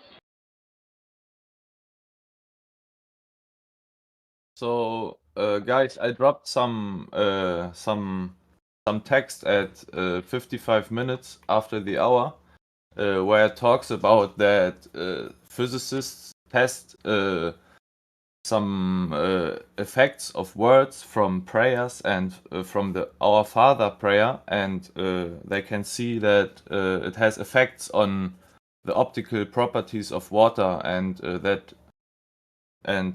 some more effects. Have you heard about this phenomenon?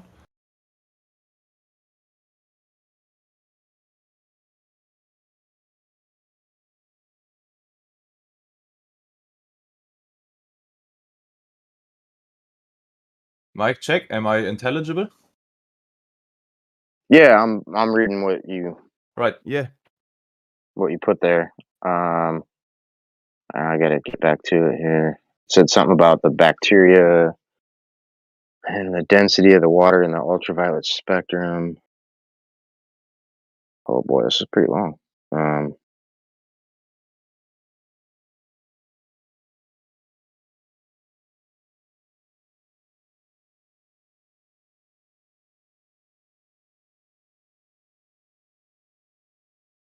Yeah, so to shorten it, it's just saying that some Christian prayers have effects on the amount of gems and the optical properties of water, like that they can measure some effect after they spoke those words to the water, right?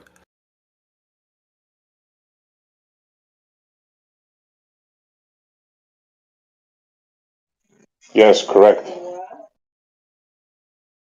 You agree with that? I don't know myself. I have to see it for myself, to be honest. Yeah, sure. That's There's a been healthy temp. reports of. Oh, sorry, dude. There's been reports of people freezing water and writing good intentions on the container that the medium is within that they're freezing.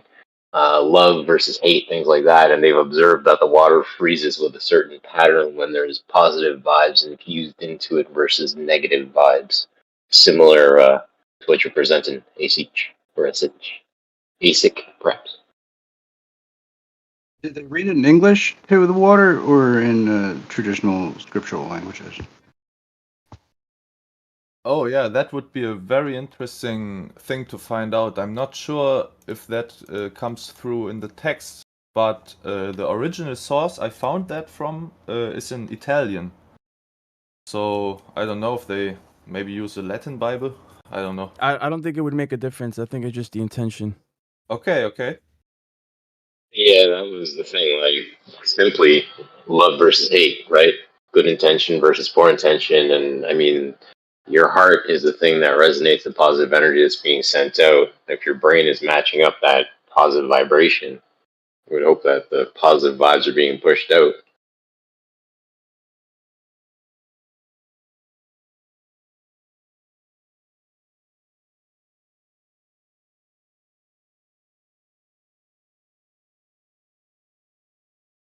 I guess interested from the perspective of, I guess that the Hebrew language has some kind of significant tonal qualities that that are evident through.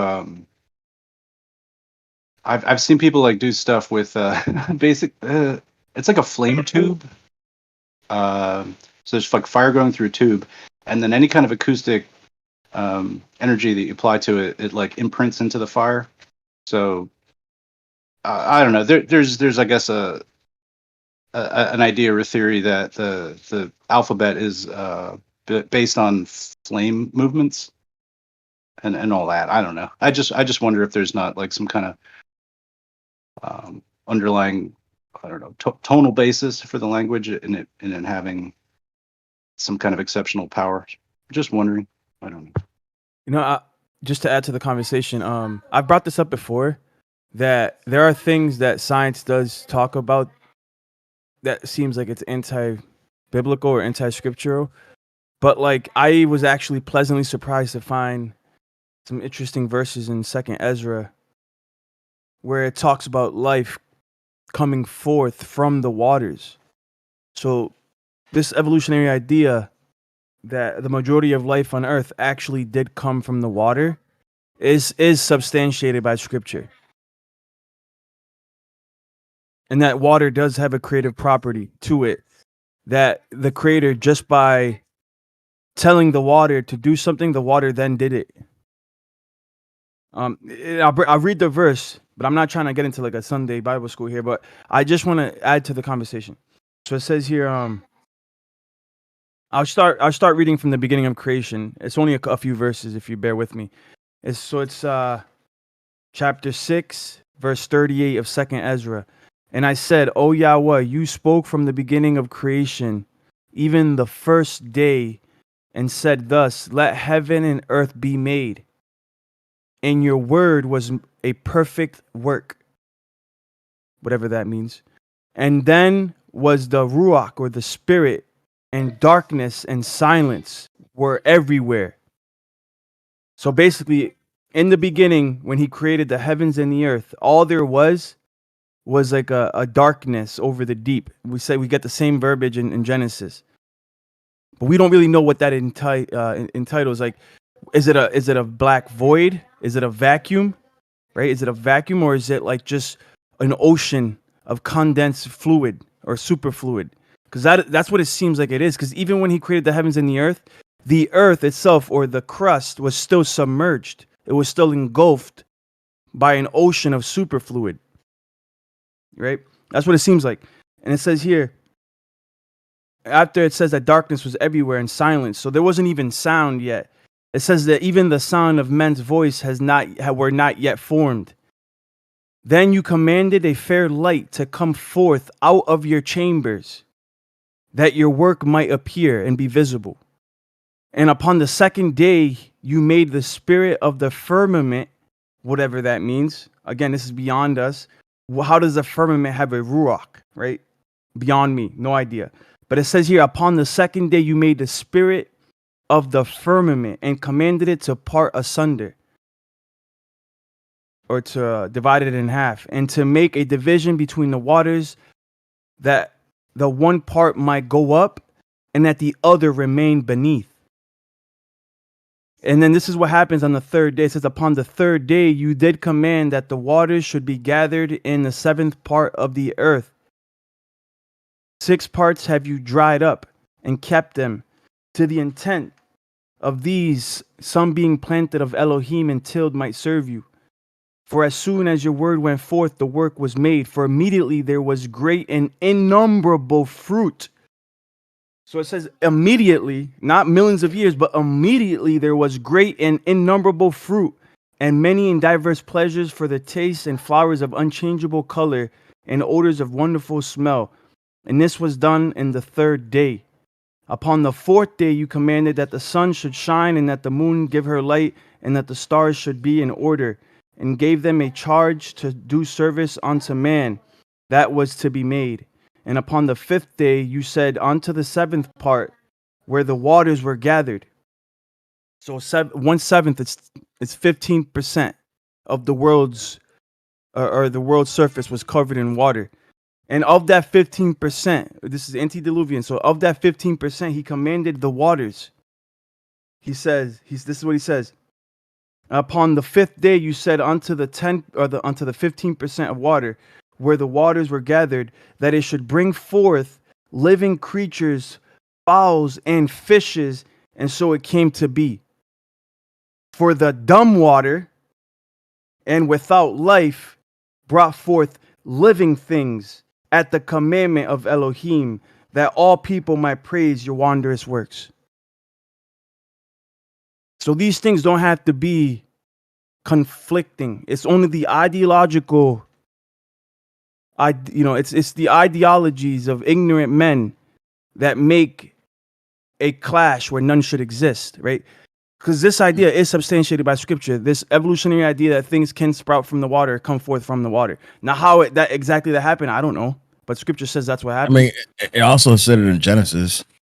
It also says, and God said, Correct. let the waters bring forth abundantly the moving creatures that have life, and fowls that may fly above the earth. So things that were in the water and out of the water came out of the water.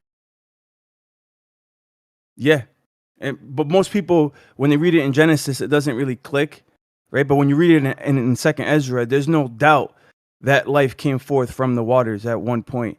Even birds, it says that the birds came forth from the water. And they're not supposed to be sea creatures, but that's what we got here. Some people say feathers and fins aren't that different.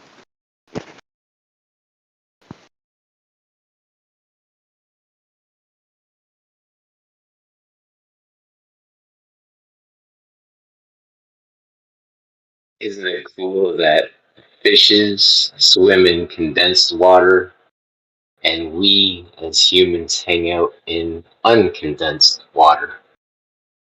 Water everywhere.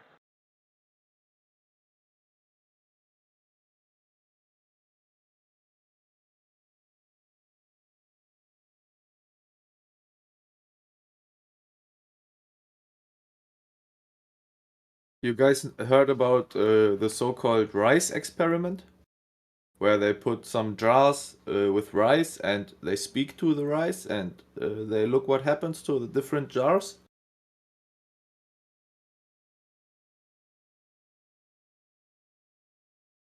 Yeah, I think we've seen that. There's a similar experiment that Ken Wheeler does also with alfalfa sprouts.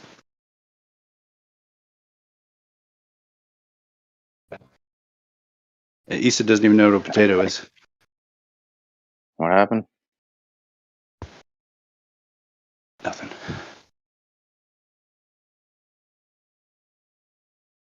Oh yeah, he's talking about the rice You talking experiment. about your rice Nazi experiment?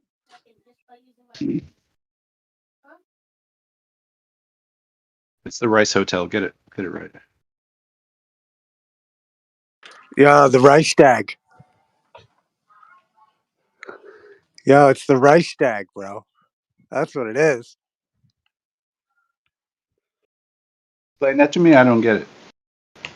Well, the Reichstag building is what Hitler blew up to start World War II. Like they say, like there was like the Reichstag is like the building that the false flag was committed against, so that they could give a reason to invade Poland. Oh yeah, sure. And the reason I call it the Nazi rice experiment is because you literally get a bag of rice, divide the rice, and then treat half of the rice like shit, right? And then you treat the other half like like fucking sweethearts. So it's the rice, it's the Nazi rice experiment. Like you're separating the rice at the gate, kind of thing. It was the third rice experiment. Get that? Oh I got shit! it, I like it. Snacks. I got it. I got like that it. one. I It was like it. good. I like it. That was good shit. There you go. At the Reichstag, no doubt.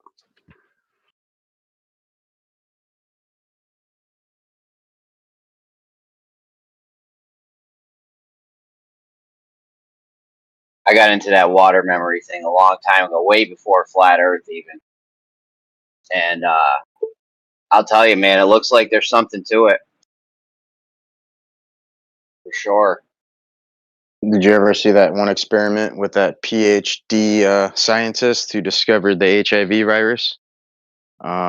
Luke Montagno or something like that. I can't pronounce his name, but did you ever watch that one with water memory, Jeremy? Is it the one where he had the guys take the drops out of the same bucket and they dropped them?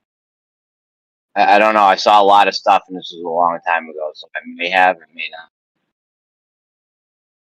not. Nah. Basically, what he did was he took a vial of a vial of water and added a drop of blood containing the HIV virus, and then diluted that down to the equivalence of one drop of blood in the entire Pacific Ocean, which is like nearly undetectable, and recorded the virus, like the sound of the virus, the frequency of the virus, and then took that recording into and then from his lab he transferred the data over to another lab in Italy, where they played that same frequency to a untainted vial of water. It was just a regular old vial of water, and the frequency was recorded within that water, and they were able to like reconstitute the virus through that frequency. That's the most dangerous thing anyone's ever said in this chat. Just for the record. Okay. That's crazy, though. That's fucking dangerous, dude. Well, I mean, it works in both ways. Like, you can do that with medicine. Like, you can record the frequency of a specific medicine, and instead of taking a pill that spreads throughout the entirety of your body, you're just literally taking this frequency of the specific medicine for a specific ailment and directing it right towards the problem. So it could revolutionize medicine as we know it. So I could record the frequency of THC and that, and I could just stop buying weed and just like play a CD or something. Something like that. Yeah. Well, get on this. This seems important, like important stuff. Yeah, science. Yeah, I mean, I'm pretty sure this was like over 10 years ago that this thing was performed. So who knows what they've been doing since then. I haven't really been following the project. That's 10 years. We could have been making money off of MP3 THC. All right, Jeremy? Yeah, like you don't even buy weed no more. You just buy the MP3 download. Yo, I I mean, that's interesting. There's a lot of stuff that can be done with frequency, though. I've seen them separate water and oil, and tons of stuff can be done with frequencies, obviously. I mean, that's one of the experiments I would love to run. Like, you get some lab rats or mice or some shit or whatever, and then you just play different frequencies to them, see which rats fucking live longer. You know what I mean? There might be some, like, fucking some immortal frequency where we can just play and just, like, you know, what's it called? Telomeres or something they say we can't stop. Or telomeres or something. Like, there might be some The frequency that breakdown of just. the telomeres. What's that? It's the breakdown of the telomeres. Yeah, man. There's some crazy science being discovered with genetics and the idea that the electromagnetic frequency of the Earth is directly connected to our DNA, bro. Like, there's some sort of magnetic pull on our DNA, like electromagnetic pull on our DNA, that does influence many processes. But the telomeres, you're talking about, like, the two spokes, or not the two spokes, the two on the helix, right? They have the two what would you call them? The vertical poles. I don't know the technical name, but they have a top that they call telomeres, right? Am I correct? I'm not looking it up. I'm just going off memory. And those tops start to degrade over time. And once you lose the top of the DNA starts unraveling itself, and that's when really accelerates aging. Yeah, That's what I've heard. pretty much. Yeah, it's basically a structure and stuff, and as that structure passes information along to the next cell or DNA or what have you, it degrades over time. And yeah, that's supposedly what's responsible for the aging process, or at least one of the things responsible.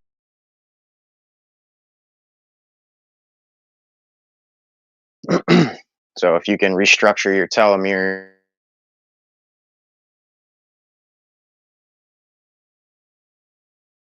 something along those lines, you can slow down the whole aging process. So at least that's the claim.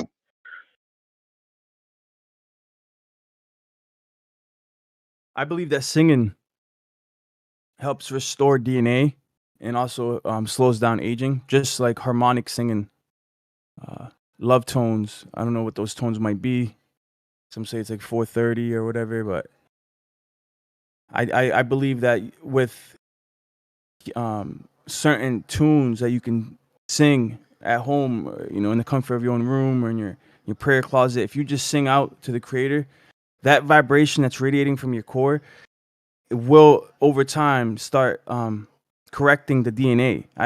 They've done, you know, there's circumstantial studies that people have done, but this is, you know, intuitively that there has to be a connection with these healing frequencies in the DNA. Like, there has to be, bro. Like, there's been so many, we can't zoom in there. Like, we don't have like telescopes or microscopes that can like zoom in and see what's going on. But I you know, I can't prove it, but I know that if you change your mindset and you become a loving person and you stop hating, you're gonna, that hate is a poison that you're drinking, and it does affect, it starts to degrade your DNA, man. Like, it literally does. Epigenetics is real. Yeah, I don't doubt that. I think it's all relatable to you know, the chemicals that get released in the body, intention, frequency, all that stuff. You know, it's even been proven, right? Like, stress is a killer, and hate and anger are pretty stressful. It's all connected. So, like, you can link stress to cortisone, but it's gonna be very difficult to link it to DNA degradation. You know what I'm saying? That's like an extra leap that you'd have to make. But I believe it's connected. I believe that stress, hate, anger, depression can have a direct effect on your DNA. Epigenetics is starting to show this, that it can even be passed on to your children. Like, there's like an inheritance property that DNA has, where like, if you were a piece of shit and you were filled with hate and anger, it doesn't mean that your children are going to be like that, but there's a higher probability that they, not through biological imprinting, but just through the genetics itself. Nothing regarding environmental, but there's something directly connected to the DNA. Like if you're an alcoholic, you can pass that inclination to your children. If you're a murderer, you can pass that inclination to your children. This before was just like hearsay. It was just like interesting hypothesis. But now we're actually starting to get to the level where we can start proving it.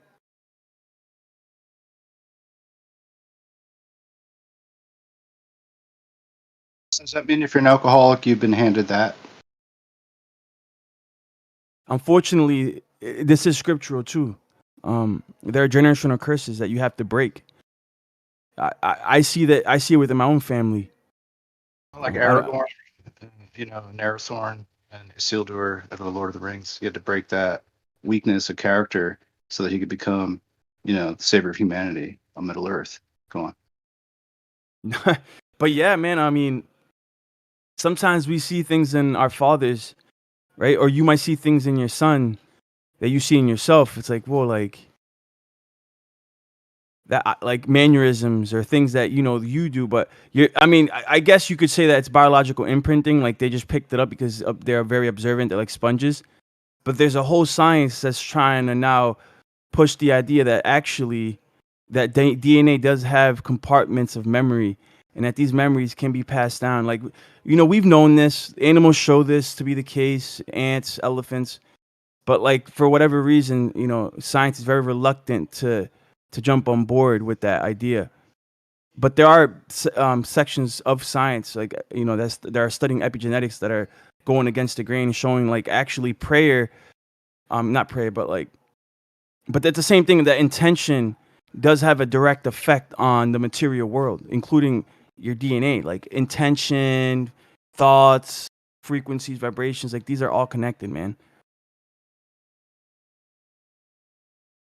Prayer, right? The idea that you can, by intention and prayer, affect reality, like that's never been proven, right? It's that's you're being religious. Well, like actually, it does show to have an effect on reality, like the water experiments and stuff. I think that kind of like spreads throughout all metaphysics or even secular metaphysics, i.e., like religious beliefs. I think that's like a common factor between them all, right? Like they all kind of agree with that.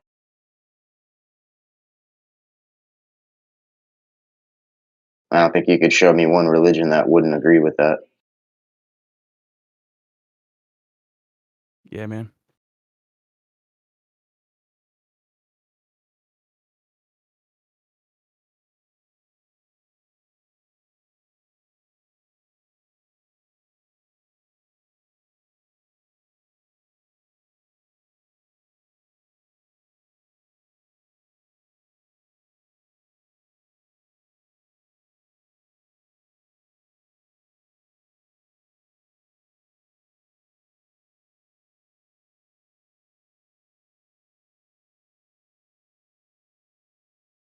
I just, you know, in verse 48, it says, "For the dumb water." Dumb water. Like, what's that even mean, right? I don't know. "For the dumb water and without life brought forth living things at the commandment of Elohim." It's separating the different kinds of water, right? Because I was already speculating. Witz has been speculating the superfluid. Many people speculate about the superfluid. Scripturally, it just calls it water. Doesn't really have a distinction. But in this case, there is a distinction between the waters above and then the waters that were at this point in time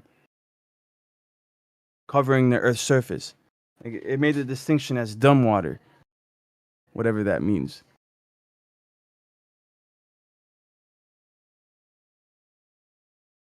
Did you say dumb or dim?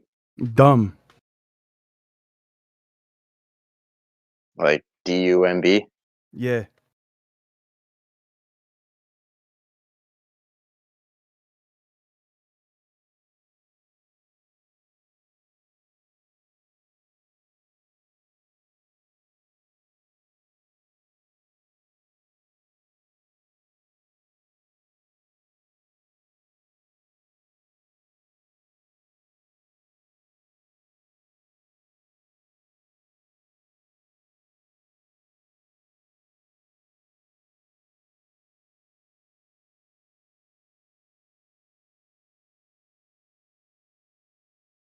Maybe it's saying dumb because it was lifeless. Maybe.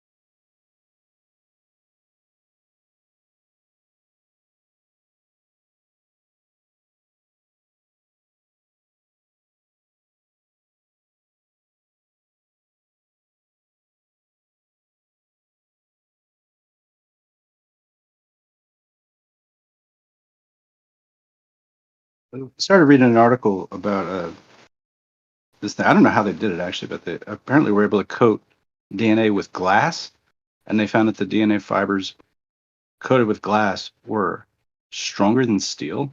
I'm not even sure what this article is about, or if I should have even read it, at least the headline, to tell you about it. So you're welcome. I'm not sure what that means. Thanks a lot. Well, it looks like a Prince Rupert's drop is stronger than steel. I don't know. It may be 100% rigid. I'm not certain. Like, they say there's nothing with 100% rigidity. Prince Rupert's drop might be that thing. I don't know.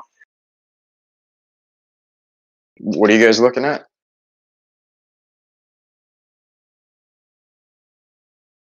Well, Snacks was talking about DNA covered in glass or some shit. Yeah.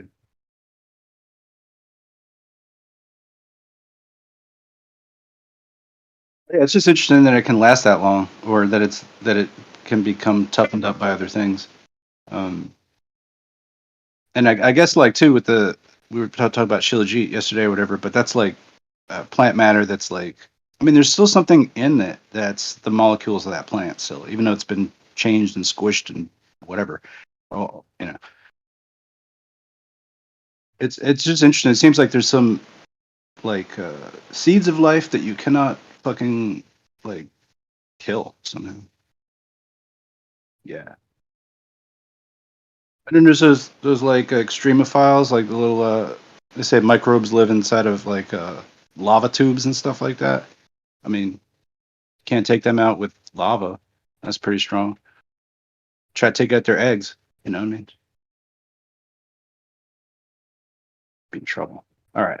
That's all I got to say about that. It's weird. It's just weird, like combining like organic stuff with other things that you might not think go together, but that you could create new materials from this. Yo, how do you kill an animal that lives in lava? Kill an animal that what? Like, say you had one of those extremophiles on a petri dish. Like, how do you kill it? It lives in lava. Like, what could you even do to it? Following the Pokemon rule, it's probably weak against cold. I like that. Fucked up, Snacks.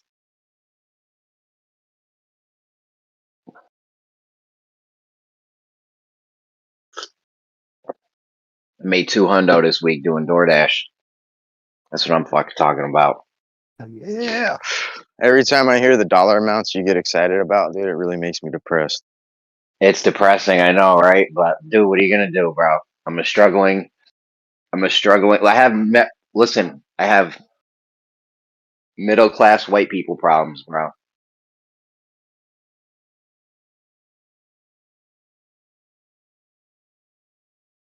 You're getting a second and a half world problems.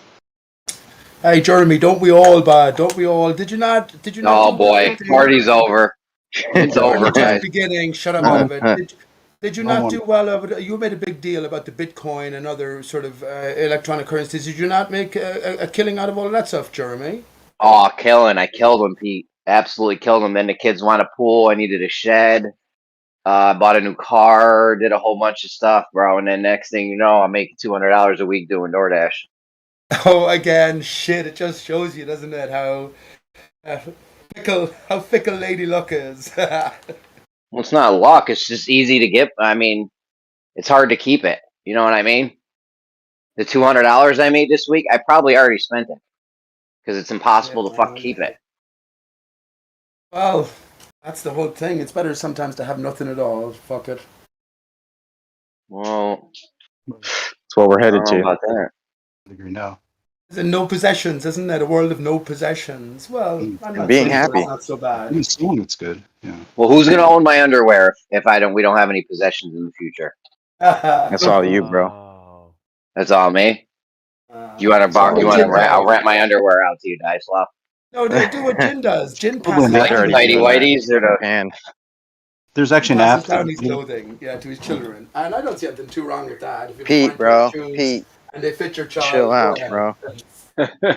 Instead of stream. Let's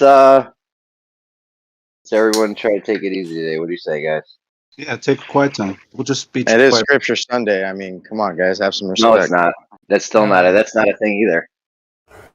That's unlicensed. I have a great topic. Oh, that's right. It was yesterday on the Sabbath. My bad. Yeah, here it is. I have a great topic if you're interested, and it goes back to the highest mountain on Earth, which is actually detailed as not Mount Everest when you're dealing from the center of the Earth. So I'm sure maybe some of you What might center know of what? What center, Pete? Right. I'm just talking about their by their reckoning, right? So we're sticking to the ball Earth and its oblate sphericity. By their reckoning, Mount Everest, from the epicenter of the globe Earth, the oblate spheroid, is not the highest mountain viewed from that point. It is when you view it from sea level, which is another particular sort of difficult area. But yes, it's a mountain in Peru. And it is, when you measure to their center, Jeremy, it is 2,000 or 500 meters or something higher than Mount Everest. Pete, when you start viewing shit from their world, you got fucking rivers flowing uphill, dude. So I mean, you're in a world of hurt if you start going that route. Yeah, but that's what we deal in continuously, trying to outsmart the baller. You're the man of scenarios. The best thing we can do is to try to confound them according to their truth and their sort of offerings. You know what I'm saying? Okay, so there's a high mountain. Now what? I'll ask them to justify it. Remember, how did they measure that the equator is 20 kilometers higher than a point at the North or South Pole? They're all about science and measurement. So how did they measure this? I'm just saying it's a good area to sort of consider and, well, put feet to the fire. It's really a good area to think about. Well, in your case, it's foot to the fire, but Fine, I have 3 feet, bud. How many have you got? How many eyes have you? Pete, I could. There's a funny joke I heard. It's pretty long though. I don't know if we want to tell it. It's Go kind of ahead, long. bud. I look forward to people sort of coming up with the best insult for me. The best one I ever heard was a guy called me Eileen Slightly. I didn't get it for a while, and then I got it. Eileen Slightly, come on. Pretty good. But yeah, this is a conundrum, Jeremy. Especially the ball. Listen, it's not about if you want to talk about what actually is. That's a different matter. Or if you want to talk about exploring the possibilities, I don't think you're very strong in that aspect. You don't like speculating, right? I love speculating. What are you talking about? Have you considered a singular earthbound source to all skylights then, as we decided that the Earth's surface doesn't move, then all of the skylights have become something different than in a closed system connected to some sort of singular source. They're not solidity, but they may very well be reflections of solidity. Have you considered that? Yes, Pete, I've considered the sky as a reflection. I actually like that idea because it works. Excellent. Excellent. That's great, Jeremy. The only difference I see, the problem, I think in terms of two barriers. This is why we have a separation with the heliocentric model, which is all about the sun, its reflections, right? That's secondary then to the stellar backdrop, which is all about Polaris and its reflections. So very good, man. I like it.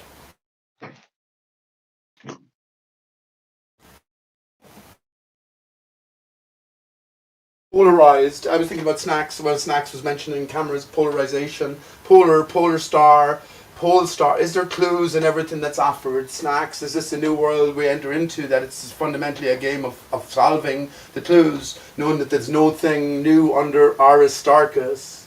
Wonder. Shotty. That used to be you, dude. I mean, let me just say this. It makes me laugh to think that people who consider themselves, I suppose we're all in the same boat at one stage, but thinking that they're looking at NASA fakery or SpaceX fakery and sort of going, oh yeah, look, I'm after figuring out something it's kept away from the masses or whatever, something keen, something insightful, but it's obvious, isn't it? Look. So anything obvious that we can easily solve, that has to be too obvious. You know what I'm saying? So it's sort of on that basis that we move further into flat Earth and a discovery for ourselves as to what is actually fucking going on. And that's where we use the ball then, and all of its details, knowing that the lie was built on the truth, and the ones who delivered the lie to us already knew that the ball Earth was not something to be taken literally. Silly humans. Go ahead though, if you disagree.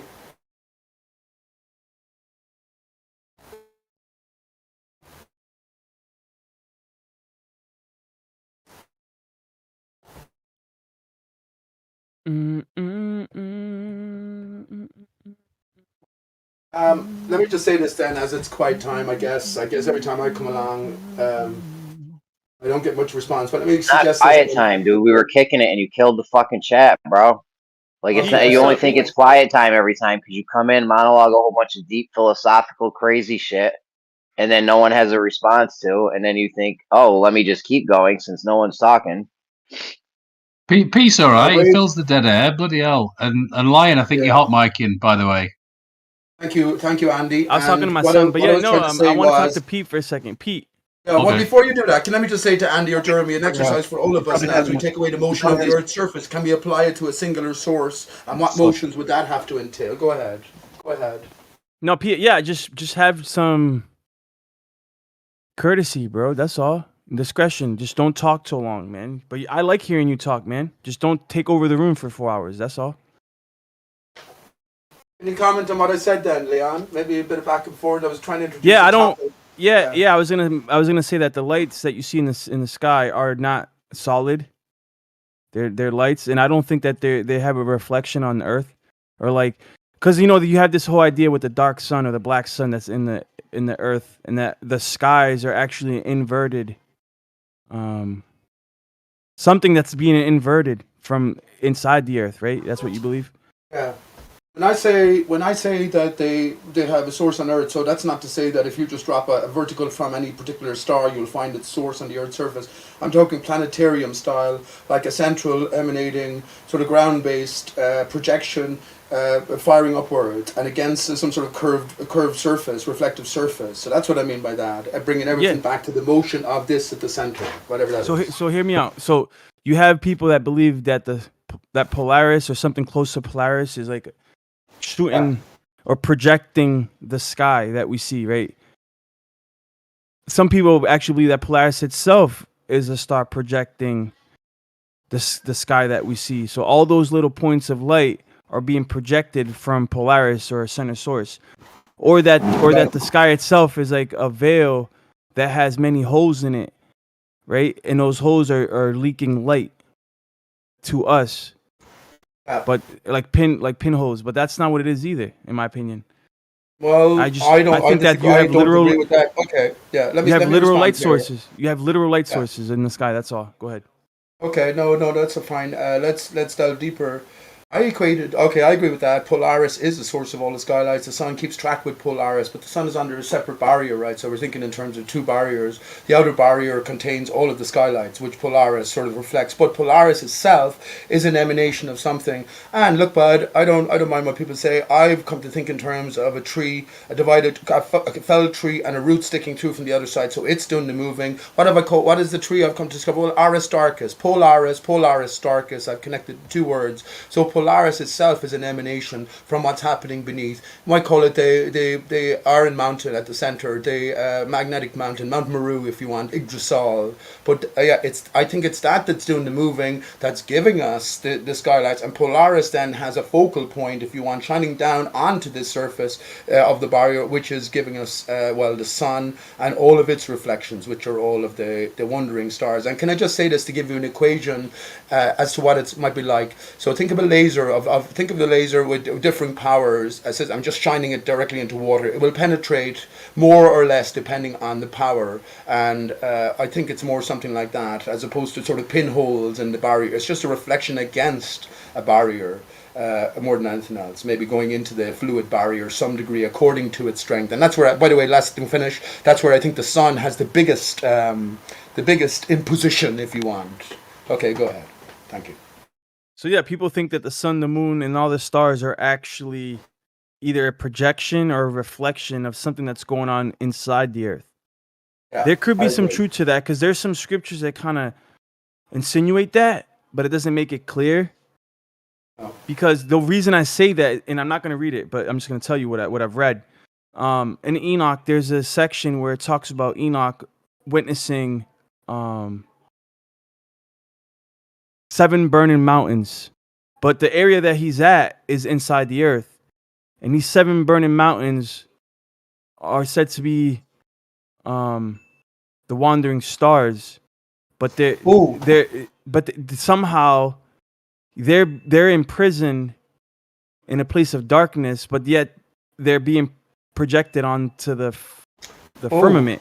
So like I don't know what's going on. So what I think is going on here, and I've said this before, is that each of the stars that we see in the night sky have a representative on Earth, or had a representative. Like you have a star up there. I don't know which star it is. I have a star up there. I don't know which star it is. And all the stars have like a connecting soul to go along with it, right? So these 7 angels that had deviated from their orbits, because apparently these 7 planets are like conscious somehow, right? But I don't see the planets actually being conscious unless the planets are really just a representation in the firmament for an actual living consciousness, right? Right. The energies that are in play giving us. See, Earth now, Leon, becomes something entire. At least I'm not talking about you or diminishing what you're saying is from scriptures. Of course, that's Apocrypha, Book of Enoch. I'm speculating. But, This is speculation that's station. That's all it is. Exactly, and I Right. welcome it. And I will just say that, well, these strange words have to be reinterpreted now in a new light, a flat earth light. What immediately occurred to me, actually, which is this connection between everything. The sky is the earth, if you want. It's defined by the earth's energies, which is, well, the 7 seas or the 7 continents as well. So every mountain, if we saw 7 fiery mountains beneath us, every mountain has a root, and I'm thinking maybe there's some reference to that as well. But yes, as long as we can come to consider what's going on in the sky has a direct relationship to what's going on in the earth, because that's the source. That's where I think we can make progress. Because last thing to say, we've been given the opposing point of view, which is the heliocentric and galactic Big Bang model, where everything is ultimately separate. Anything you look at the sky is, well, massive, monstrous distances away, 250,000 miles to our nearest neighbor, the moon. Well, I read the stars were created by Varda. You guys didn't read that one? Isn't it funny that Aristarchus has the word star in the very center of it? If it is a game of clues, what can we make of all of these things? That's what I wonder. Otherwise, we're just flailing in the dark, Jeremy. As you said there, you might as well mention Narnia. And actually, it would be a good reference, or J.R.R. Tolkien's Middle Earth. You know what I'm saying? Because But they hold on, would who's still be Varda, though? choosing those things. Yeah. I'm interested. I'm curious. Pete said it. It's from Tolkien. Oh. Yeah. J.R.R. Tolkien, let me tell you, well, Earth, we had Middle Earth, in a sense, Earth anagrammatical with heart and ether. These are all clues. These are all insiders who are delivering a sort of a fantasy tale, but it's built around the truth. That's what I say. They don't get to where they are unless they know this. Manly P. Hall knew that, whoever the fuck he was, knew that the Earth was not a ball. It's stupid to think that the Earth is a ball beyond a certain point. Of course, we're realizing this now. Well, he was a Mason. Exactly. So he would have known. Beyond that, I should think. 33 and the Jesus story, the Jesus and the Son. I think it's all about, okay, if you're on a truthful path, understand that there's many different ways that the truth is delivered. And by just taking, let's say the Book of Enoch, for instance, very difficult writing, but it still comes back to your interpretation, and now especially your interpretation as a flat earther of what has been written. And here, can I tell you something, Leon? The Apocalypse of St. Paul. Look it up. I know it's all extra, but look up the Apocalypse of St. Paul. I have it. I haven't read it. Well, Lions got the original papyrus they wrote it on, or no, but I honestly, my passion is collecting ancient manuscripts of all kinds. Like I do have a library of ancient books, ancient writings. They're not like original manuscripts or anything like that, but they are replicas. I do have like collectible replicas. But see, the problem is we're in a fake world. So can they fake everything? Well, of course. But I'm not saying that they have faked everything. And I would suggest you don't have to read it. Go on the internet, YouTube, and get someone else to read it for you. The Secret Apocalypse of St. Paul. Within there, we're told where the Spirit of God resides post-creation. Now, we can rule it out. We can rule it in. You can do what you like with it. You know what I'm saying? But within there, I'm not a big fan extra of it. clues, like in the Book of Enoch. That's an extra sort of source beyond the obvious, in a sense. The not so obvious, which is the Bible. The Bible is actually the cryptic. You get more obvious then and simpler clues as you go along. That's what I think. I won't ruin it for you. Where the angel tells Saint Paul where the Spirit of God resides. I won't ruin it for you. So hold on. So tell me, because I haven't read that, and I have it, but I know it comes from the Essenes. So in the Nag Hammadi, that's why I haven't. I have it. One day I'm gonna read it, but it's not on my list to read anytime soon. I would accelerate that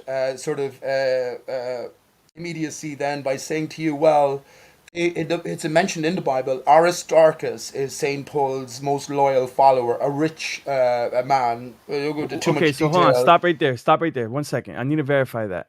So you're saying that Aristarchus, which I did look him up, a Greek mathematician. You're saying no, not that guy. Not that guy. All right.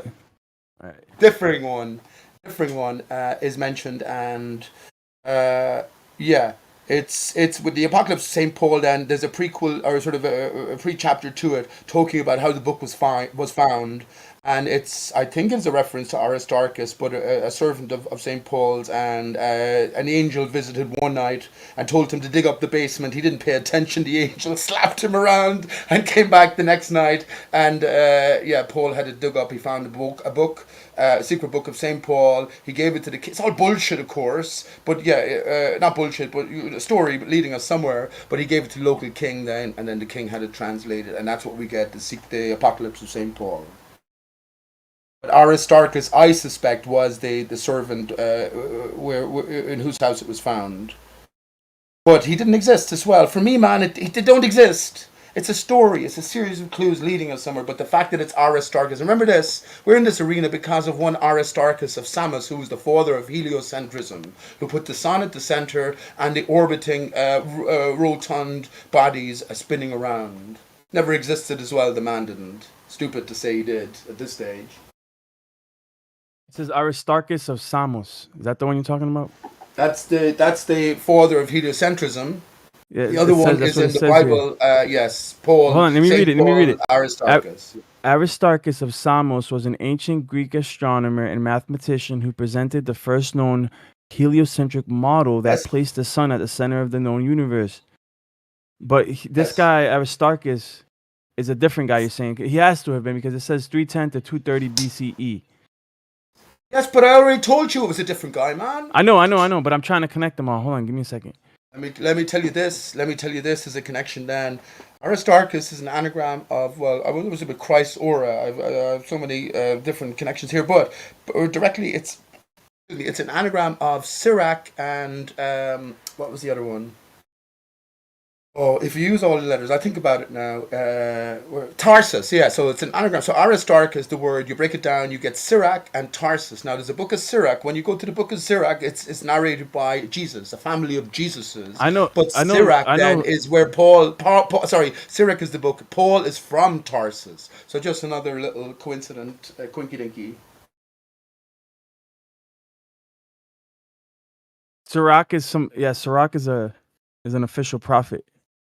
Yes, and the book of Ben Sirach. Sira. Yeah, Ben Yes, Sira. the book of Sirach. What I'm trying to make is easier if I post it in chat. Is equal to Sirach, Tarsus. Now that's all the letters used in Aristarchus give us Sirach, Tarsus. So the book of Sirach is narrated by a character called Jesus. It's not the Jesus we all know. And also, Tarsus is where Paul is from, Saint Paul, who was the enemy of the Christian, and then he turned to the Son of God.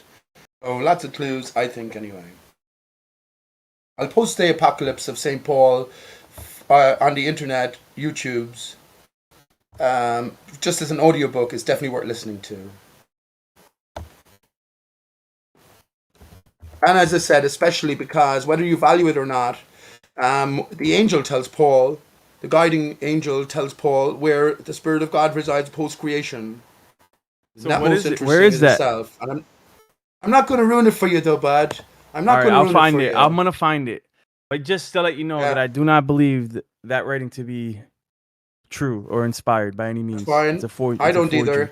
I don't either, but I neither believe any of the writings to be true. All of the Dead Sea Scrolls, it's all fake, man. It's all Alright, it's fine. planted. That's what the Masons are about, the stone builders. They built the setting for us. They're like the game designers, and they're instructed then to deliver the truth via certain sort of structures. So everything is faked.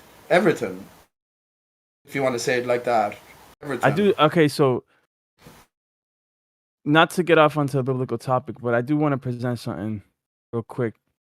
No worries. I just posted that, by the way, in chat. The visions of Paul, the Apocalypse of St. Paul. So I got this Just because image. you got a fake leg doesn't mean everything's fake. Shit. I have one real leg. I have 1.5 real legs, actually, Jeremy, so not half bad. So peep Be this worse. real quick, because this will give you a good idea of what I've been trying to say for a while since I joined the server. But so I like that, man. So the French guy who has this software, I don't know the exact software that he's using, Model Builder. Yeah. He gave me this image. I asked him for it because he showed us, he was streaming live and he showed us his software and he was showing us things. And I asked him about the space station's trajectory, if he could overlap it over the flat Earth map using his software. He was able to do that, and he came up with this star pattern. Now, we've all here already seen this, but when we all seen this is revolutionary. This is, mind-boggling. The fact that the space station actually, contrary to popular belief, is not just falling aimlessly or aimlessly orbiting the Earth, but it has a specific trajectory that can be predicted, which should not be possible unless it's gridlocked or tidally locked or somehow locked on a circuit, which is exactly what it seems to be doing, just like the luminaries, just like the sun and the moon. What's interesting about this circuit, though, is that when it completes its revolution, so a year later, or however long it takes for the space station to complete its lap, when it returns to the beginning of its circuit, I want to show you here. And this is just speculation on my part, but I know the sun does the same thing. I can't verify the space station, but it seems to be doing the same exact thing that the sun does. But then again, there's other ways to explain this, like the fact that the space station does seem to be losing momentum, and they have to correct for that with propulsion. So they have to gain elevation again. Otherwise, the space station would eventually crash down to Earth, right? Yeah. But if you look, I had speculated the beginning of the circuit, and I asked him, and it ended up being the correct spot. So he actually pointed out on the right side So you see the image on the right. It says start, and on the left it says debug line. I forgot to remove. There's a random artifact there that shouldn't be there. But on the right, you'll see where the space station will actually complete its lap. But you'll see that on the side of it, it's a little bit off. Like it hasn't returned exactly to the same spot it was the year prior, at the same point in time. It's shifted over. I can't tell you exactly how many degrees, but I've looked at it on Stellarium. The sun does the same thing every year. So when the sun returns to the same position it was the year prior, geographically on the Earth's surface, to the eye, it looks like it's returned to the same exact position. But if you looked really close, or if you had a sundial, you notice that there's an incremental change that's under 1 degree latitude. So we're talking about a 0.2 degree difference in latitude, either north or south, that the sun will shift incrementally from year to year. It will only shift like this. Like I'm sure it would be easier for me to show you if I could show you my cursor, but if you see on the right side where the sun started, or where the space station started its circuit, it shifted over a little bit the following year. The sun does the same thing, except the sun will reset itself. So it will shift incrementally 0.2 degrees or less, right, per year. By the time the 4th year comes around, it's going to look like it shifted up to 4 days or 4 increments. But when it resets, it goes back to where it was originally. And this oscillation, you can witness it on Stellarium. I have GIFs of it. I'll post the oscillation so that you know what I'm talking about. And I'll post it right now. Give me 1 second. See, I made this GIF myself. Yeah. So maybe this is what they're talking about with the precession of the equinoxes, but no, I think there's more to this story, bud. And while you're looking for that, let me ask you about this Mandela effect. So, as we came to flat Earth, well, Polaris was suddenly at the center, but there's now a new possibility that Polaris is just doing small circles around the center. But now, apparently, and it was always said to be the case, and I witnessed this the other evening as well, that Polaris moves 0.75 degrees. So that, in other words, 0.7, but the sun and the moon, as they represented in our sky, are 0.5 degrees. So 1.5 times that diameter, the Polaris now moves in a circle around this sort of epicentral spot. Isn't that mad? If they can just change everything, sort of Mandela effect style, so drastically, then how do we know where we're at? So I get what you're saying. Well, hold on 1 second. Because if I didn't explain this, you wouldn't understand what's going on, right? So I'm showing you on Stellarium. I screen recorded this myself, and this is from Ecuador. And the capital of Ecuador, I put the geographical location, the capital of Ecuador, at the equator, right? Just to make it easier to observe this phenomena, because at the equator, at solar noon, on the equinox, March 20th, the sun is right over your head at its zenith, right? So 90 degrees perpendicular over your head. And when you do that, you'll notice the oscillation a lot better than if you were, let's say, in Massachusetts, right? So by doing this, I can still notice it with my sundial. But so what I'm showing you here is the oscillation that I speak of. That is right now unrecognized by modern science, as far as I know, right? So modern science does not recognize this oscillation because they need to explain it away using patches for the heliocentric model. So they can't actually intellectually, honestly accept this phenomena as a real thing. But I'm going to show you this phenomena. And what we see here is at the equinox. Now you see at the equator, there's a line there that marks the equator. Now this is a azimuthal grid of vision right here. Okay. On Stellarium. The equinox line is 0 degrees latitude. If you go up that line, it's 0 degrees latitude. As you start zooming in to the sky, the degrees start to what do you call it? They start to widen. So you'll see up here, I'll say 000.6, 000.61 or whatever. 00. I can't even see. I gotta zoom in. Hold on. 0. I think you're being very Actually, this is the specific wrong here, one. but I'm This is not the wrong sure. one. Anyways, you know what? Forget about that. Just look at what I'm saying, right? So you have here 2016, 2017, 2018, 2019, and 2020, 2021, 2022. That's a whole Shemitah cycle. That's 7 years. Within those 7 years, you'll start noticing the sun at the same exact spot geographically, right? You'll notice, you see its oscillation from year to year, right? And then what happens? So 2018, 2019, 2020, boom, it resets itself. 2021, 2022, boom, it resets itself. Every 4 years, it resets itself. It has a 4-year oscillation. Anybody can observe it on Stellarium and in real time. I've observed it with my sundial. This oscillation Well, I haven't done those observations, but you say it's not recognized, phenomenon is not recognized at all by official science. But I will say to you, if it's a real phenomenon, of course, the sort of hidden science, they've already recognized it. They put the best effort into sort of making these sort of determinations about our neighbours here. So yeah, I don't disbelieve you, bud. I'm actually happy to hear that in the sense that we have this reset. We also have other cycles. The Saros cycle, for instance, isn't it the 19-year cycle? So yes, I think that why would they not admit this then? Was it difficult to ascertain that what you're talking about here is actuality? Do you know what I'm saying? Why would they not incorporate that somehow into their theorizing?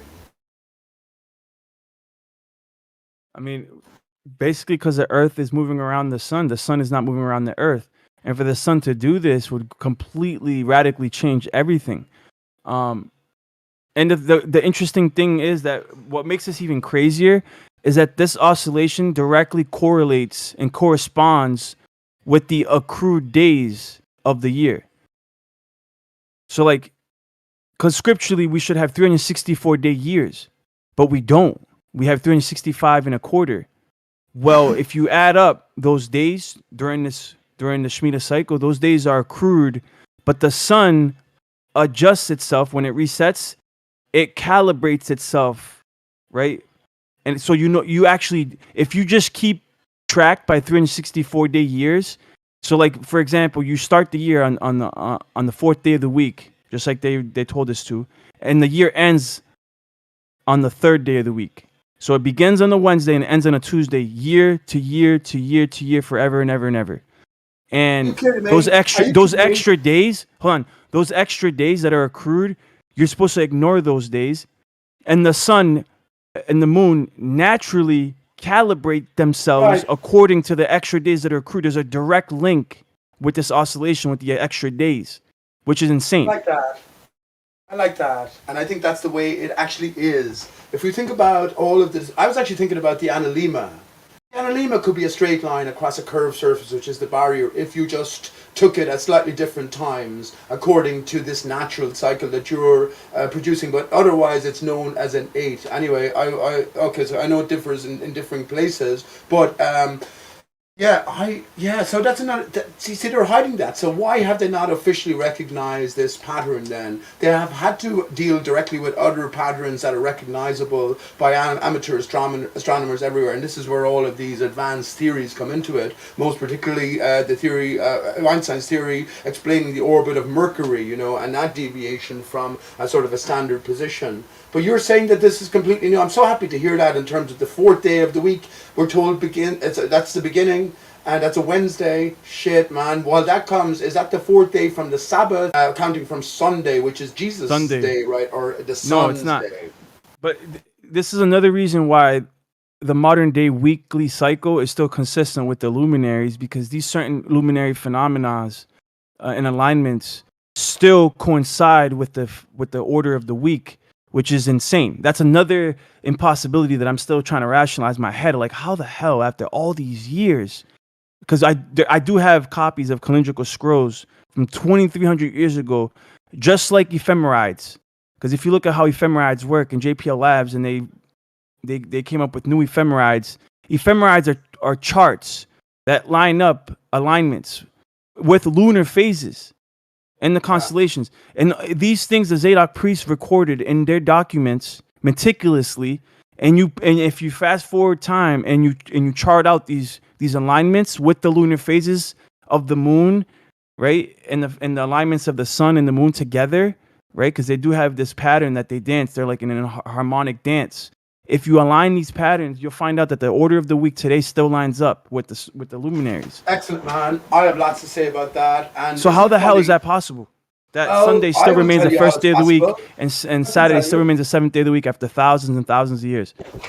Yeah, but here's the one problem that you are sort of, it's because, you see, remember I said it's a game of clues, you follow the clues, people might laugh at me, but you yourself are following the clues, what's laid down in scriptures, in terms of instruction, in terms of delivery, which is fair enough. I'm not taking away from that. I think there's clues everywhere. We shouldn't forget our own times, I always say, and the nursery rhymes or the children's stories that are given to us, because within all of these seemingly simplex, offerings, well, I don't think the children are lied to. So yeah, now we're the adult mind, you have to decide where to focus your effort. I think that you have a belief in these ancient times. I'm not saying that you're incorrect, but have you come to question them to any degree, or is that your sole reliance on sort of clues offered? You know what I mean? You have to have the historicity because, well, that's how you came to your conclusions, by making observations, and you see it referenced or mirrored in these ancient texts, which you can vouch for their historicity. I think that's the problem. Honestly, I think it is. Well, this is stuff like this is what what verifies the text. Like if they just made this stuff up, you know what I mean? But clearly. Right, and that's the problem. That's exactly the problem. Then is because now you say that this text must be true, and therefore the history and the story with the text. But remember, I said in this new world we're in, everything is fakeable, and indeed, I think everything has to be faked on this greater level. We're not meant to take it literally, because ourselves we've come to realize I'm not a literal man or physical body. Do you know what I'm saying? I'm beyond that. So yeah, can I tell you something? The moon and the sun now, in our new clues, in our new environment, the moon and the sun, reflections. One is a reflection of the other. One is a reflection of the other. What other candidates have you? Why is it we get the phases of the moon? You got to decide what the sun is. And actually, can you answer me that, Leon? Leon, in reference to well, okay. But what do you think? What is the sun now in this setting? Is it just a smaller version of the ball Earth sun? It's just closer and it's sort of separate from the moon? Are they solid material bodies, or is there something else going on we can get a grasp on? The sun is a light. That's it. It's a light source. I don't know. I don't think it's a projection per se. It could be a projection, but that's like saying Jesus is a man. That's like saying that. It's just all I know is that the sun is a light and the moon is a light. There's the moon. There's nothing in her except her light. That's it. And the same thing with the sun. One day, let me ask you a question. When they, in terms of the greater setting, right, the advancement of man, the evolution of this monkey mind, when they send a man to the moon, for historical reference, they would put all of these information out to the greater alien beyond, right? So this is the achievements of man to this point. Why did they call it the Apollo missions? When Apollo, according to mythology or connection or reference, it references the sun. Artemis and Apollo are twins of Zeus, right? Zeus, Jesus, or whatever. But why did they reference it as the Apollo missions? As surely it should have been the Artemis missions. Now we find, just by the way, that they're going to the moon again, and they are the Artemis missions. But why weren't the Artemis to begin with? Can you answer?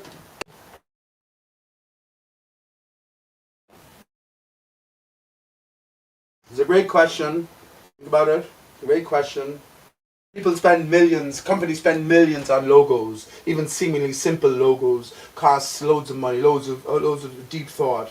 So the ones who came up with all of these, the narrative names, if you want, narrative names, or amens as names, or name is amen, yeah, they will all have a deeper reason. That's the one thing we have to accept as flat earthers, that the story is already known, we're just emerging into it. Sorry about that for long-windedness. I have an answer, by the way. If you don't know, or if you haven't anything to offer, that's fine. And if you want to hear my answer, I'll, of course, be most willing to share it.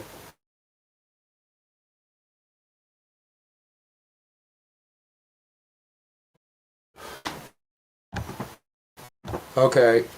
Your silence, I guess, is a prompt for me to say, well, they're telling us that the sun is a reflection of the moon. You can't have a reflection without a source. The sun itself is an expression of another source, which we were talking about earlier on Polaris, and Polaris itself, the same thing, but fundamentally, our nearest neighbor, the moon, connected with the feminine. Selene and Helios are the personifications of the moon and the sun. Artemis and Apollo are the goddess and god of the moon and the sun. So a difference there. Personification versus godliness. Okay, but my answer is that they're reflections. This as a twin is a reflection, emanating from the same stock, if you want, and a visual reflection. Even though twins will vary, there is a distinction between the moon and the sun, the energy, the light, but only because, well, there's different associations, there's different intensities, let's put it like that are reaching us. Anyway, that's my answer. They're letting you know.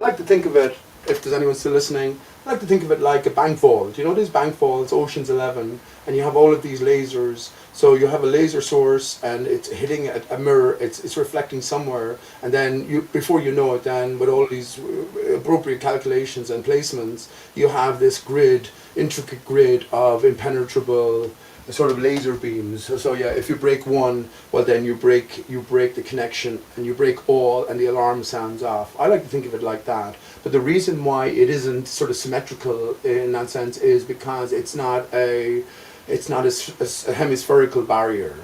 I think there's a skewness to it, and this is where the oblate sphericity comes into it. The deviation between the north-south axis circumference and the equatorial. This is why they're telling us this. Anyway, that's a different matter. What star sign EP? What's that? Stop. Oh, Andy, I heard you talking about being a Piscean. Would you believe sometimes, so Pisces on February 19th, sometimes it's on the 18th or sometimes on the 17th. I'm on the cusp, I was told. I'm on the cusp of Pisces and Aquarius. And so February 19th, 1972, I'm told I came into this world. I can't vouch for that. I can vouch for my awareness coming into me maybe a few short months later, because I mentioned it to my mother. I just woke up, Andy, one day. I would say it like this briefly. I just sort of, and I remember it, of course, to this day. I just looked up, right? I sort of snapped into something. I looked up into the corner of a room, and I looked across the room, and I said to myself, I had this thought, honestly, where am I? What's going on? Where am I? What's going on? Honestly. Now, when I mentioned this later on to my mother, she said, you couldn't have had those thoughts because you were only in the pram, and he was park you there only when you were very young. So, I'm a 1972 Piscean, February 19th, on the cusp. So, was that Aquarius? I missed it. Sorry. It's on the cusp of Pisces and Aquarius. So you want all the other then? That's what I'm saying. The official term is you're on the cusp. You have characteristics of both. You're at the transition point, and of course we're going through the transition of Aquarius, Pisces to Aquarius right now, bud. Right? Cheers. That's right. I'm like a fish out of water, right? A good joke there. Piscean being a fish and Aquarius being in the water. Does the change of age suggest that there will be a change of, say, do we have to have a new Messiah for the new age? No, just change of sexes. Oh, very funny. You're not supposed to make jokes. Line of yeah. But we're definitely going into some turbulent times, because the water bear, he's pouring out his water onto the earth, bro, and it's supposed to be very turbulent and rapid, and a lot of changes are taking place, but at the same time there's going to be a lot of knowledge released. I was thinking about water and ether. Actually, Snacks, you like this?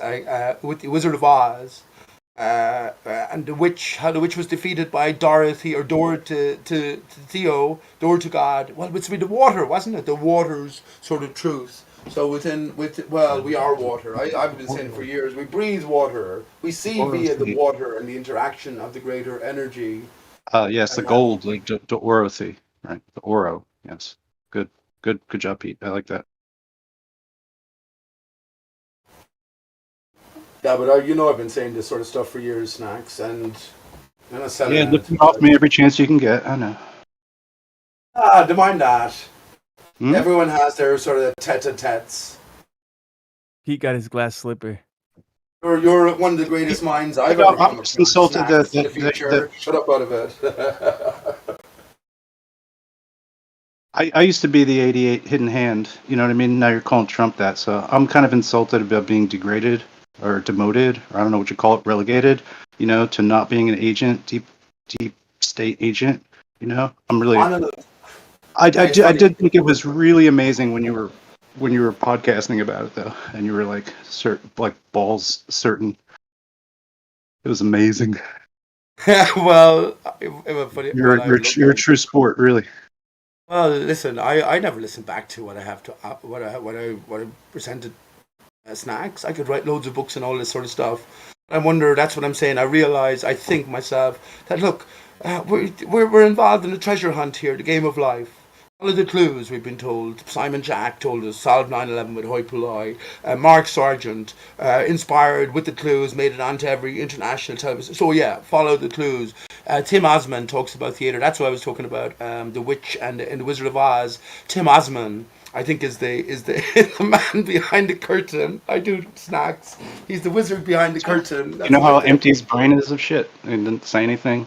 He's just like always Tim following some Osman is kind a of great plan. man. How dare you? He's Tim not. Osman is a famous character. I've met him. Maybe if you met him before, you could say that. Yes, but I haven't met him, but I know Suppose there's loads of like actors one who play, person and met Tim, of him course, before is I an did. actor. Yeah, Okay, he is an good. actor, Go of ahead. course, Snacks. Go ahead. But he's Yep, still a of course, great go ahead. man. And go further. Listen. What the fuck is going on in this life?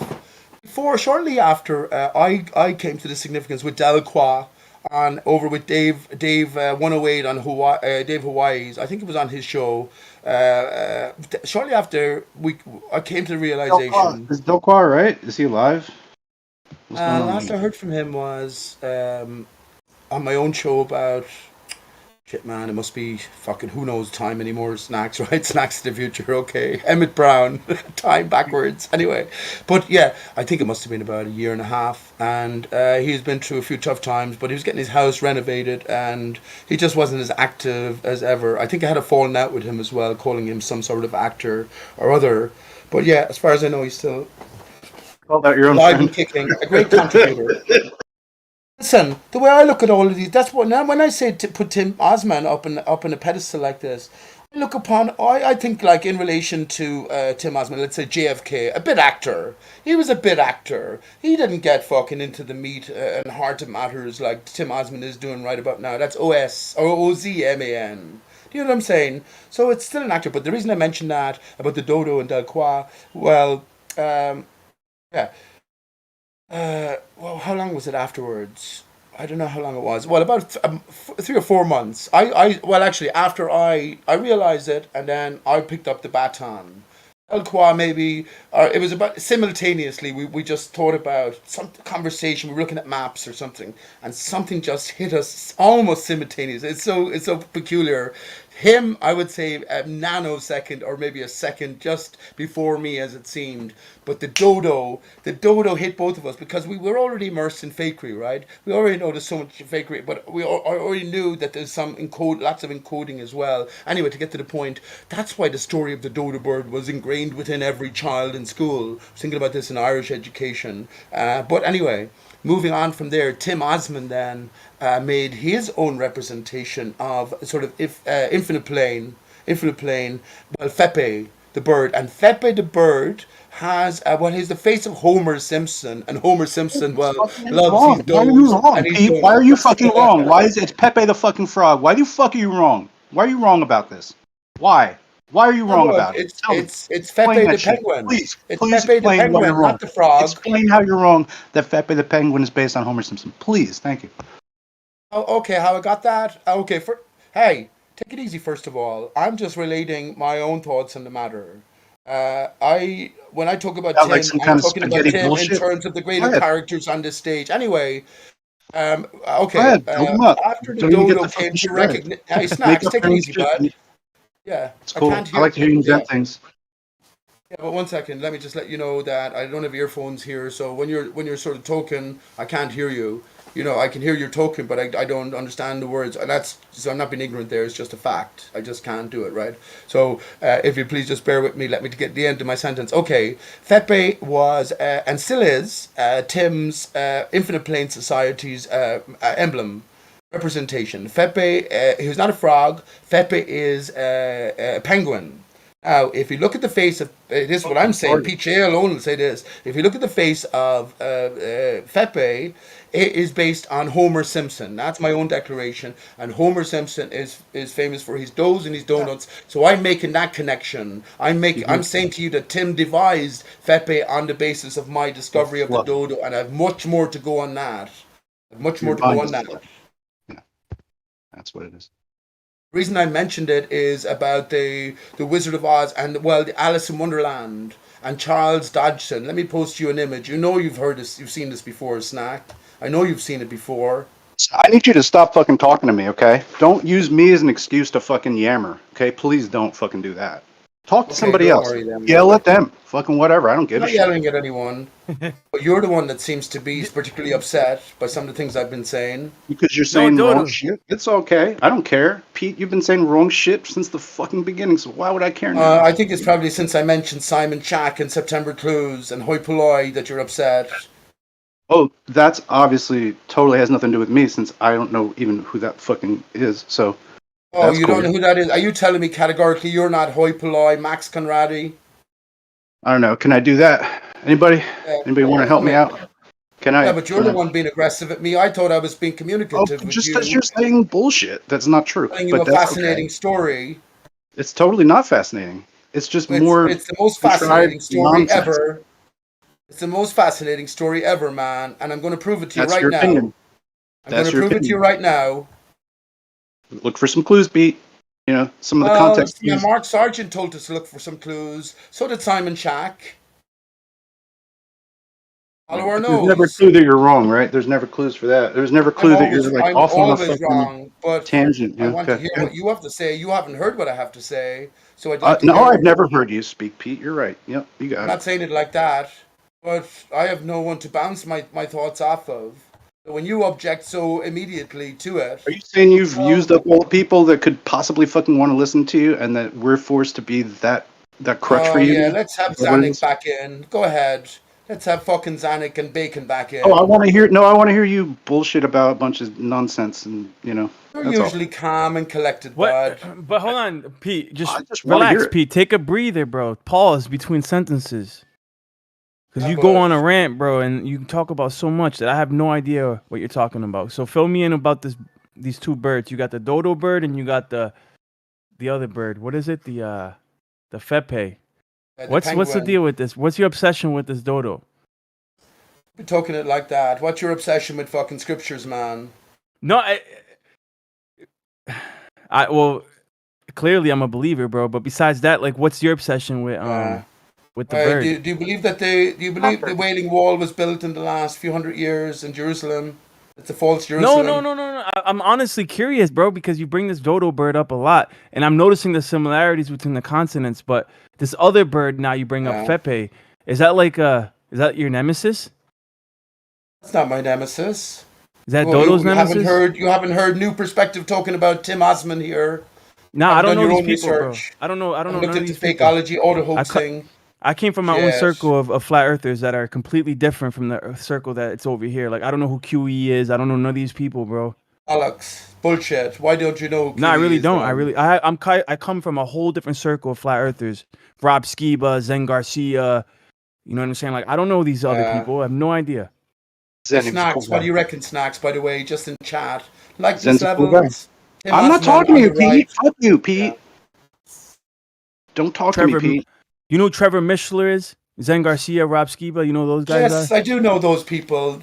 Dan the Waterman said that they tried to resurrect, what do you call it, Rob Skiba. He died of irony because he was the one pointing out that Corona was a hoax. Excuse me. Forgive me for saying that. I know it's a different... Okay, forgive me for that. Forget about that. Shit. Are these people supposed to be the same people, or just like a genial line or something? Or Oh no, Andy, this is what I'm saying to you, right? So these are my deeper sort of connections, but there is a similarity. Would you agree? They're not supposed to be the same. they look similar. Yes, so that's all that's all. Now we have a basis for continuing a conversation, Andy, in the future. Not necessarily now because there's lots of angst around. I suspect. I feel, and it is a particular story that no one can sort of comment on except myself. So I do appreciate that. So I do yield the floor. But can I just say before I do that, hey, yes, I've been in this arena for a long You say time. you yield the floor. You Go yield the ahead. floor. Go ahead. Go ahead. Go ahead. I yield the floor. I'm just saying I've been in this arena a Let me long just time. go on for another paragraph or two. But I yield the floor. Yeah, nice, Pete. Nice. Yeah, I mean, maybe. You ever thought about getting a diary, Pete? Andy, I could write fucking 5 books and all this stuff and they'd be bestsellers. Well, I just meant for your own sanity, just to sort of get it. It's better out than in, sort of thing. You talk about my own sanity. I've been wanting a serious conversation about Dell's latest sort of acceptance because I always objected to Nathan Oakley. I always sort of promoted, in a sense, some of the different thoughts associated with the Flat Earth Society over the years. Yeah, we talk about sanity, to handle my sanity. Everything we say is insane. Everything we say is insane. And that's all of us as flat earthers. Because now, as you're asked for some sort of explanation as to what the fuck is going on, no matter what answer you give, is going to be deemed as well. What? What is it? Insane. Speculative. Fucking fantasy. Unprovable. Unscientific. You know what I'm saying? But does that mean there's no reality in play? Like, fuck it does. Nathan Oakley looks at the world now after 2,079 shows or something with a whole new childlike wonder. He's stuck at exactly the same spot he was at the very start 7 years ago. Great. Good luck with that. I have no fear of those, just to finish, Andy. I have no fear of being labelled a fucking insane nutter. Let me just say to you here, I've said to every baller at this stage, genuinely, seriously, you are insane if you continually present a spinning ball earth paradigm view. You're literally insane because it goes against your very experiences of life, your life, and all of our lives collectively. So you're literally insane. So I sort of resent that. I'm sane again, but the problem is that the reality now it turns out to be absolutely batshit insane in terms of all its possibilities, energies, capabilities, association. I mean, I see it as fun trying to figure it out. Maybe all the stuff that I went through was a sort of preparation for that, because I could see why it could drive you insane thinking about it. There's certainly certain subjects, and the stuff that Dell talks about with Earth rising at a constant rate, that's a subject that I've thought about for quite a bit, where you have to put it down. There are subjects like that for me where I'm like, oh, I have to put this down for a little bit because it's it's a little bit too much. Because it's a very different way of thinking. It's like thinking of everything backwards or upside down or something like that. Like that. I've already been there, done that, bud. I've been on Dell's show a good couple of times. And that's what I thought was the quest for all of us from the start was, okay, well, we know the literal spinning ball is bollocks. What is the actual nature of my reality? When we don't talk now, you go about your life, your day, as everyone else does, sort of separated in the extreme, but also connected via our words here and our ears, sort of lent. But yes, it's not difficult to consider now a station. Okay, the basis now for a new thinking is flat Earth. There's a stationary surface extended. Is it possible that the Earth is moving up because we haven't said what the Earth is? Of course it is. Of course it is. Of course it is, and it should be examined to the greatest degree of ability by us truth or flat earthers. But no, you have Nathan Oakley and Anthony Riley with his fucking egg experiments saying, well, there is no other forces in play except density and buoyancy within this new setting that they won't comment on. It's all very peculiar, but it's all very transparent at the same time. Even if you said the Earth is moving up, it would have to be accelerating up at 9.8 meters per second squared. Like, that would equal such extremely fast speeds, like so quick. I mean, how would anything maintain that kind of how could you ever figure that something could keep accelerating at that rate? Well, that's the thing. Go That's ahead, Andrew. interesting, isn't it? Because it's only with acceleration that we actually would know, would feel anything. This is what they say about the globe, isn't it? Spinning and hurtling at these horrific speeds. You know, they say that this is where they sort of start to double speak, where they say, well, it's not accelerating because it's falling. It's it's changing speed, but it's not. It's not the acceleration as we know it. It's a different kind of acceleration, which is That's exactly what I was going to special say, pleading. Andy. Yeah. That's exactly what I was going to say. And so it's a weird thing, isn't it, to think of something, if you're making a claim of as both flat Earth and as globe will say that something falling towards the ground is accelerated towards the Earth.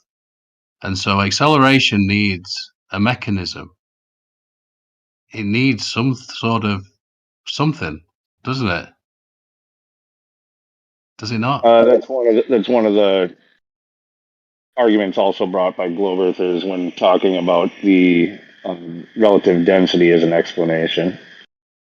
Right. Let me comment here on what Andy said to back him up, because it's almost exactly what I was going to say. We have to view acceleration in a different light now. And if you think about acceleration, actually, remember, this is our reality, so we're actually dealing with reality. Any model will be trying to explain reality, so we're not so disconnected. We don't have to consider any model than the one that we're just developing in our mind now as we're asked to consider our experiences in life. So here we go. If you drop something from a height, right, all acceleration is, if you think about it, is if you measure, so it comes back to time as well, but if you measure an increment of time, a standard increment of time, then that object will fall a certain distance, right? Now, if you stop it there, just snapshot in time and take that object now and where it will fall the next, you're not talking about a distance here now, you're just talking about a rate, right? It's still a consistent rate, but as it falls in the second increment, it's after garnering the first amount of momentum, which is carried on to the second. So that's why it's just an ever sort of increasing, adding sort of rate. So in other words, after 10 seconds, your velocity will just have increased tenfold, which is just a collecting of every energy from the previous second. So yes, I agree with Andy here, and I also would encourage everyone to take the idea that the Earth's surface moves up very, very seriously. As flat earthers, I would say, very, very seriously.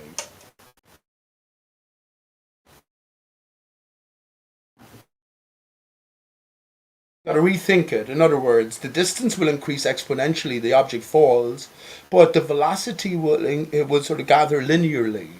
In other words, after 1 second, it's 10 meters per second. That's just a measure. You have to relate the meter and the second as well. These are all devisings of man, right? And we know man is corrupt, but necessarily white lies sort of thing. But yes, so yeah, after you can calculate easily. After 5 seconds, it's moving at 50 meters per second. After 10 seconds, it's moving at 100 meters per second. No, that's not squaring. Like in the first second, it would be that 10 or 9.8. Let's just call it 10. In the second, it's 10 times 2 or 20. And then in the third, you're taking that 20 at times 2. So now you're at 40. Like in just that 1 second increment right there. Like you that accelerate, like the acceleration adds up really, really fast after that.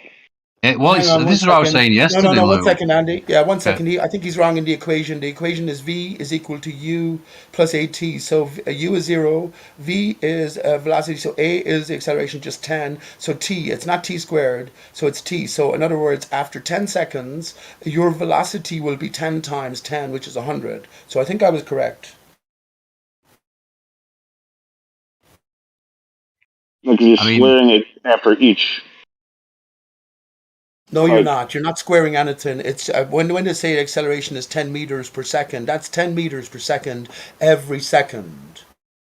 Every second. But if you wanted to calculate the velocity at any particular second, Or the after one second at 5 or second 10, then you just multiply it by, if you drop it, as opposed to giving it a certain impulse, then you just multiply, unless I'm mistaken, I don't think I am, but I think it's, just multiply acceleration, which is 10, times the time itself. And at 10 seconds, it will be 100 meters per second. Now, the distance traveled will have accelerated, yes, but the speed itself has a linear gathering, as far as I know, as far as I recall.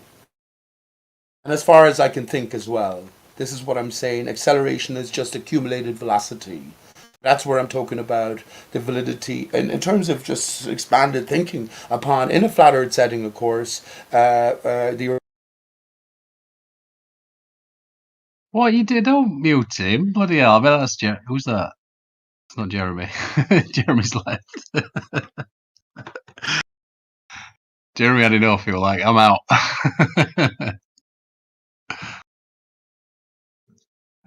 But yeah, 10 meters in a second. This is what I was saying yesterday. Is a hell of a rate, and it's 100. It's 100 meters in that first second, or 10 meters in a second is 1, and then then you're up to a freaking 100. You know, like by the time.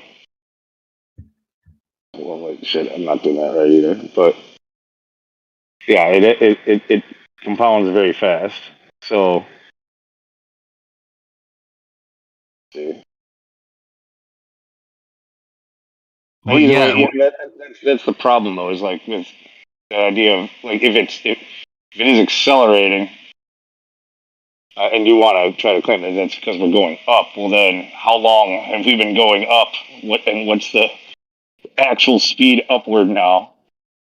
Well, I know Dell's never put a number on that. Never. He just said a constant rate, and he's never put a number on it. So, I mean, I'm not a Well, numbers person. a constant rate would then be no acceleration. Mm-hmm. It would just be a linear rate, just 9.8 meters per second, no squared.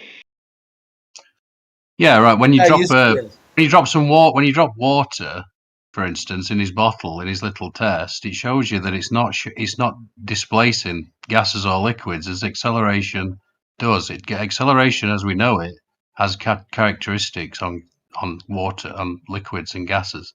But when you drop a thing, then it doesn't. In free fall, as he says, buoyancy and density cease to be. And so it's like I said, it's a different way of looking at things. I like the example of 2 cars going on if you imagine 4 cars, in fact, going along a runway, and one's attached to a. So let's imagine that they both attached by bars, metal bars or whatever. One's 10 meters long, one's 100 meters long. The back cars are doing the propulsion. The front cars have no propulsion whatsoever, and they're just moving at whatever constant rates, 100 miles an hour, say. If you suddenly remove the bars, well, what happens? Well, the one doing 10 meters away, it's going to slowly, you're going to have a slight collision. It's going to slow. Poof. The one that's 100-meter bar, that's going to be a heck of a collision, isn't it? As it slows down to meet the car that was pushing it. Again, I'm probably not doing it justice, but it's that sort of thinking.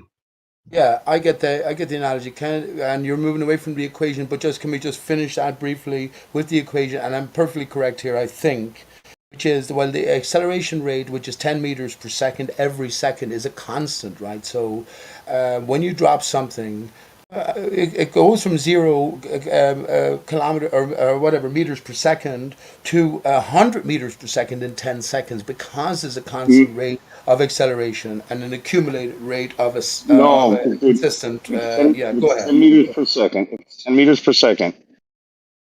That's 10 times 10 if you're talking after 10 seconds. And then you square that. So that's 100 squared, which is 10,000 meters in that second interval right there. That's 10,000 bollocks, you meters. man. That's bollocks. If you drop something from a mountain, a cliff, and after 10 seconds, you're telling me it's going to be going, what did you say, 10,000 meters per 10,000 second at meters per collision? second. Yeah. It's not, bud. If you drop any rock, anything, and it doesn't matter. Think of a bowling ball, and just think of the same bowling ball made up of denser materials all the way Well, that's from. that would be in a vacuum as well. But Okay, fair yeah, enough. Let's negate okay, yeah, okay. But the point is, if you take a bowling ball made of all of the different solids of different densities, and you drop them from the same cliff top, and it took 10 seconds to fall, every one of those bowling balls, negating air resistance, are going to fall at the same rate, which is the constant rate of 10 let's meters per second every second. So therefore, they're going to hit the ground at 100 meters per second, which is simply no, 10 times 10. Okay, am I wrong? they accelerate at that rate until they reach a terminal velocity, which is dependent on the like their wind resistance in the medium, right? So that's why you test this thing in the vacuum. Like the human body, we hit terminal velocity, I think at like 180 miles an hour or something like that. So as soon as you get to there, you stop accelerating. Okay, okay. Because you seem sure, let me ask you a simple question then.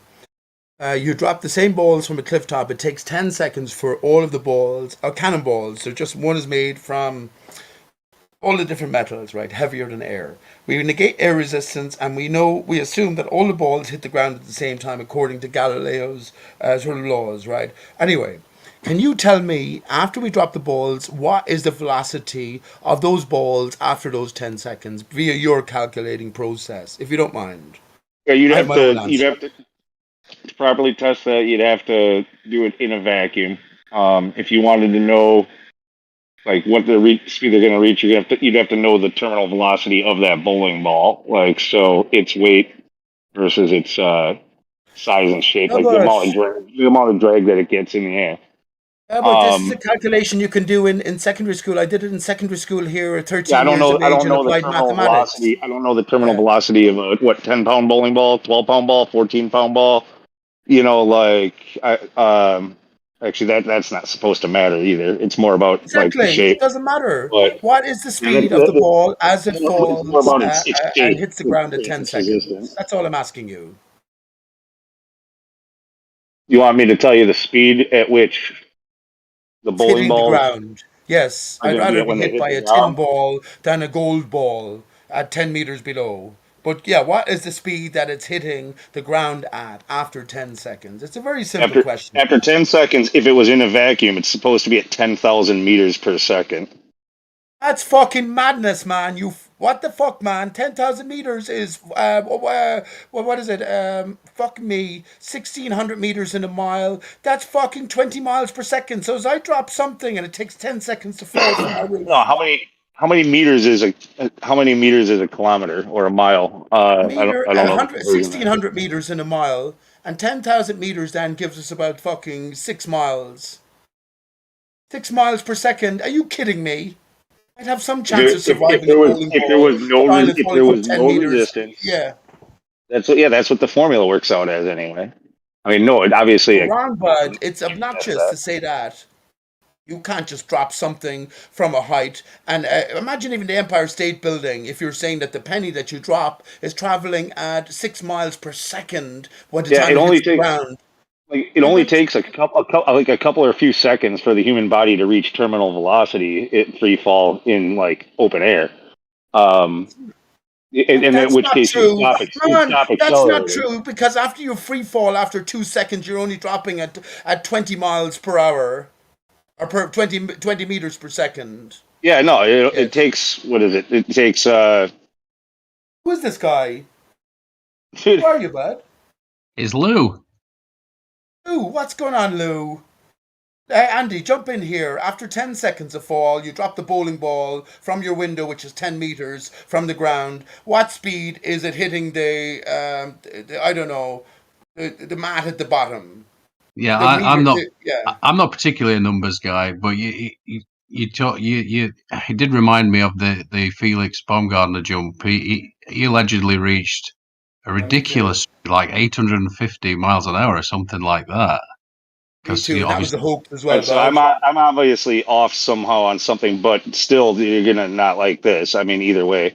So they're saying that like the human body in a belly to Earth position, estimated terminal velocity for skydivers is 120 miles per hour. So they stop accelerating after 120 miles per hour. Yeah. They just plateau there, and it takes approximately 12 seconds, falling from 450 meters.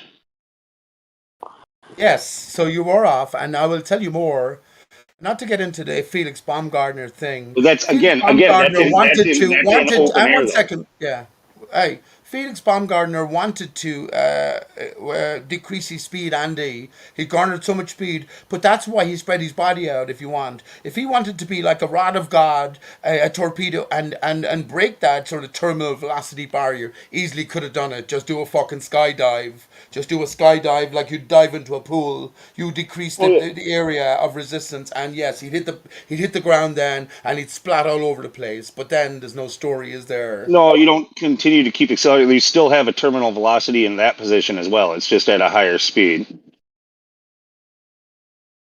Yes, but velocity is speed, and you're saying that it's a fixed terminal velocity, but it's at a higher velocity.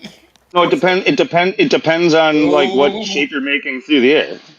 Lou, you need to do your homework again, Lou. Hey, Lou, have you considered that the Felix Baumgartner jump was a hoax? Do you remember they showed us Oh, at one absolutely. stage that No, the Earth was a that ball, whole and thing they was showed fake. us at a different stage that the Earth was a I just flat kept plane out talking the over it. window? I just kept talking more work.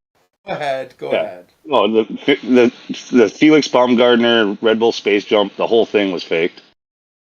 Oh, I Absolutely. like it. I agree with you.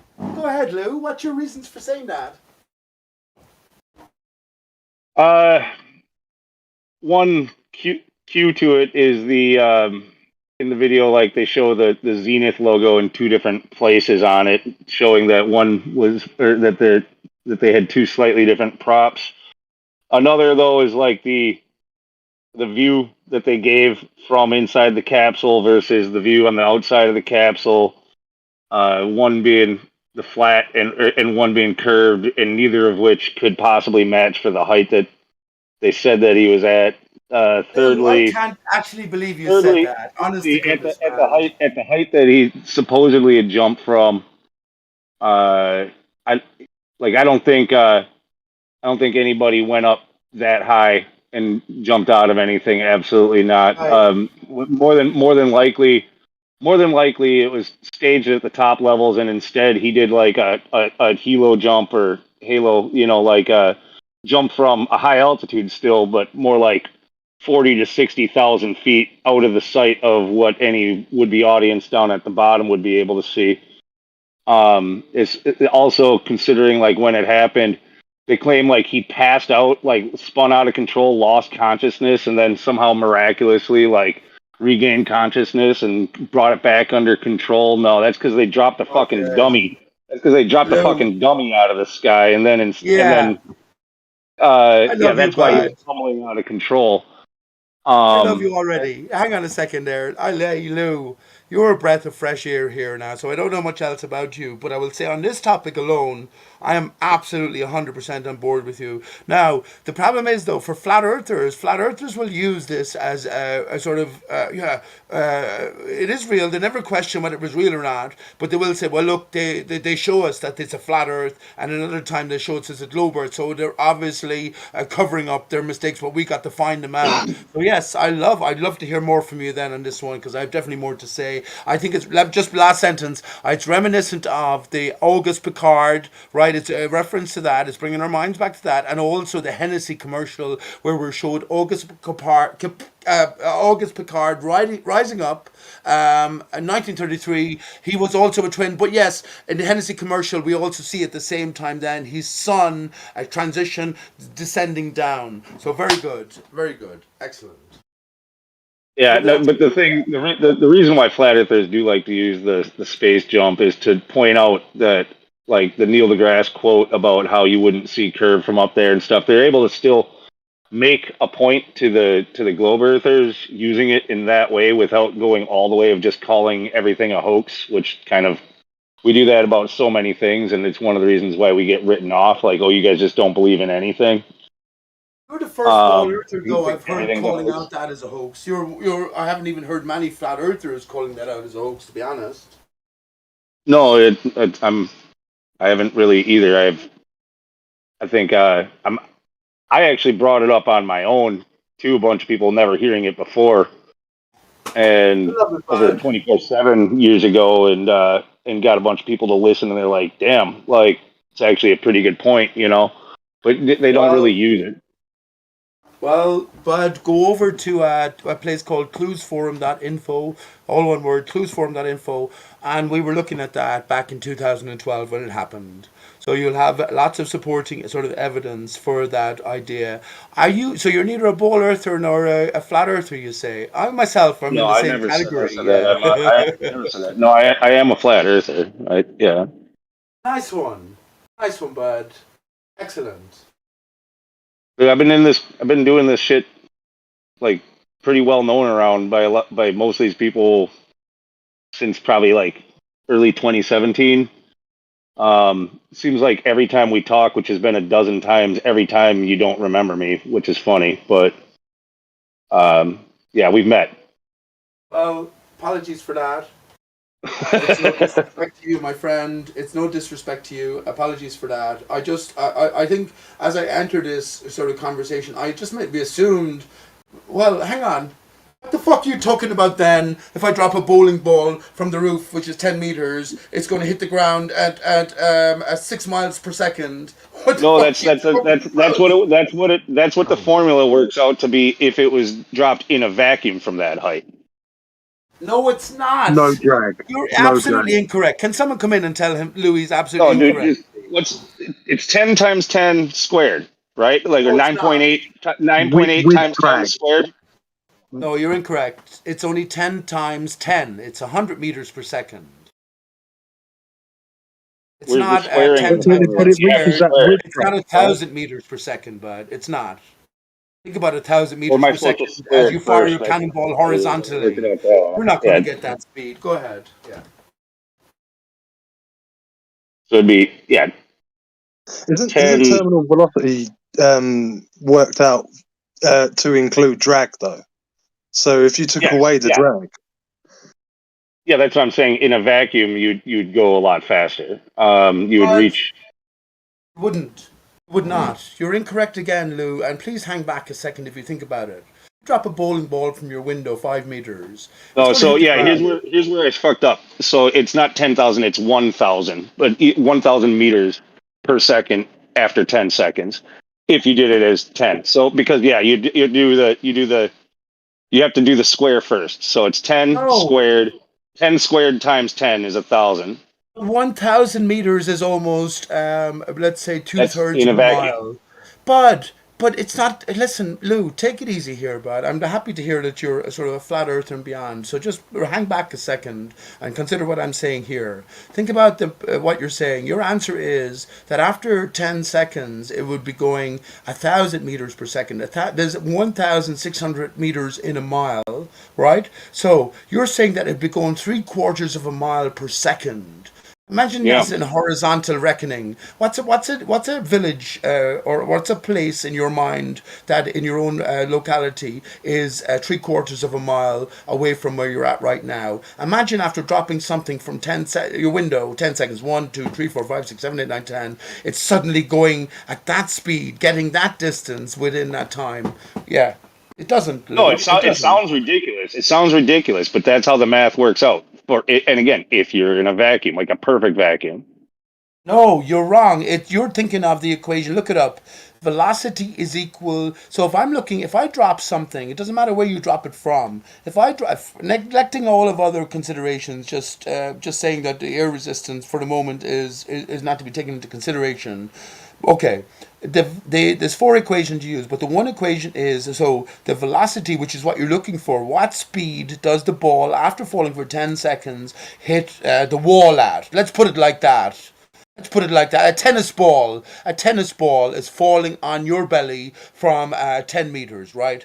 Now, here's the thing. I'm going to say to you, well, at 10 meters, that ball is going to hit your stomach at 100 meters per second. That's the velocity, the final velocity. And the equation you work that out with is via V, which is the velocity, is equal Equals to I over u, R. which is zero. But let me finish this, which is 0 plus at, 0 because you just dropped it. You didn't throw it down. You just dropped it, right? So initial velocity was 0 plus at. A is the constant acceleration due to gravity, which is a rate of 10 seconds.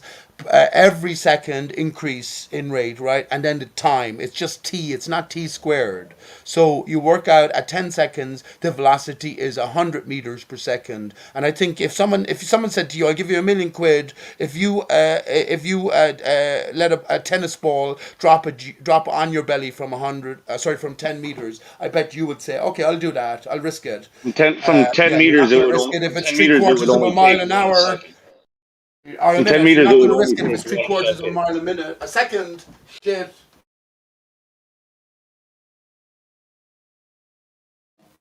I got flustered. Sorry about that. You're not going to risk it if it's three quarters of a mile per second, bud. Oh, yeah. Get real.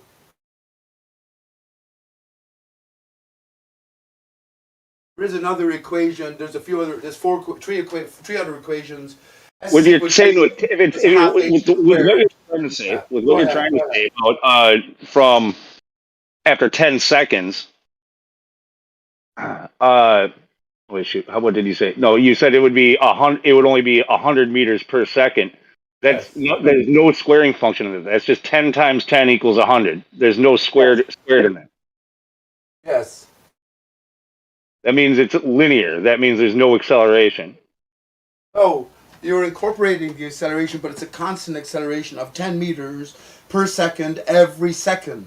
In other words, your velocity Right, yeah. garners 10 meters per second every second. After 3 seconds, it'll be 30 10 meters meters per per second. second Now, every if you're second talking is about going to be okay, go 1,000. ahead. But if you're talking about the distance traveled, then you have the equation S, which is the distance, equals to ut plus half at squared. So you multiply those, there you get the square function. So it's obviously going to travel a greater and greater distance after those 10 seconds as it garners this velocity. But yeah, come on, man. Just hang back a second. You know it makes sense. No, I'm just explaining what the math works out. If it's 9.8 meters per second squared, or we're rounding it to 10, then I don't care how ridiculous those speeds sound. That's what the math works out. It would be 1,000 meters in that 10. It would travel 1,000 meters in that 10th second. In the second from, would it be from 10 to 11? Like in that second, or as it hits 10, it would be going 1,000 meters per second and accelerating. Oh, can someone jump in here and please? Can someone jump in and Andy? Are you listening? Andy said he was. Okay, Yeah, jump that in. sounds ridiculous to me, but I'm going to make some food, and I'm not really a numbers guy anyway, so Okay, won't thank be you, much Andy. help. I forgot that you said okay. Can someone else jump in? Jeremy. Anyone else? Kosho. Where's Kosho when you need him? I'm not saying this thing about you, Lou. Here, there's four equations. What are you asking, Pete? Pete, Yeah. what's up? Okay, Jeremy. Who do you side with here? I say, as you take a tennis ball and drop it from a 10-meter height, the velocity at which is, as you're lying down, you're aiming at my belly or my leg or something like It that. wouldn't be a 10-meter height. It would only take 1 second for that. The velocity hits you after 10 seconds of fall is 100 meters per second. Lou here is saying, no, I'm incorrect. There's a square function, and it's actually hitting you at 1,000 meters per second, and of course, 1,600 meters in a mile. All right, Pete. What's the scenario? How we're dropping something, right? Yeah, let me rephrase it for him because he said from 10 meters high, and that it would only take one. We're rounding that 9.8 meters per second to 10 meters per second, just for ease. Say it again, Lou. Say it again. If you dropped it from 10 meters high, then it would only take 1 second. It would be from 0 to 1 that tennis ball would land on you. Okay. No, you're incorrect. So when you say you're dropping it from That's 10 right. meters, What do you mean? Hold on. absolutely- Lou, hold on a second. He said you're incorrect, but he's incorrect. Yeah. That's exactly what happens. Jeremy, So- drop a penny out your top window and tell me it only takes less than a second to fall. You have an accumulated In 10 meters, velocity it will number take starting 1 from second. zero. It's starting from zero, though, right? If you drop a penny 10 meters, it'll take about 1 second. No, it won't. Yes. Yes, it will. You're the one who gave me that convoluted, weird ass formula for how shit Yes, drops the but- other day. I remember that now, Pete. 10 meters, 1 second. What do you mean, Yeah, dude? but listen, okay, forgetting about that for a second. Okay, 1 second. Okay, well, if it was 20 meters, then how long does it take to hit the ground? Less than You're 2 saying it's seconds. only 1.2 seconds or something. Less- That's stupid, yeah. man.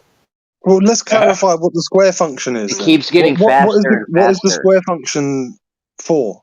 Like, could you not just say, instead of saying 9.8 meters per second squared, could you not just say 96 meters per second? Okay, I'm going to clarify here what the appropriate equation to be used is. When you're looking for the final velocity of impact, if I dropped a tennis ball from 10 meters onto your belly, and I said to you, okay, I will give you $1,000. Will you risk that? 10 meters, right? Your house What's is the probably square about. function? Okay, but here's what I'm saying to you. Now, Lou is telling you now that ball is going to hit your belly at 1,000 meters per second after that 10-second fall. Yeah, but you'd have to go way higher than 20 meters. You'd have to go 1,000 meters high to get 10 seconds. Oh, that's true as well. And I'm saying to you, okay, I could be wrong here now, reconsidering.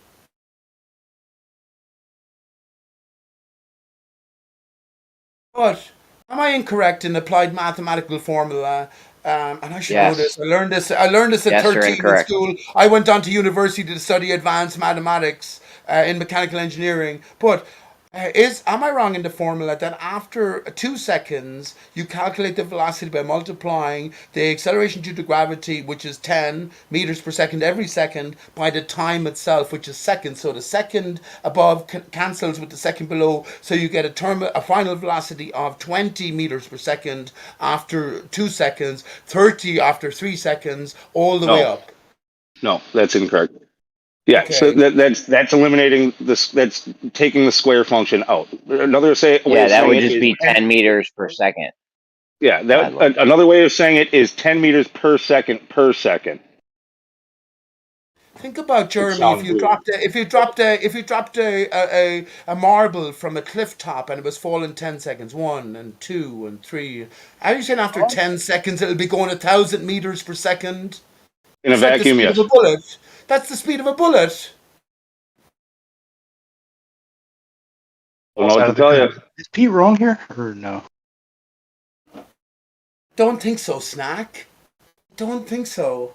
I think the equation is V is equal to U plus AT. I was asking other No, look, people. that's just how the equation works. Maybe the equation's wrong because it does sound like ridiculous speeds really fast, right? But that's the equation. That's how the math works out.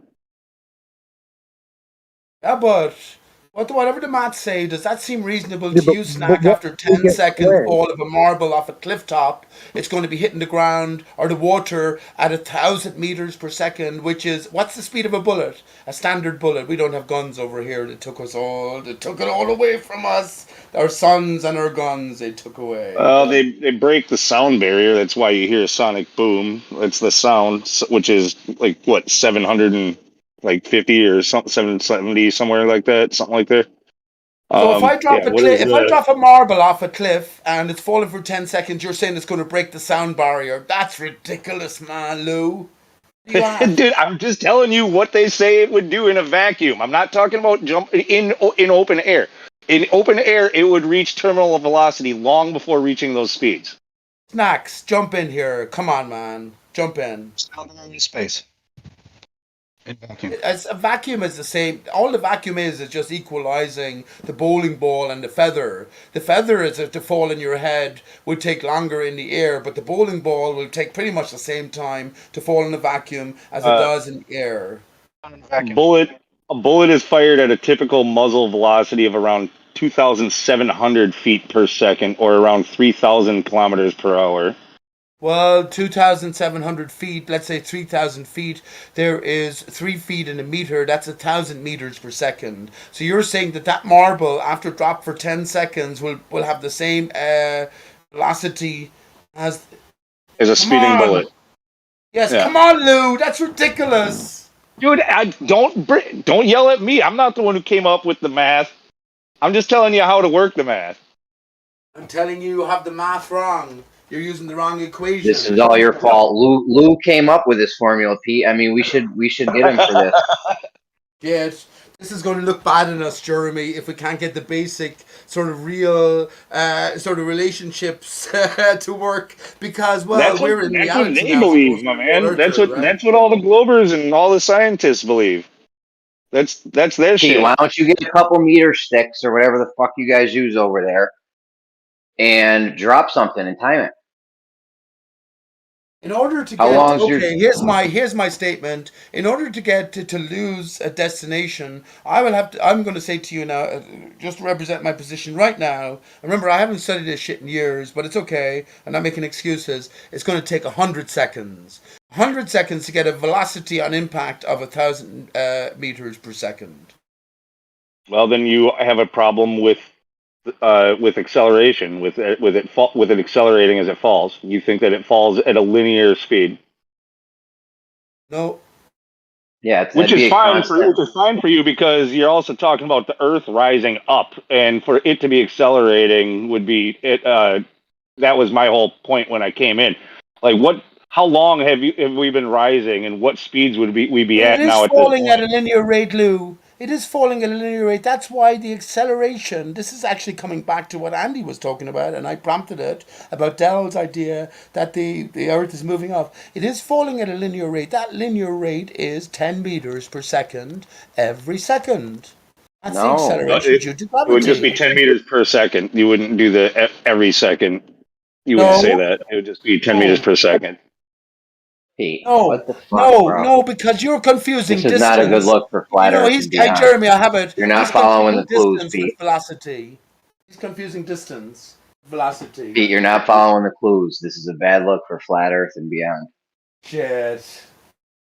Okay, you got to take the good with the bad sometimes. Although I'm still keen on this point, Jeremy. Let me make this out here. So the distance increases. You don't just travel 10 meters in the first second. You don't, because you're accelerating. So you go less than that. But the rate of distance increase is accelerating because there's a gathering of the velocity. Pete. Okay, go ahead. Pete, get a fucking meter stick. Go up 9.8 meters. Drop something and see how long it takes to fall. It's that easy, bro. Jeremy. You have a meter stick. Consider this, bud. I heard your fake leg is exactly 1 meter long. 1 second. The house I'm in, I'm looking out the window right now. I'm probably about I'm 6'2". I'm about 6'3" in my shoes, but I'm 6'2". That is about 2 meters. Now, 3 times my size is definitely down to the ground. That's almost, if I went to the roof, that's probably 10 meters. You're telling me if I fucking drop my leg off of the roof after, okay, I'm talking about meters. Okay, sorry about that. Okay, I'm getting, okay, 1 second. Yes, you're confused, Pete. First of all, I wouldn't use the leg. I'd probably use like a marble or something. I love the using the leg actually. How about We Jem? you could use your son's eyeball. Yeah. Shit.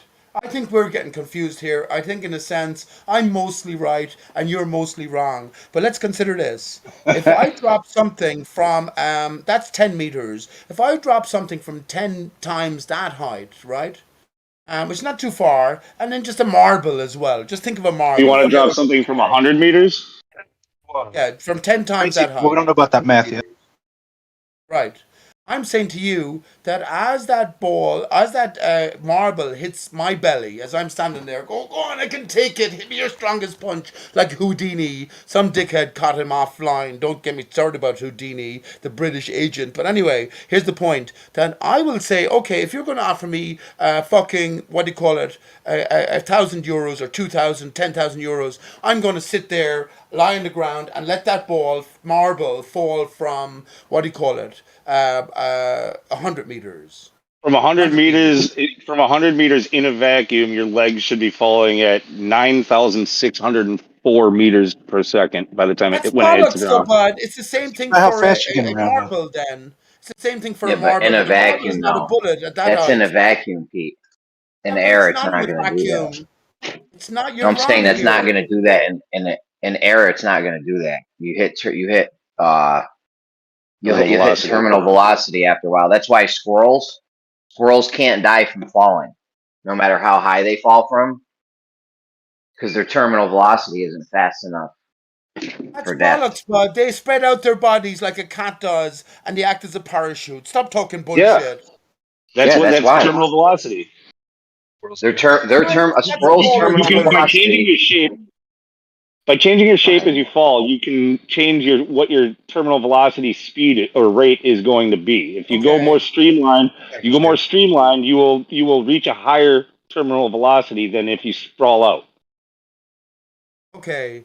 Now, here's the thing. Have you heard of the rod of God? You telling me that the rod? Can you imagine that all the billions snacks, the rod of God, were going to release these fucking projectiles from space, and suddenly they hit the ground like, tepidly, weak, flaccidly at a mere 100 miles per hour or whatever terminal velocity. Get the fuck out of here. Hey, back to Felix Baumgartner.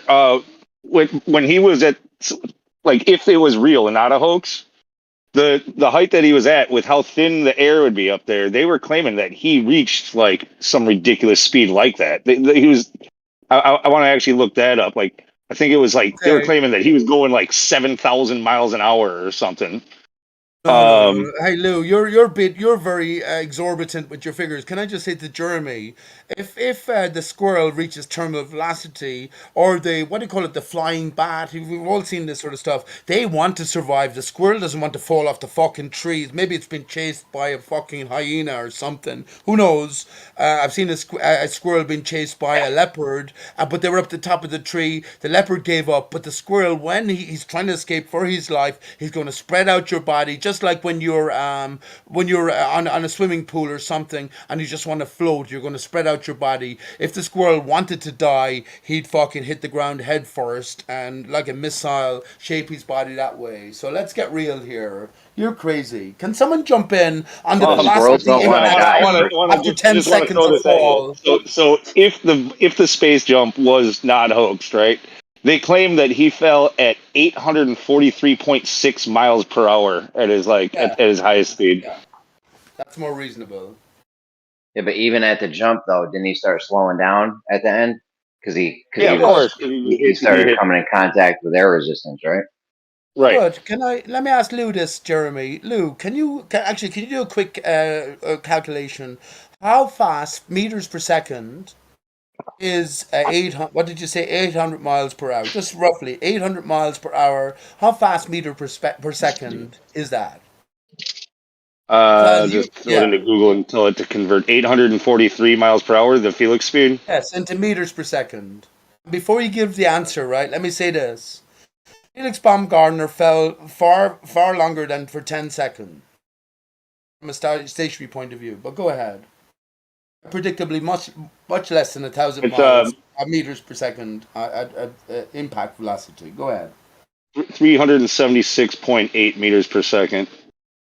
Right, so he jumped from fucking space and reached a fucking speed of 800 miles per hour, but he's only 300 meters per second. I asked you if I dropped a marble 376 from 376 meters per second. yeah, shit. But that's also not in a vacuum. He was never in like a vacuum space. He was just in a lower air, like in a lower pressure. Vacuum doesn't make a difference. A ball. If I drop the ball 10 meters on in the air from my window or from my rooftop, a bowling ball. If I drop the same ball in a vacuum, you'll get the same time. You'll get the same Negative. a little It's variation, not. a little Pete, you know variation, but not Pete. much. It's negligible variation. Yeah, over the distance of a vacuum chamber in your fish tank. But you know air resistance is a thing, right? Hey, Jeremy, dickhead, show me a vacuum chamber in a fish tank in a bucket in a fucking lab. I'll believe you. Okay, Democ. Would you say Democ? Can someone come in and agree with Pete, Pete? do you realize air resistance is a thing, Pete? Jeremy, can you come in and agree with me for goodness sake and put an end to this? I'll never agree with you. Just agree. Fine, I'll agree with you. I'll just give up. Never I'll agree just with agree with you. After 10 seconds of falling, the final velocity of the object that hits you, a marble, will be 100 meters per second. Now, I'm saying I might be wrong, but if it's 1,000 meters per second, I will fucking eat my fucking leg. I'll eat my leg, because that's the speed of a bullet. That's the speed of a fucking bullet. All right, we'll let you boil it. How do you want to do it? 10 seconds. You want 1, barbecue 2, sauce? 3, 4, 5, 6, 7, 8, 9, 10. Drop it! There you go. Down on your testicles. That marble comes. I think you'd bear it for 10 grand. You'd do that. But if it was a bullet, someone firing a fucking bullet down after 10 seconds, 1, 2, 3, 4, 5, 7, 8, 9, 10, you're going to say, fuck that. My testicles stand no chance.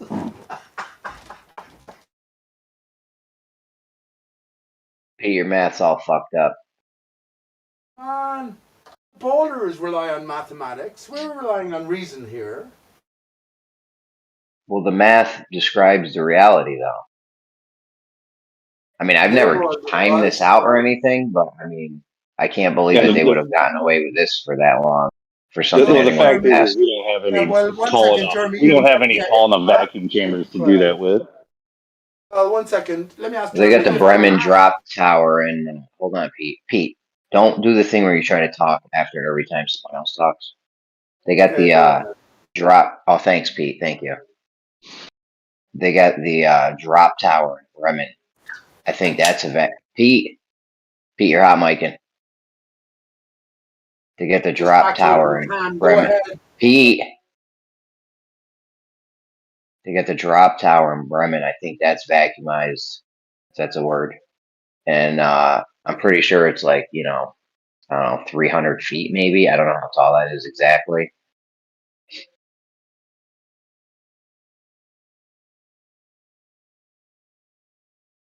But yeah, for us to be able to just test it ourselves, I mean, yeah.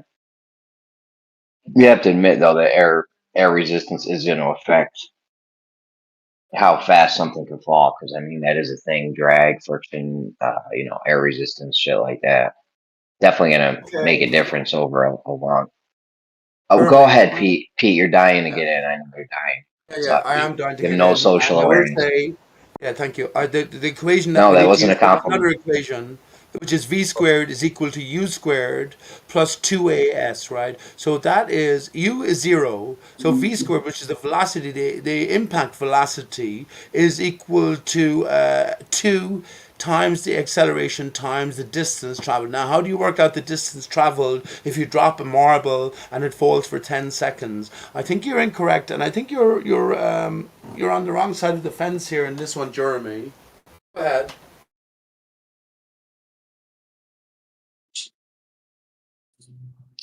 Max knows that I'm right, and he won't come in. Max knows that I'm correct in a sense. I think you're wrong, but like I came up with an idea called a leopard recon. It's a leopard and a leprechaun together in one thing, and I made a picture of it for you. There you go. It specializes in doing recon. Hey, Snacks, King Pete, of stop Air trying to here. King talk of after Air. I everyone. have Yo, no dominion Pete, over this Pete, earth. Pete, Pete. Awakening's here. Go on.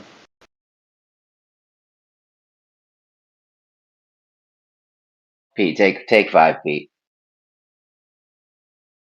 A leopard recon, and it specializes in doing recon missions.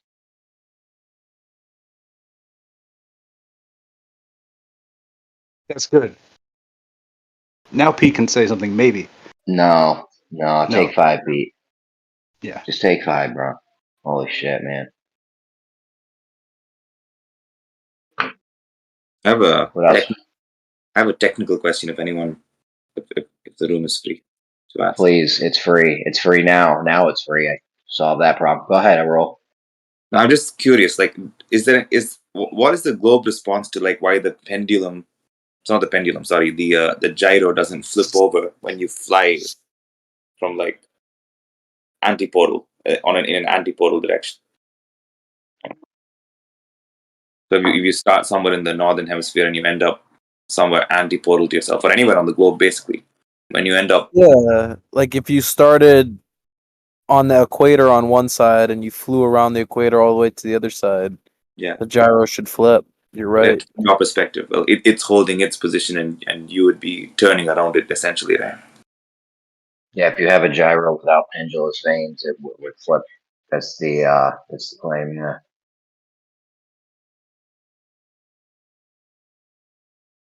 I do believe. What a pendulous vane. Should I look that up, or is it too difficult to like explain? Like, I've heard that term, but I don't know what. Yeah, there's different types of gyros. Mm-hmm. The pendulous vanes thing is to make sure that it always stays level. It's put into planes for like drastic flight movements, like when they bank hard. I think fighter jets and shit like that, maybe. Mm-hmm. That way it can reorient itself. Otherwise, it knocks it out of whack or something. I forget what the exact thing was, but I know it's what it does. But why is it reorienting to the curve? Like, what about it is like reorienting it to the curve according to that? Gravity. But isn't gravity like a weak force? And a gyro can resist a lot more than that. Yeah, that's why they put the pendulous vanes in, so that the gyro can just use gravity to reorientate itself. Okay, so what if there was a gyro without pendulous vanes and it was running on some external motor? That should flip. It should flip. That should flip on the globe, obviously. And okay, and okay, sure, cool. So they don't have a response pattern.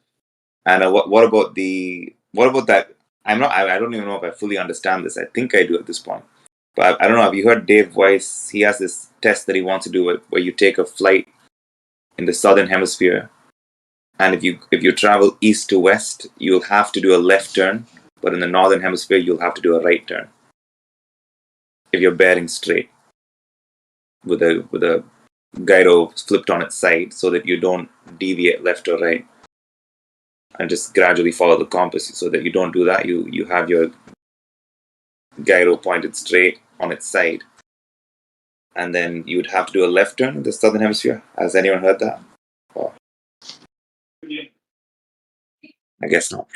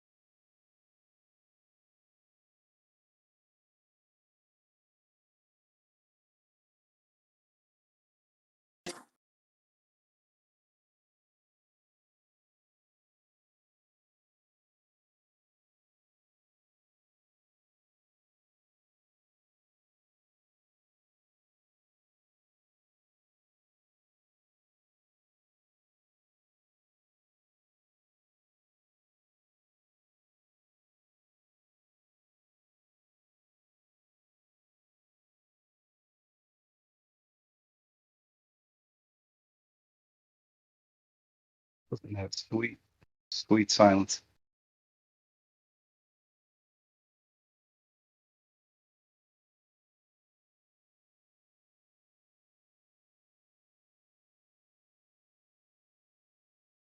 Dodo just has to be right.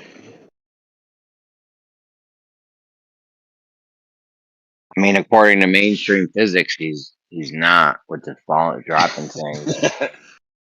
Right. His formula for Whatever you feel about impact 100. velocity. His formula for impact velocity may be right. I'm not sure, but I mean, who knows? But definitely the speed and drop time or amount of drop and shit is way off, I think.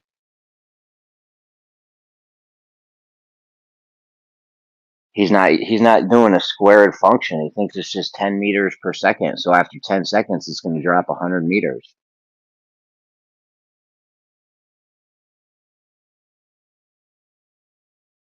Yeah, because he can't imagine anything going that fast in such a short amount of time. But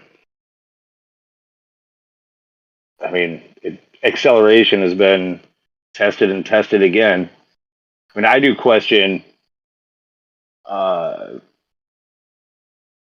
you know, if it can sustain that for any amount of time. You know, like if you had a super tall vacuum chamber, you know, let's say you had a 60-mile tall vacuum chamber, you know, like, would we find that it does accelerate all the way to the bottom, or is it going to level out, or are we going to find that math was off a little bit, or, you know what I mean? Like, we might need to do have a bigger test than what is feasible or possible. Well, that feather, when they drop the feather in the rock thing, that may look like it hits at the same time, but it can't. It literally can't, because there's air resistance. Like, no matter where you drop that at, there's air resistance, and the feather is going to have more air resistance than the rock over time. So if you had a tall enough vacuum, you'd find that things don't all drop at 9 point. You couldn't drop the rock and the feather at the same Well, but time, that's only because we can't create a perfect vacuum. So yep. Right. So, like, yeah, eventually anything will, given a long enough height in a non-perfect vacuum, eventually it'll still reach a terminal velocity. That terminal velocity will just be much, much, much, much higher than in open air. Yep. Yeah, because there's less drag. That's what I mean. When you put something in a vacuum and everything falls at the same rate, that's not some globe mystery or some fucking. That's just you've gotten rid of the air resistance, so why wouldn't everything fall at the same rate? There's no air resistance holding it back. Right. I've talked about this a couple of years ago. I started talking about it. Like, if you did have a perfect vacuum, like, then you're talking about, you know, something falling through nothing, a literal nothing, and therefore, yeah, that's why everything would fall in theory at the same rate. But there's more of a point to this. It's been a while since I talked on it.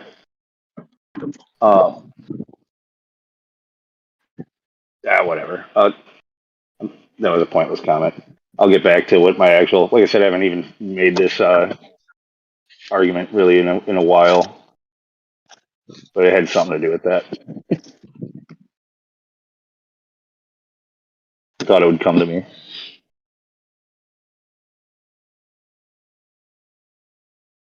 Bro, I really think the more I've been thinking about this, has been on my mind a lot in the past, I don't know, 2-3 weeks.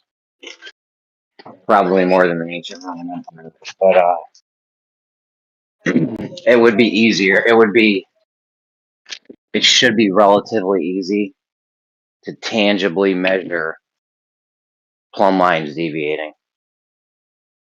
I feel like that is a reasonably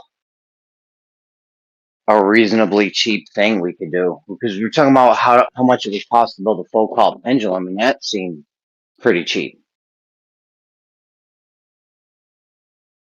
Foucault pendulums and plumb lines are cheap. Yeah, but how how far apart are you going to do your two plumb lines, and how are you going to measure that deviation? Because if they're anywhere near each other, you wouldn't expect much deviation from plumb. For the globe model, yeah, they got to be obviously reasonably far apart and reasonably high. Yeah, they get both super tall and far apart, and then how do you actually measure that? You're still well, the ones on the ground are stupid easy to measure. You could just put stakes, and then you know how far it is between the plumb line and then all the stakes, and then the next plumb line. The tricky part is the one in the air, right? Right. So the idea would be to just hang more plumb lines. You know what I'm saying? And then you know the distance between all the plumb lines. Like do each plumb line a meter apart, and then you just know.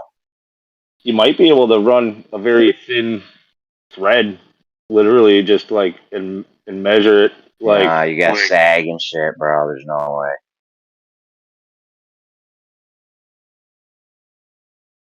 There's no way. Well, yeah, but you'd have sag on the top and the bottom though. It might not be 100% precise, but if you just measure the bottom, I'm not worried about. You measure the top. Bro, the bottom ones are easy. You just use stakes. Yeah, but no, if you still want to measure the top and the bottom the same way. Well, we could use plumb lines. Remember I said it for the top, you could just hang more plumb lines? No, because then I don't know. There's been talk about drones and all kinds of crazy ways to do the top. Drones are kind of feasible though. You could use a laser range finder or something. Then you could just float the drones down and do the same thing at the bottom.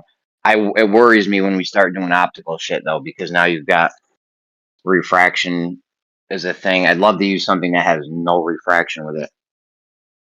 All the drone stuff worries me as well though, because all these smart drones, the ones that would give you the ability to like hover in place properly and to like all the good ones, they're all GPS guided, which already has this stuff built into them, into their programming. Like, I don't like. I mean, I own one, and I don't think I can offer much with it for proving anything one way or the other. Yeah. I'm just saying, like, Foucault pendulums and plumb lines, that's cheap shit. That's something we could,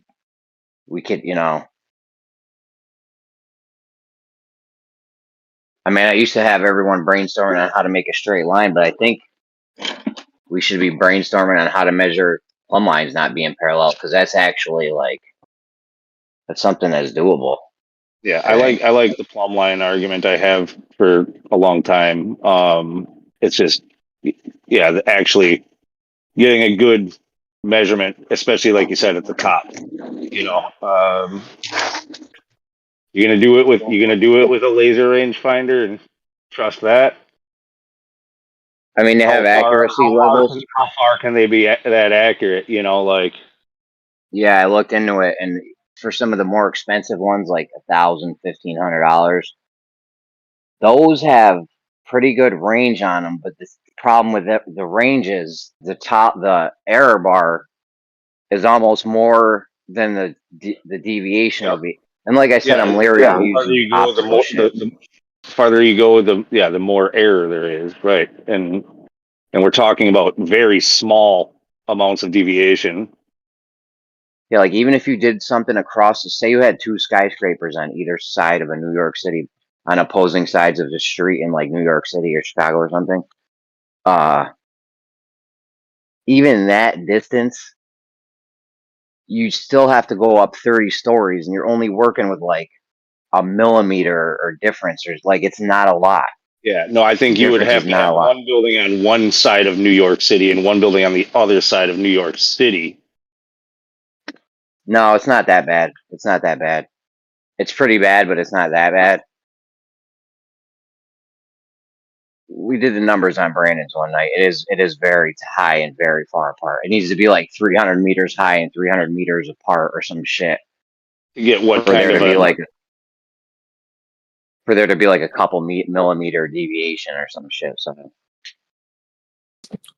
Could you do it from pendulums hanging from drones over the water? that's tough though, because now you're not why over the water. Well, my idea was to get a cliff. pendulums from drones over the water. That'd be tough. The thing drones can't stay that stable in the air. I mean, they can hold their position pretty well, but there's always wind. Yeah, my idea was to hang them from a cliff. Right, you get a cliff, and then you go all the way to the farthest side of the cliff you can. Then you go all the way on the other side of the cliff, and then you could do stakes from the top and stakes on the bottom. How about that? How you like them apples?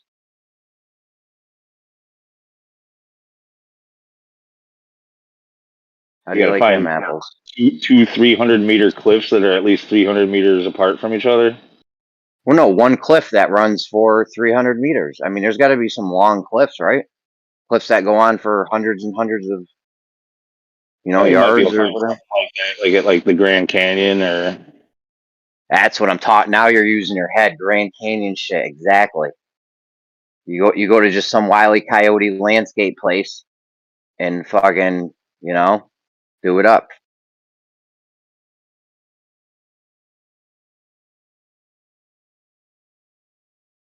That'd be awesome. You could get a precision engineered fucking meter stick. And then you put the meter stick so it's touching the string at the top. And then you put a stake into the side of the cliff where it touches the meter stick. So you now have 1 meter in between, and you have all the stakes be precision engineered. So they're all the same diameter. All right. Well, you don't even need that. You could just make sure that you put an edge of the stake at your precise mark, and then always measure from the edge instead of the center of the stake. The whole stake. Well, no, that's what I was going to do. That's why you want to have all the stakes be the same exact size. Yeah, it would be helpful, but I don't think it's actually necessary. Like to like if you just know you drove this stake in where the edge of it was the precision spot. We could mark it on like the top. You could also make a mark on the stake or something. Sure. And then just go off of that mark to the next one. Yeah. Something like that. Anyways, that's a minor detail, but you want to have your error be as low as possible. 300 meters, you gotta do that 300 fucking times. Stake, I don't think you'd want to do it as like the center of the stake, because you do it so that you'd still use the edge of it. Like that's like in carpentry, like if I want to be precise with a cut, I don't cut through the middle of my line that I draw. I cut to the edge of the line. I leave the line on. That's how you get a precise cut. I don't know. I was always taught to cut twice, measure once. So. But yeah. No, you always leave the edge on that way in case you got to go back and trim the edge off. I hear you.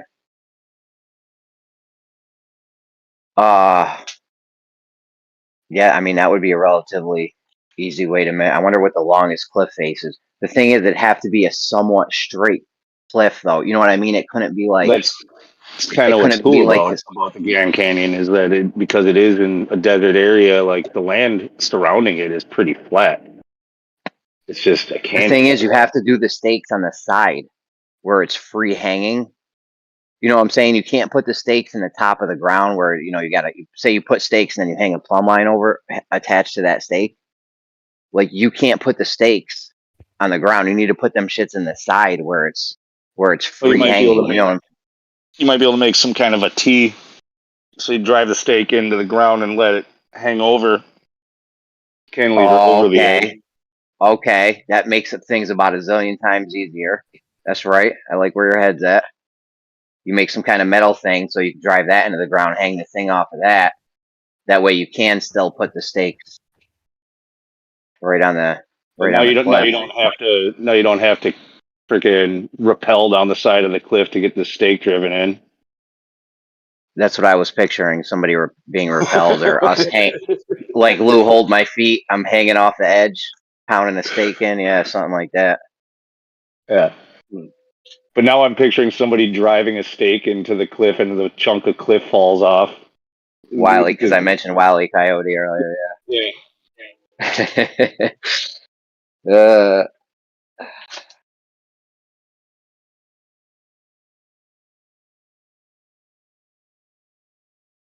That's what I mean. Measuring plumb line seems like an actual doable like thing that we could do. I mean, how much the time it would take? Yeah, that's one thing, but the materials you would need. I mean, a few $100 for the line and shit. You use like paracord or something.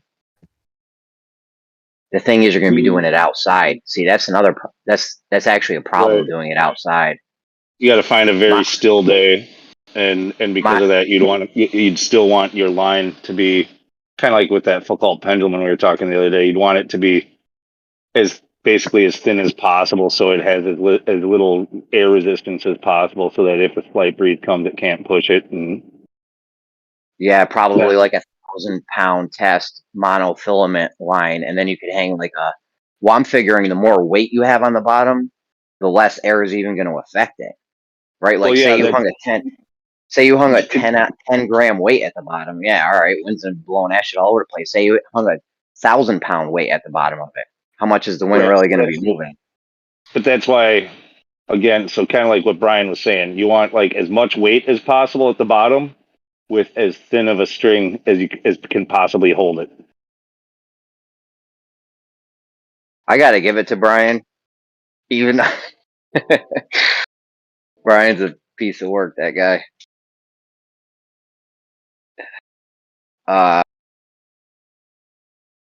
Yeah, dude. I mean, if we could get back to the Foucault thing. Did you catch the Foucault thing from yesterday? Yeah, I was there for most all of it, I believe.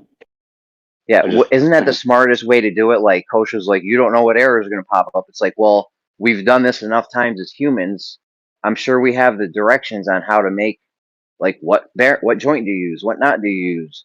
How do you let the thing go? What weight do you use? Like, we should have all that shit, like, pretty much nailed down by this point, no? Also, is totally ridiculous with his answer of like, no, it's not. There's no manual. It's just trial and error till you get.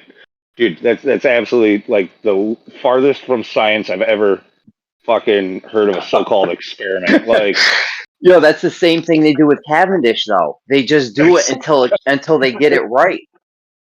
Yeah, bro. There's no prediction there. You're just like finagling with this thing until you get it right.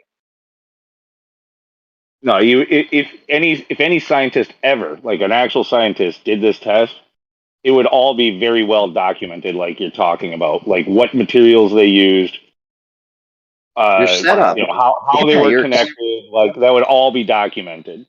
Your experimental setup is definitely going to be well documented. Yes.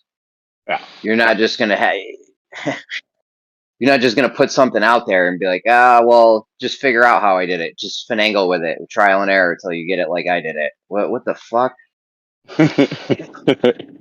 You just got to turn your 2x4 on its side, and drill a hole. What size hole do I need? Oh, it doesn't really matter. What kind of tie a knot on the end? Sure. Like what kind of knot? I don't know. I wasn't a Boy Scout. Yeah, I think that's what. Yeah, nice test. Funny you're talking about this because just a little while ago, I was watching videos on the Foucault pendulum because we were talking about it yesterday. Wanted to get a little bit more knowledge. And guess what? I found an Achilles heel of the Foucault pendulum just about a half an hour ago. What'd you find? So, check this out. Yeah, what'd you find? I'll tell you. The Foucault pendulum on the top, right? Okay, first of all, the Foucault pendulum swings back and forth, right?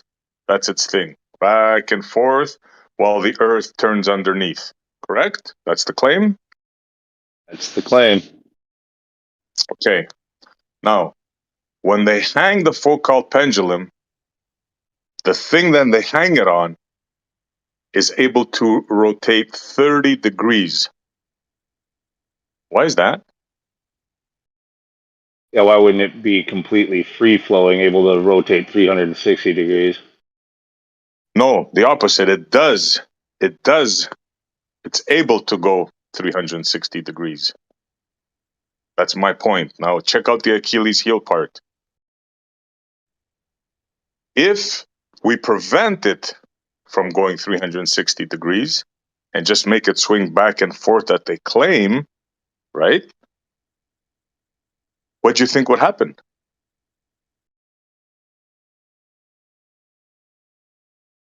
No precession.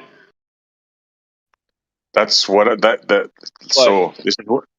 But yeah, that's see the reason why it needs to be a free flowing 360 degree like ball type joint up there is because whatever you're mounting it to, like if it has to be connected to the earth, and if the earth is going to be spinning underneath of it, like yeah, in order for that string to maintain or that pendulum and that string to maintain its back and forth the way that it was set, then everything has to be free flowing at the top there, like allowed to move. I say the reason why they do that is so they can control the ball itself. I say if you have a pendulum just swinging back and forth, I say the ground underneath it will never turn. They can never show that it's turning. Because if the movement is just going back and forth, right? Why would you need a free flowing thing on the top? It's just going back and forth, right?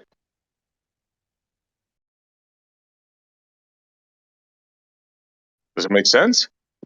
I mean, I get what you're trying to say, on. but like I said, I mean if the floor is moving underneath the thing and the building is moving underneath the thing, and the tripod or whatever it is that is connected to the floor, and like that stuff has to be allowed to like the two have to be independent from each other. I think that's the idea. Well, that's another fault there. Yeah. Go on, Jeremy. What were you thinking? We brought this up a long time ago. I don't know, maybe 6 months, a year ago. And yeah, why does the thing need to even rotate 360? It's really just going back and forth. So why not only have a thing where it can only swing back and forth? Not let it. It shouldn't need to rotate at all. Exactly. That's the Achilles heel right there. For two reasons. But the one I think is they needed to rotate back and forth because they know, of course, that the Earth ain't spinning. And in order for the machine to work, well, it has to rotate. That ball has to have a 360 ball bearing, or else they know that the Earth ain't rotating. So the only way to move is to move the ball, the pendulum itself. Freaking Packers making an amazing comeback in the fourth here. Sorry. They were down 17-0, into the fourth, and now it's tied up 17 each. Still got an extra point to kick. Yeah. And yeah. Anyways, that's just one thing to think about. I found out some other things, but I'm gonna be busy for the next while. We'll talk about this a bit later. Yeah, I get the argument. I'll have to think on it a little bit more also, because like I said, I mean, like my answer there that I gave, it's just, I guess, maybe devil's advocate to what you're saying, because I get your argument as well. Yeah, but what you said brings up another thing, right? How can you detect the spinning of something while you're on it? Like, you understand? The focal pendulum, it's another Achilles heel. It's supposed to be independent of the movement that it's detecting while being on the thing that it's supposed to be independent on. Yeah, So that's right the whole there, reason why I think it kills it I think right that's there. the reason for wanting the swivel. Well, that ain't going to help you. You're still attached. You want a helicopter thing. You don't want a string thing. So no matter what string thing you have, it will never, ever replicate something hovering over it. So it's just a magic trick, is all this is. That's what I was saying yesterday too. Is I think the whole thing is a parlor trick. You know, it's I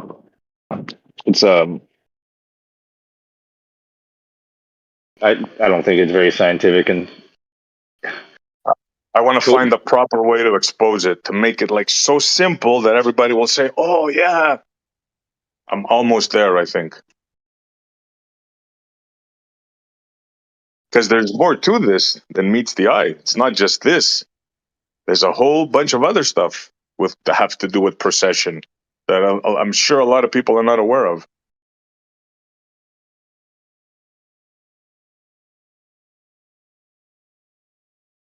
Like, for example, the further away you move from the center of rotation, the longer the precession. And then the times are crazy. It's just like, yeah, like I said, there's way more to this we need to discuss that's going to freak people out.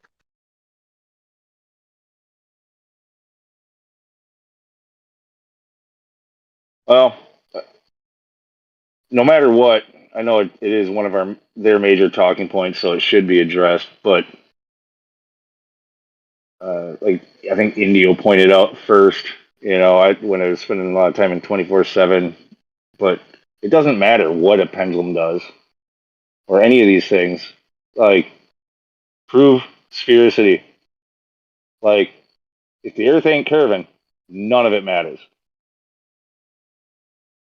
Yeah, well, you can just say that as a general statement, but we're talking about one particular thing. So you can make a general statement or you can take things individually. And since we're talking about a pendulum, I figured, let's talk about a pendulum. Yeah. I'm with you. It's just, yeah, it's only for the sake of arguing with the Globers, really. Because if you're a flat earther, that shouldn't matter. Well, this is the way I see it, right? I take it argument by argument. Like many years back, Bob the Science Guy came with another thing to prove Earth rotation, a gyro compass. I'm like, what, a gyro compass? Well, let me check this out. So I checked it out, and it's the complete opposite. What I found out is not what he said. It doesn't seek north on its own, right? You have to make it seek north. So that's another thing we dispelled. You know what I'm saying? Like, you have to, the way I see it, is attack each of their arguments separately and just like do them in. ISS, O-rings, pendulum, this, that. You know what I'm saying? Be able to disseminate any one of their arguments. Yeah. No, I think that's obviously good to be able to just kind of swat away each and every one of their freaking points. Yeah, like find the Achilles heel, like the undeniable, the weakness in their